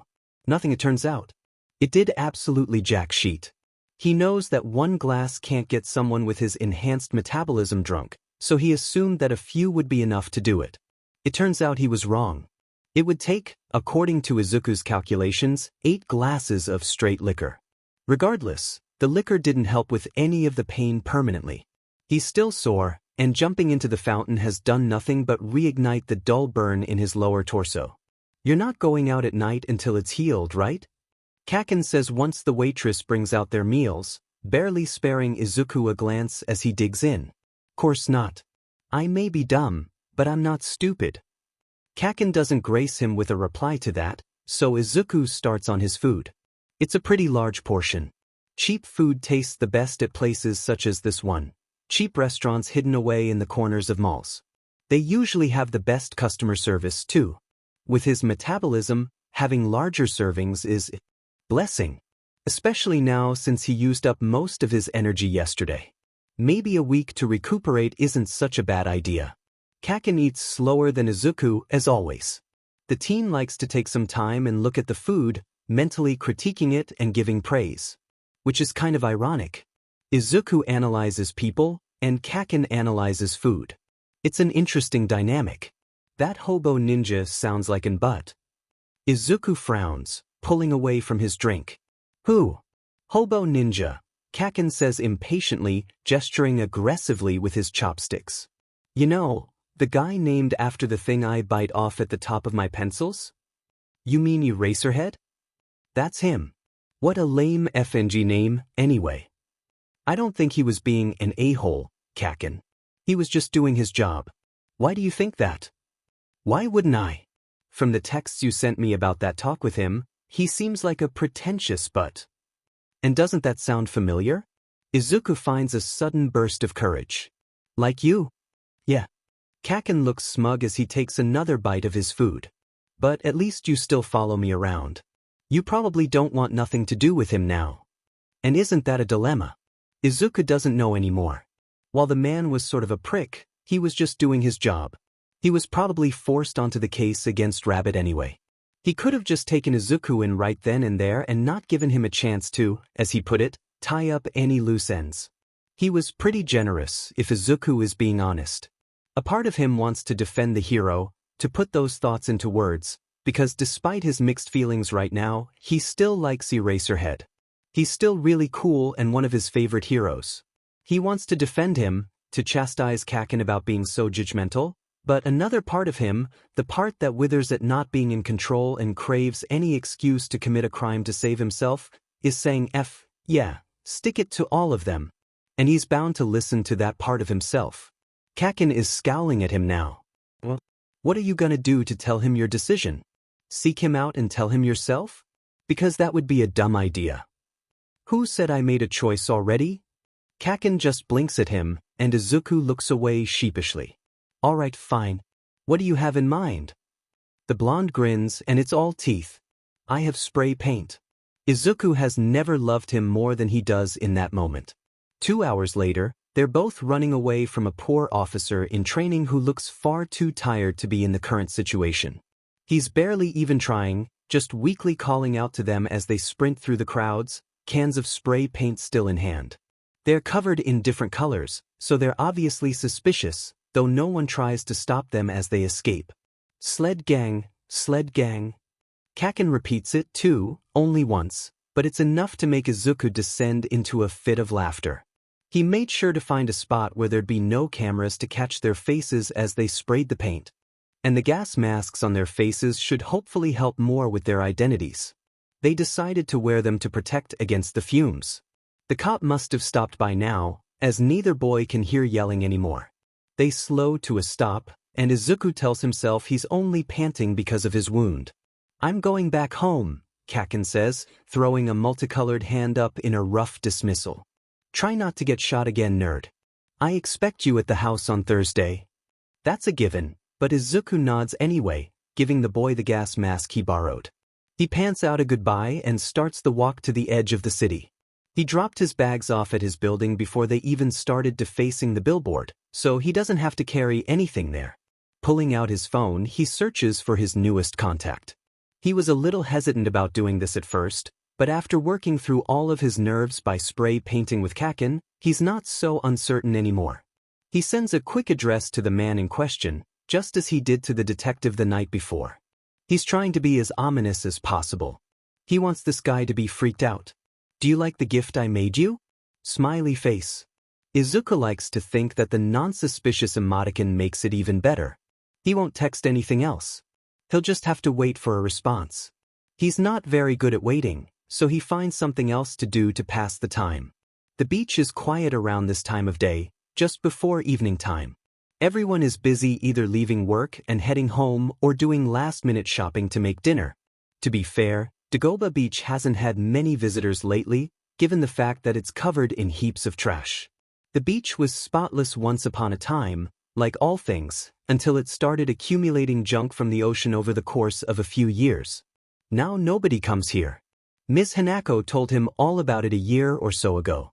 She recalled the days when she'd go on dates with her partner there, back when the beach was still a popular tourist attraction. And so, in honor of Ms. Hanako and her partner, Izuku has been slowly picking up stuff, just a few bits of trash here and there, whenever he passes by. It's not much, as he only stays for like 10 minutes, but it's added up.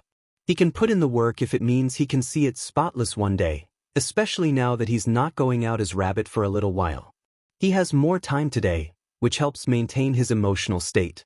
Izuku doesn't just clean up Dagoba Beach, he does the same for other dirty areas of the district. Whenever he's not patrolling or working on his projects, he's doing that. The sun is dipping low in the sky by the time he decides that he's done enough for today. He ended up working for a half hour longer than usual, so now a small portion of the beach has been cleared out, a few square yards by the edge, to be exact. It's not much, but it makes Izuku just a little bit happier. He turns around, longing for the comfort of his hard couch, and stops in his tracks. The air feels weird. There's someone close by. He extends his senses and finds that someone is sitting on top of the hill near the pavilion, either near or on top of the steps. Their quirk is strong, he can feel it. And it's familiar too. Blaringly so. Izuku peeks around the corner and up into the pavilion, eyes widening. Is that All Might? The hero is in his smaller form, but it's still undeniably him. He's sitting on one of the steps, looking down at his phone. It doesn't look like he's noticed Izuku just yet. What is he doing? Izuku wonders. Has he been there for? The man must sense his gaze as he glances up abruptly, lips parting in surprise once he sees who's staring at him. Izuku steps down, back out of sight, wincing. He begins to stride away fast, heart beating loudly. No. Please walk away, please walk away. The man immediately stands up and inflates into his bigger form, striding over with a huge grin on his face. Izuku doesn't know how someone can stand to smile so much and for that long too. It's something he's always respected All Might for. Young man, the hero exclaims, coming down the steps and stopping Izuku in his tracks. Izuku's shoulders hunch up, and he turns to face All Might with a wince. All Might towers over him and blocks out the rays of the sun. I've been looking for you all over this city. I thought I'd have to lose hope. I never thought I'd find you here. Yeah, never thought I'd find you here either. Instead of saying this, though, Izuku rubs the back of his neck, wondering why the #1 hero is taking an interest in him. It can't be because of Rabbit, or else he wouldn't be smiling like that. Would he? Oh yeah. Izuku smiles awkwardly. I actually just started coming here a few months ago. It's crazy that no one visits here anymore. I agree. All Might's eyes fall to Izuku's hands, which are dirty from the grease and debris of the trash he picked up. Were you touching the garbage piles? Izuku reddens. He really doesn't want All Might to think he was acting like some trashy delinquent rooting through the garbage. No. I mean, yes? Technically. I was trying to clean some of it up. Ah, you've got a noble heart, I see. He comes to stand right in front of him, and Izuku is reminded suddenly that All Might is just as tall as his small Might form. It's quite scary to think about, actually. Well, I'm glad I found you. I've been meaning to talk with you. Izuku tries to calm himself. There's no way he's made the connection between him and Rabbit. That's impossible. So then what? And why is Izuku freaking out so badly? All Might appears to be nothing but happy. He wouldn't be acting like this if he was planning on tricking Izuku, right? When Izuku tunes back into his surroundings, All Might is suddenly back in his small form, a puff of smoke escaping him as his muscles deflate. which scares the ever-living shit out of Izuku. It's cool but still unnatural. The next moment feels like an important one, and the breeze coming off of the ocean sounds like a gentle whisper of victory. All Might dips his head a fraction. I wanted to tell you that I was wrong. It was foolish of me to say that your friend shouldn't be a hero due to a quirk. And what the F dash? Izuku can't quite comprehend what's just been said, because there's no way that the symbol of peace is standing there and telling him that he made a mistake. And why is he doubling over?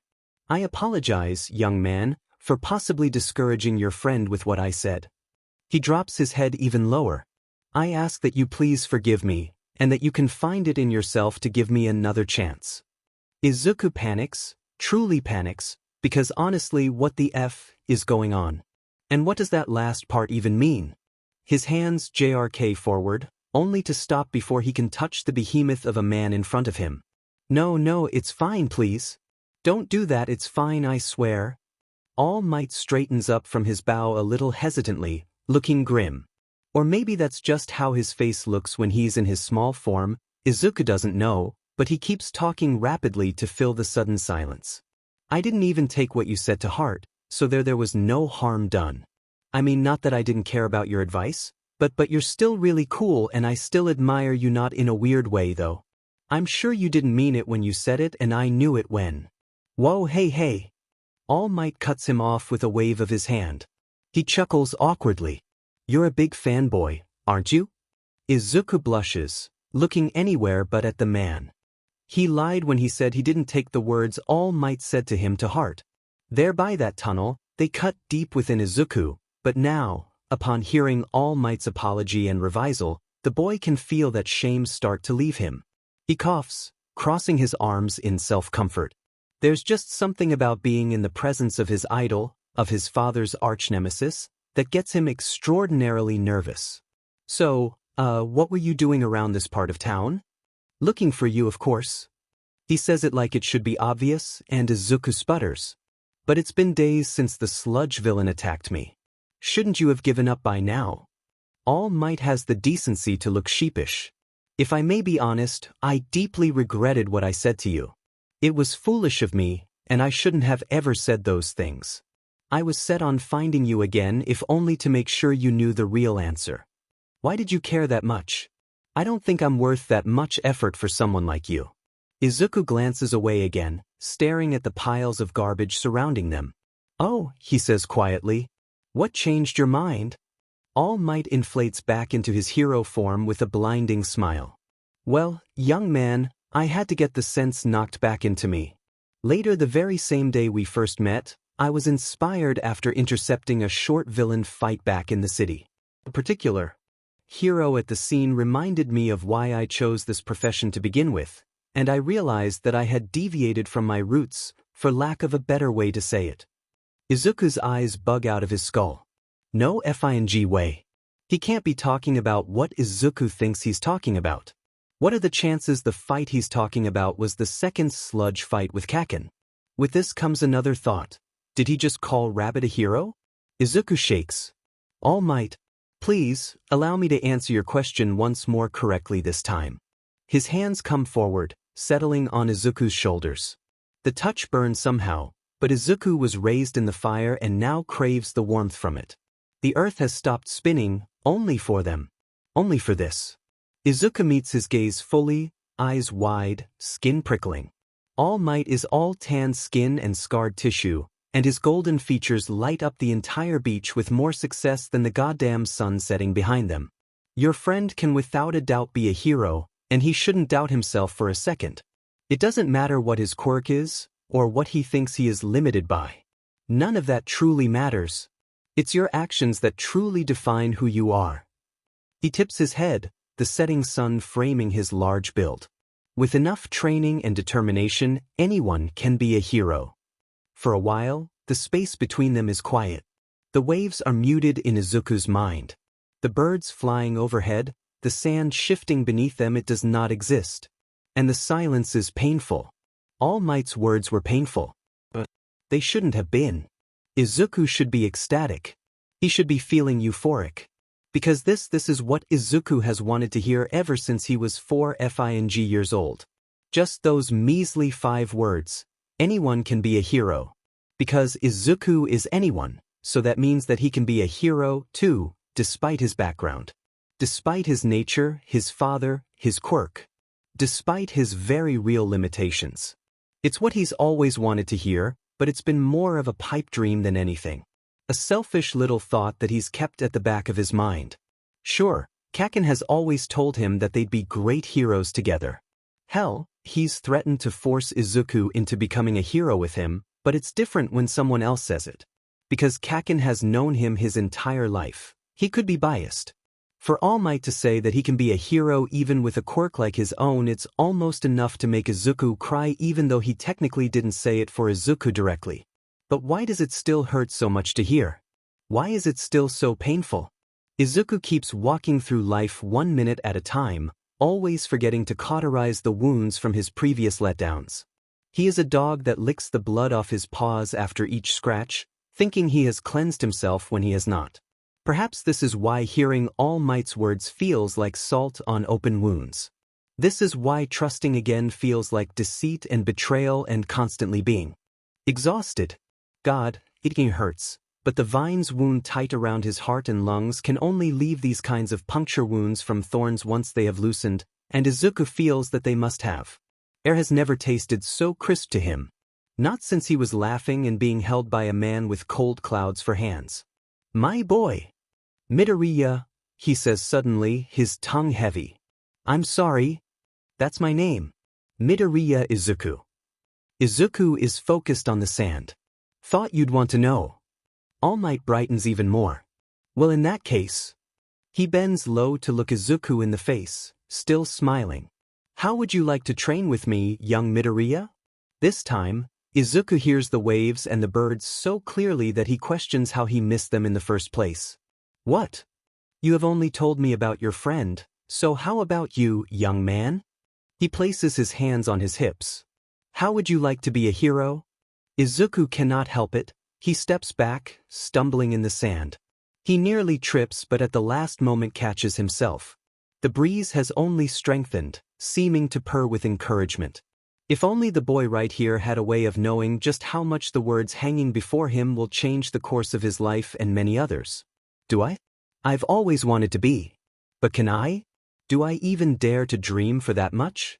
The thing is, this is what destroyed Izuku in the very beginning. The longing for something he could never have. Izuku is stuck, because if he breaks and says he can't be a hero, All Might most assuredly would not accept that answer. Not after his entire spiel. No, Izuku has to go for a different approach. And this urge to run away from what Izuku loves more than anything is a sort of SDSM he can no longer pretend to understand. I'm sorry, sir. I don't think I, want to be one. Not right now. Maybe not ever. And for a moment, there's a change to All Might's expression. It's simple, and it's brief, but Izuku sees it. It looks like disappointment, it looks like sadness. But then it's replaced with his usual shining enthusiasm quicker than it appeared, so he doesn't dwell on it. That's quite all right. The training does not have to be exclusively for making you a hero. It can be just to help you be the best you. His voice lowers a little as he adds, almost hopefully, and if you eventually change your mind about the hero thing, that's great, too. I won't, Izuku thinks, but he finds himself nodding anyway. All Might punches the air with a fist, not one to look a gift horse in the mouth. Great. We can meet here every morning to start your training. We can use your little method of cleaning this beach to help with strengthening your body. Very good job with that, by the way. Oh, I hope you're prepared. Izuku starts. Whoa, why are we going so FNG fast? The hero begins talking about diets and training regimes, explaining that at first it might be easy for Izuku since he appears to already be in moderately good shape, but that the training will progressively become harder. At some point, they even exchange phone numbers. But Izuku is barely paying attention. He's too shocked that all of this is happening. Training? With All Might of all people? There's no way. 5-year-old Izuku would be having a meltdown right now. Even Kaken would be in shock. One thing that Izuku notices, though, is that All Might doesn't once mention one for all in his ramblings. He doesn't talk about the process, about its history, none of it. Izuku kind of guessed that that would be the case, but still.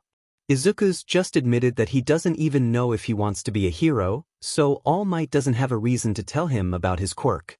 But then there's the question of why he is so dead set on training the boy when they've only had a few minutes of interaction time. He has done nothing to warrant this attention. He's just a kid who almost stupidly got killed by a villain but was saved by All Might himself. The hero probably saves a bunch of people every day, so why him? Is all of this even worth it? Is Izuku worth it? I really shouldn't be here. I don't deserve to stand next to you, or even to accept this training. Not with what my father did to you, and certainly not with what I've done.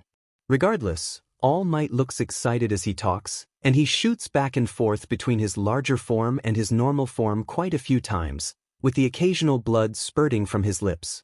All Might looks like an oversized golden retriever. That's what he reminds him of. Izuku can see it now. He doesn't give the boy any time to interrupt, not that Izuku would have tried to given how guilty he feels at the moment. He wouldn't dare shut the man down when he sounds so hopeful. So good and honest. This is not a good idea, that's for sure. It's most definitely not, but the boy ultimately decides that he can't do anything about it now. This might very well backfire on him. But he guesses that only time will tell. The underground club is exactly what it sounds like. It's a club and it's underground. Hidden under a law firm, the club is pretty secretive. Of course, the firm does know about them. They run it after all. This club is not like any other clubs, and Izuku isn't just saying that. This club is sort of like a hangout spot for a lot of vigilantes, anti-heroes, and even the occasional underground hero. Izuku thanks the skies that he's never seen Eraserhead in here. He doubts the man even knows about it with how under wraps everything is. Back to the point, you could call this the common room for all the people and groups that don't exactly abide by the law but also aren't full-on villains. There's drinks, some food, a pool table, and even some card games set up. It's more like a bar, honestly, but calling it a club sounds better. The underground bar sounds like it could have a number of double meanings. And none of them are good. Everyone goes quiet when he walks in. There's a lot of people in tonight, some of them smoking and placing bets and throwing darts, while others are sitting around chatting. Could be for business, could just be for fun. Izuku isn't wearing his rabbit costume. He's in what he calls his casual clothing. A dark green hoodie with black sweatpants, red and green sneakers. He looks like any other person on the street. His hair is pulled back in a ponytail and hidden by his hood, and he still has a plain black mask on and his contacts in. He likes to think that everyone is staring at him because of his roguishly good looks, but he knows it's probably because he's the youngest one in there by far. Everyone in the underground knows his name. Rabbit is sort of a celebrity, much to Izuku's chagrin. So it's only natural that they'll stare and then look away after a few moments. There's a strict no unwarranted fighting policy inside the building, so if they want to start a fight with him, they'd have to actually ask him so they can take it into the ring at the back. He's gotten into plenty of fights before. Sadly, no one has challenged him in the last few months. Not for real. He's gotten the occasional friendly spar, though. He heads to the side counter, giving a few waves and nods in greeting to the others around him. No one speaks to him. His friendlier vigilantes and partners aren't in, it seems. Rabbit, the lady at the front says. She has horns on her head, kind of like a dragon's. She can produce poison from the tips, which is partially where she gets her name. Back again early, I see. Yep. Just here to cash out my recent dues. She nods and pulls out a tablet to check his profile, looking back up after a few moments. All right, just give me a second while I get your stuff. The lady goes into the back behind the bar, and Izuku whistles as he waits. The club is also a good place to get clients and unclaimed jobs. Most of them pay really good, which is part of the reason Izuku was introduced to this place a couple years back. He's been banking off of it ever since, as he's never been picky about which jobs he gets. The club sells weapons, tech, and even valuable information. That last one is new. Izuku still remembers in the beginning when they would only provide weapons and technology, not so much stolen documents. The boy is proud to say that he helped make that happen. When she comes back with his cash, he pockets it without saying a word. Something has caught his attention on the back wall by the wine. Hey, what's that? Oh, this. Dragon Lady picks up the object and brings it over for him to hold. That's an itchy smoke bomb. Just got it in a few days ago. A itchy smoke bomb? He says excitedly, passing it between his hands like a baseball. She hums in amusement. Yeah. We've only got a few left, they're a hit with the antis here. He ends up buying 3 of them on impulse without any more questions. Can you blame him, really? It just sounds so cool. Sitting at a small table in the corner of the room, he starts to work on them. Dragon Lady had said that the smoke is white, so he wants to change that. Maybe he can make one of them multicolored, like a rainbow, and the last 2 black. The black smoke is good for stealth, while the rainbow one is good for pissing people off. Sounds perfect. He's almost finished with the second black one when his phone buzzes in his hoodie pocket. He thinks. It seems his victim has texted back. Izuku checks the conversation with a wide grin. How did you get this number? Who's this? Wouldn't he like to know, huh? Izuku doesn't think he'll grace him with an answer to the last question. The man should be able to figure it out. He types back quickly, the same way I got Tsukachi's. It's 5 minutes later when he gets another notification. This phone number has blocked you. You cannot receive texts or interact with this number again. Izuku starts to cackle like a maniac, earning a few nervous looks from the people closest to him. The hero thinks that'll stop him? How dumb does he think Izuku is? He can't wait to terrorize the man. Izuku's already complained to Tsukachi about the less-than-stellar experience he had with Eraserhead, and he's yet to get a reply. Probably because the detective realizes just how dumb it was to send a hero after him. He's finished with the smoke bombs, so he's ready to leave.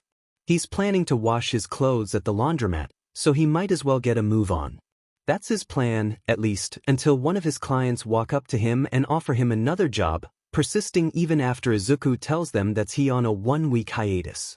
The boy is ashamed to admit that he stays an extra hour at the club listening to his client's explanation, but he doesn't regret it one bit. Oh, Izuku can't wait until the week is up. He's going to throw down.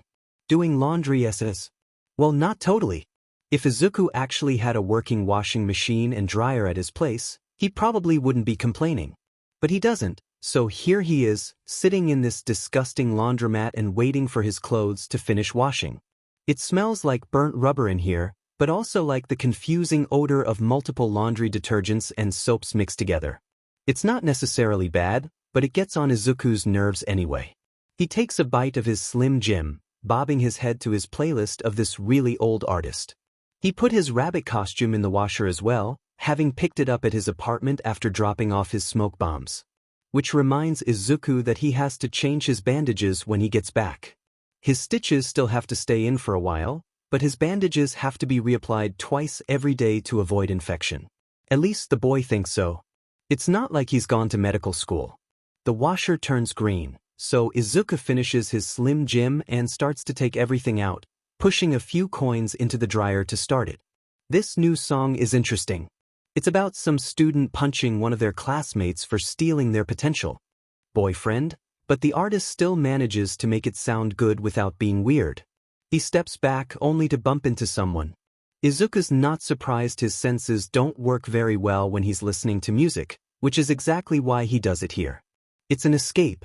Izuku immediately turns around and pops an earbud out of his ear, apologies spilling from his lips.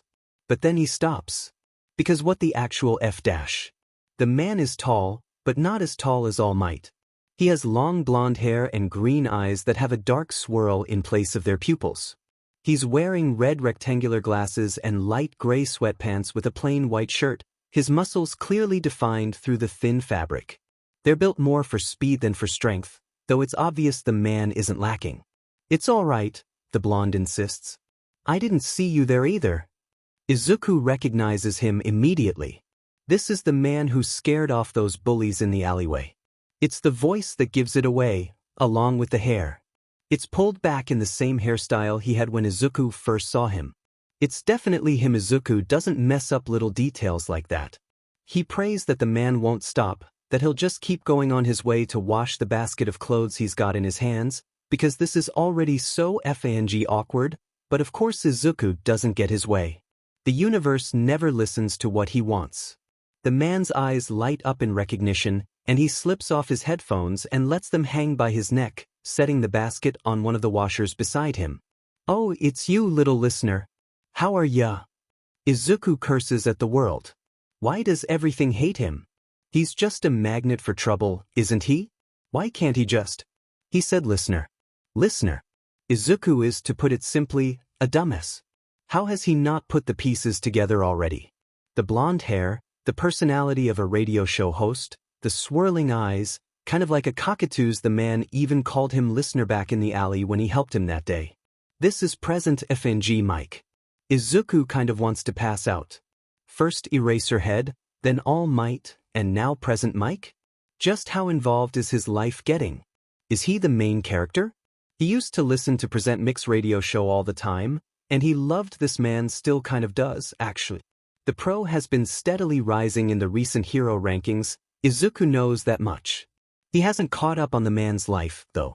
He doesn't know where he's at, or how his show is going. This feels like a fever dream. "Kiddo." Right? He asked him a question.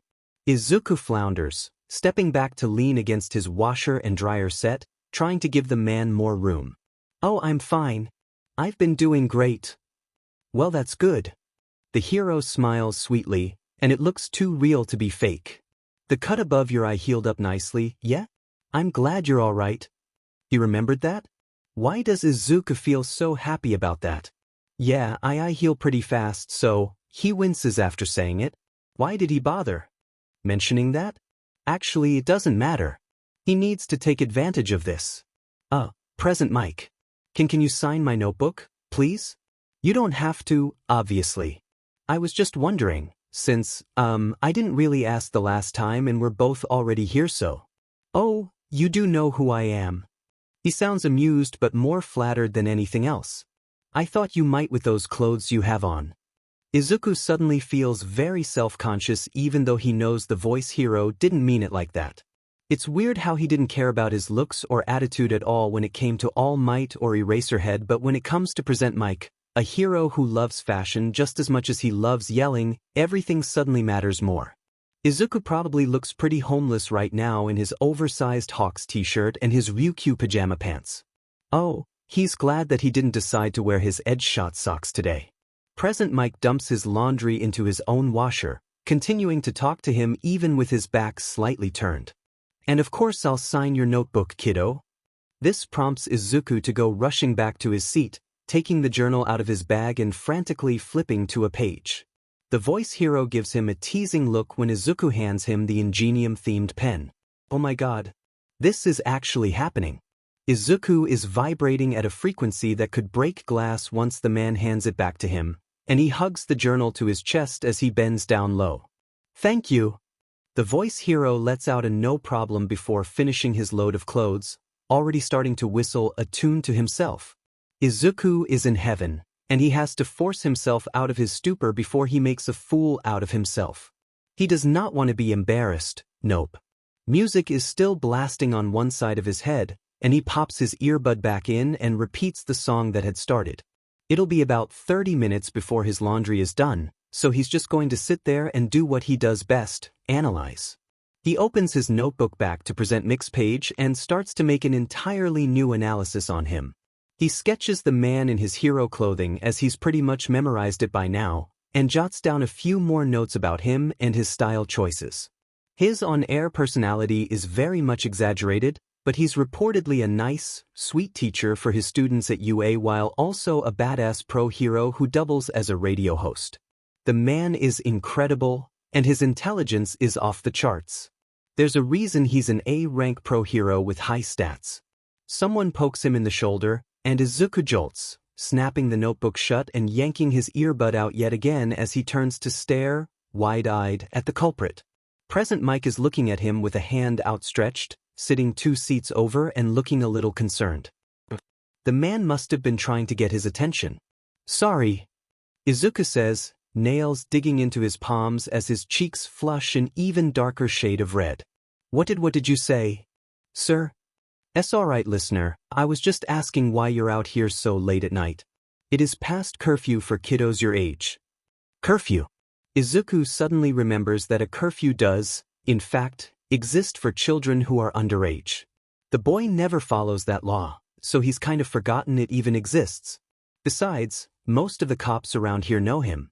As long as he's not using his quirk in public or being a little sheet, they usually turn a blind eye to him being out late. Doesn't stop them from snitching on him to Tsukachi, though, which usually earns him another lecture the next time he sees the man. The hero must see the panic on his face, because he gives him another reassuring smile. You're not in trouble or anything, I was just curious. I was never a stickler to that rule either. It sounds genuine, but Izuku still hates how easily he believes him. He also hates how easily the lie slips from his own mouth. My dad told me to do the laundry, but I kind of forgot. He's getting back from a business trip in the morning, so, yeah. For a second, Present Mike just peers at him. He doesn't respond, and there's not enough light in the laundromat for Izuku to see what his expression looks like, so the boy waits with bated breath on his reaction. He hums after what seems like forever, but what could have only been a few seconds. That's fair. And by the way, listener, I'm off duty right now, so you can just call me Yamada. Yamada. That's his last name. Being a pro hero with relatively high rankings, most people know that. It's not a secret. Izuku opens his notebook back up, still a little shaken. He doesn't like the look Yamada had given him during the brief pause. The man is, again, very intelligent. Did he notice the lie? Why not call him out on it if so? Izuku is too tired for this. He can barely focus on even his analyses, so he instead listens to the music playing in one earbud. He doesn't dare put the other one in, not wanting to risk another incident. He's learned from his mistake. And so he actually hears what happens next the first time. Present Mike is giggling now. Like a little schoolgirl. Izuku frowns, wanting to ask what he's laughing at, but he stops himself. That's none of his business. He has no right to ask, so he continues writing. Present Mike, however, doesn't seem to think so, as he glances at him brightly. My coworker just had an impromptu painting of him on a billboard today. Apparently some vigilante around here made it to get back at him for being in butt. He blocks his mouth suddenly. Excuse the language, listener. But Izuku didn't listen to the curse word he's heard and said way worse himself as he's suddenly frozen solid. It can't be. Why does this keep happening to him? Yamada leans over and shows him the picture on his phone, and sure enough, it's the painting that Izuku spray painted with Kaken not 5 hours before.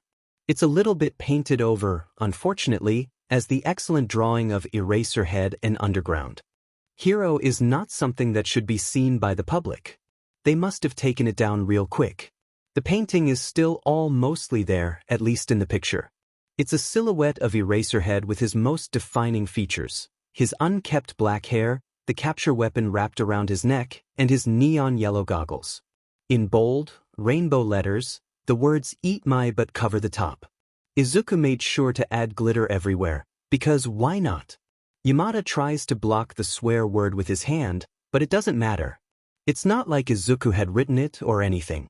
No, not at all. He doesn't appreciate the talent as much as I do. I mean, look at the detail. It was obviously done in a rush, but it looks great. Izuku gapes, looking at the voice hero with a newfound sparkle to his eyes, because finally, someone appreciates my artistic abilities. I agree, Izuku says, looking back down at his lap. I think the D painted on his forehead makes it a whole lot better too. Really ties it all in. Yamada laughs, and Izuku can't help but wonder if the voice hero would still smile at him like that if he knew the truth. Considering the voice hero's abrasive personality, he probably would. Izuku laughs with him, and it's not until later that he realizes it wasn't forced.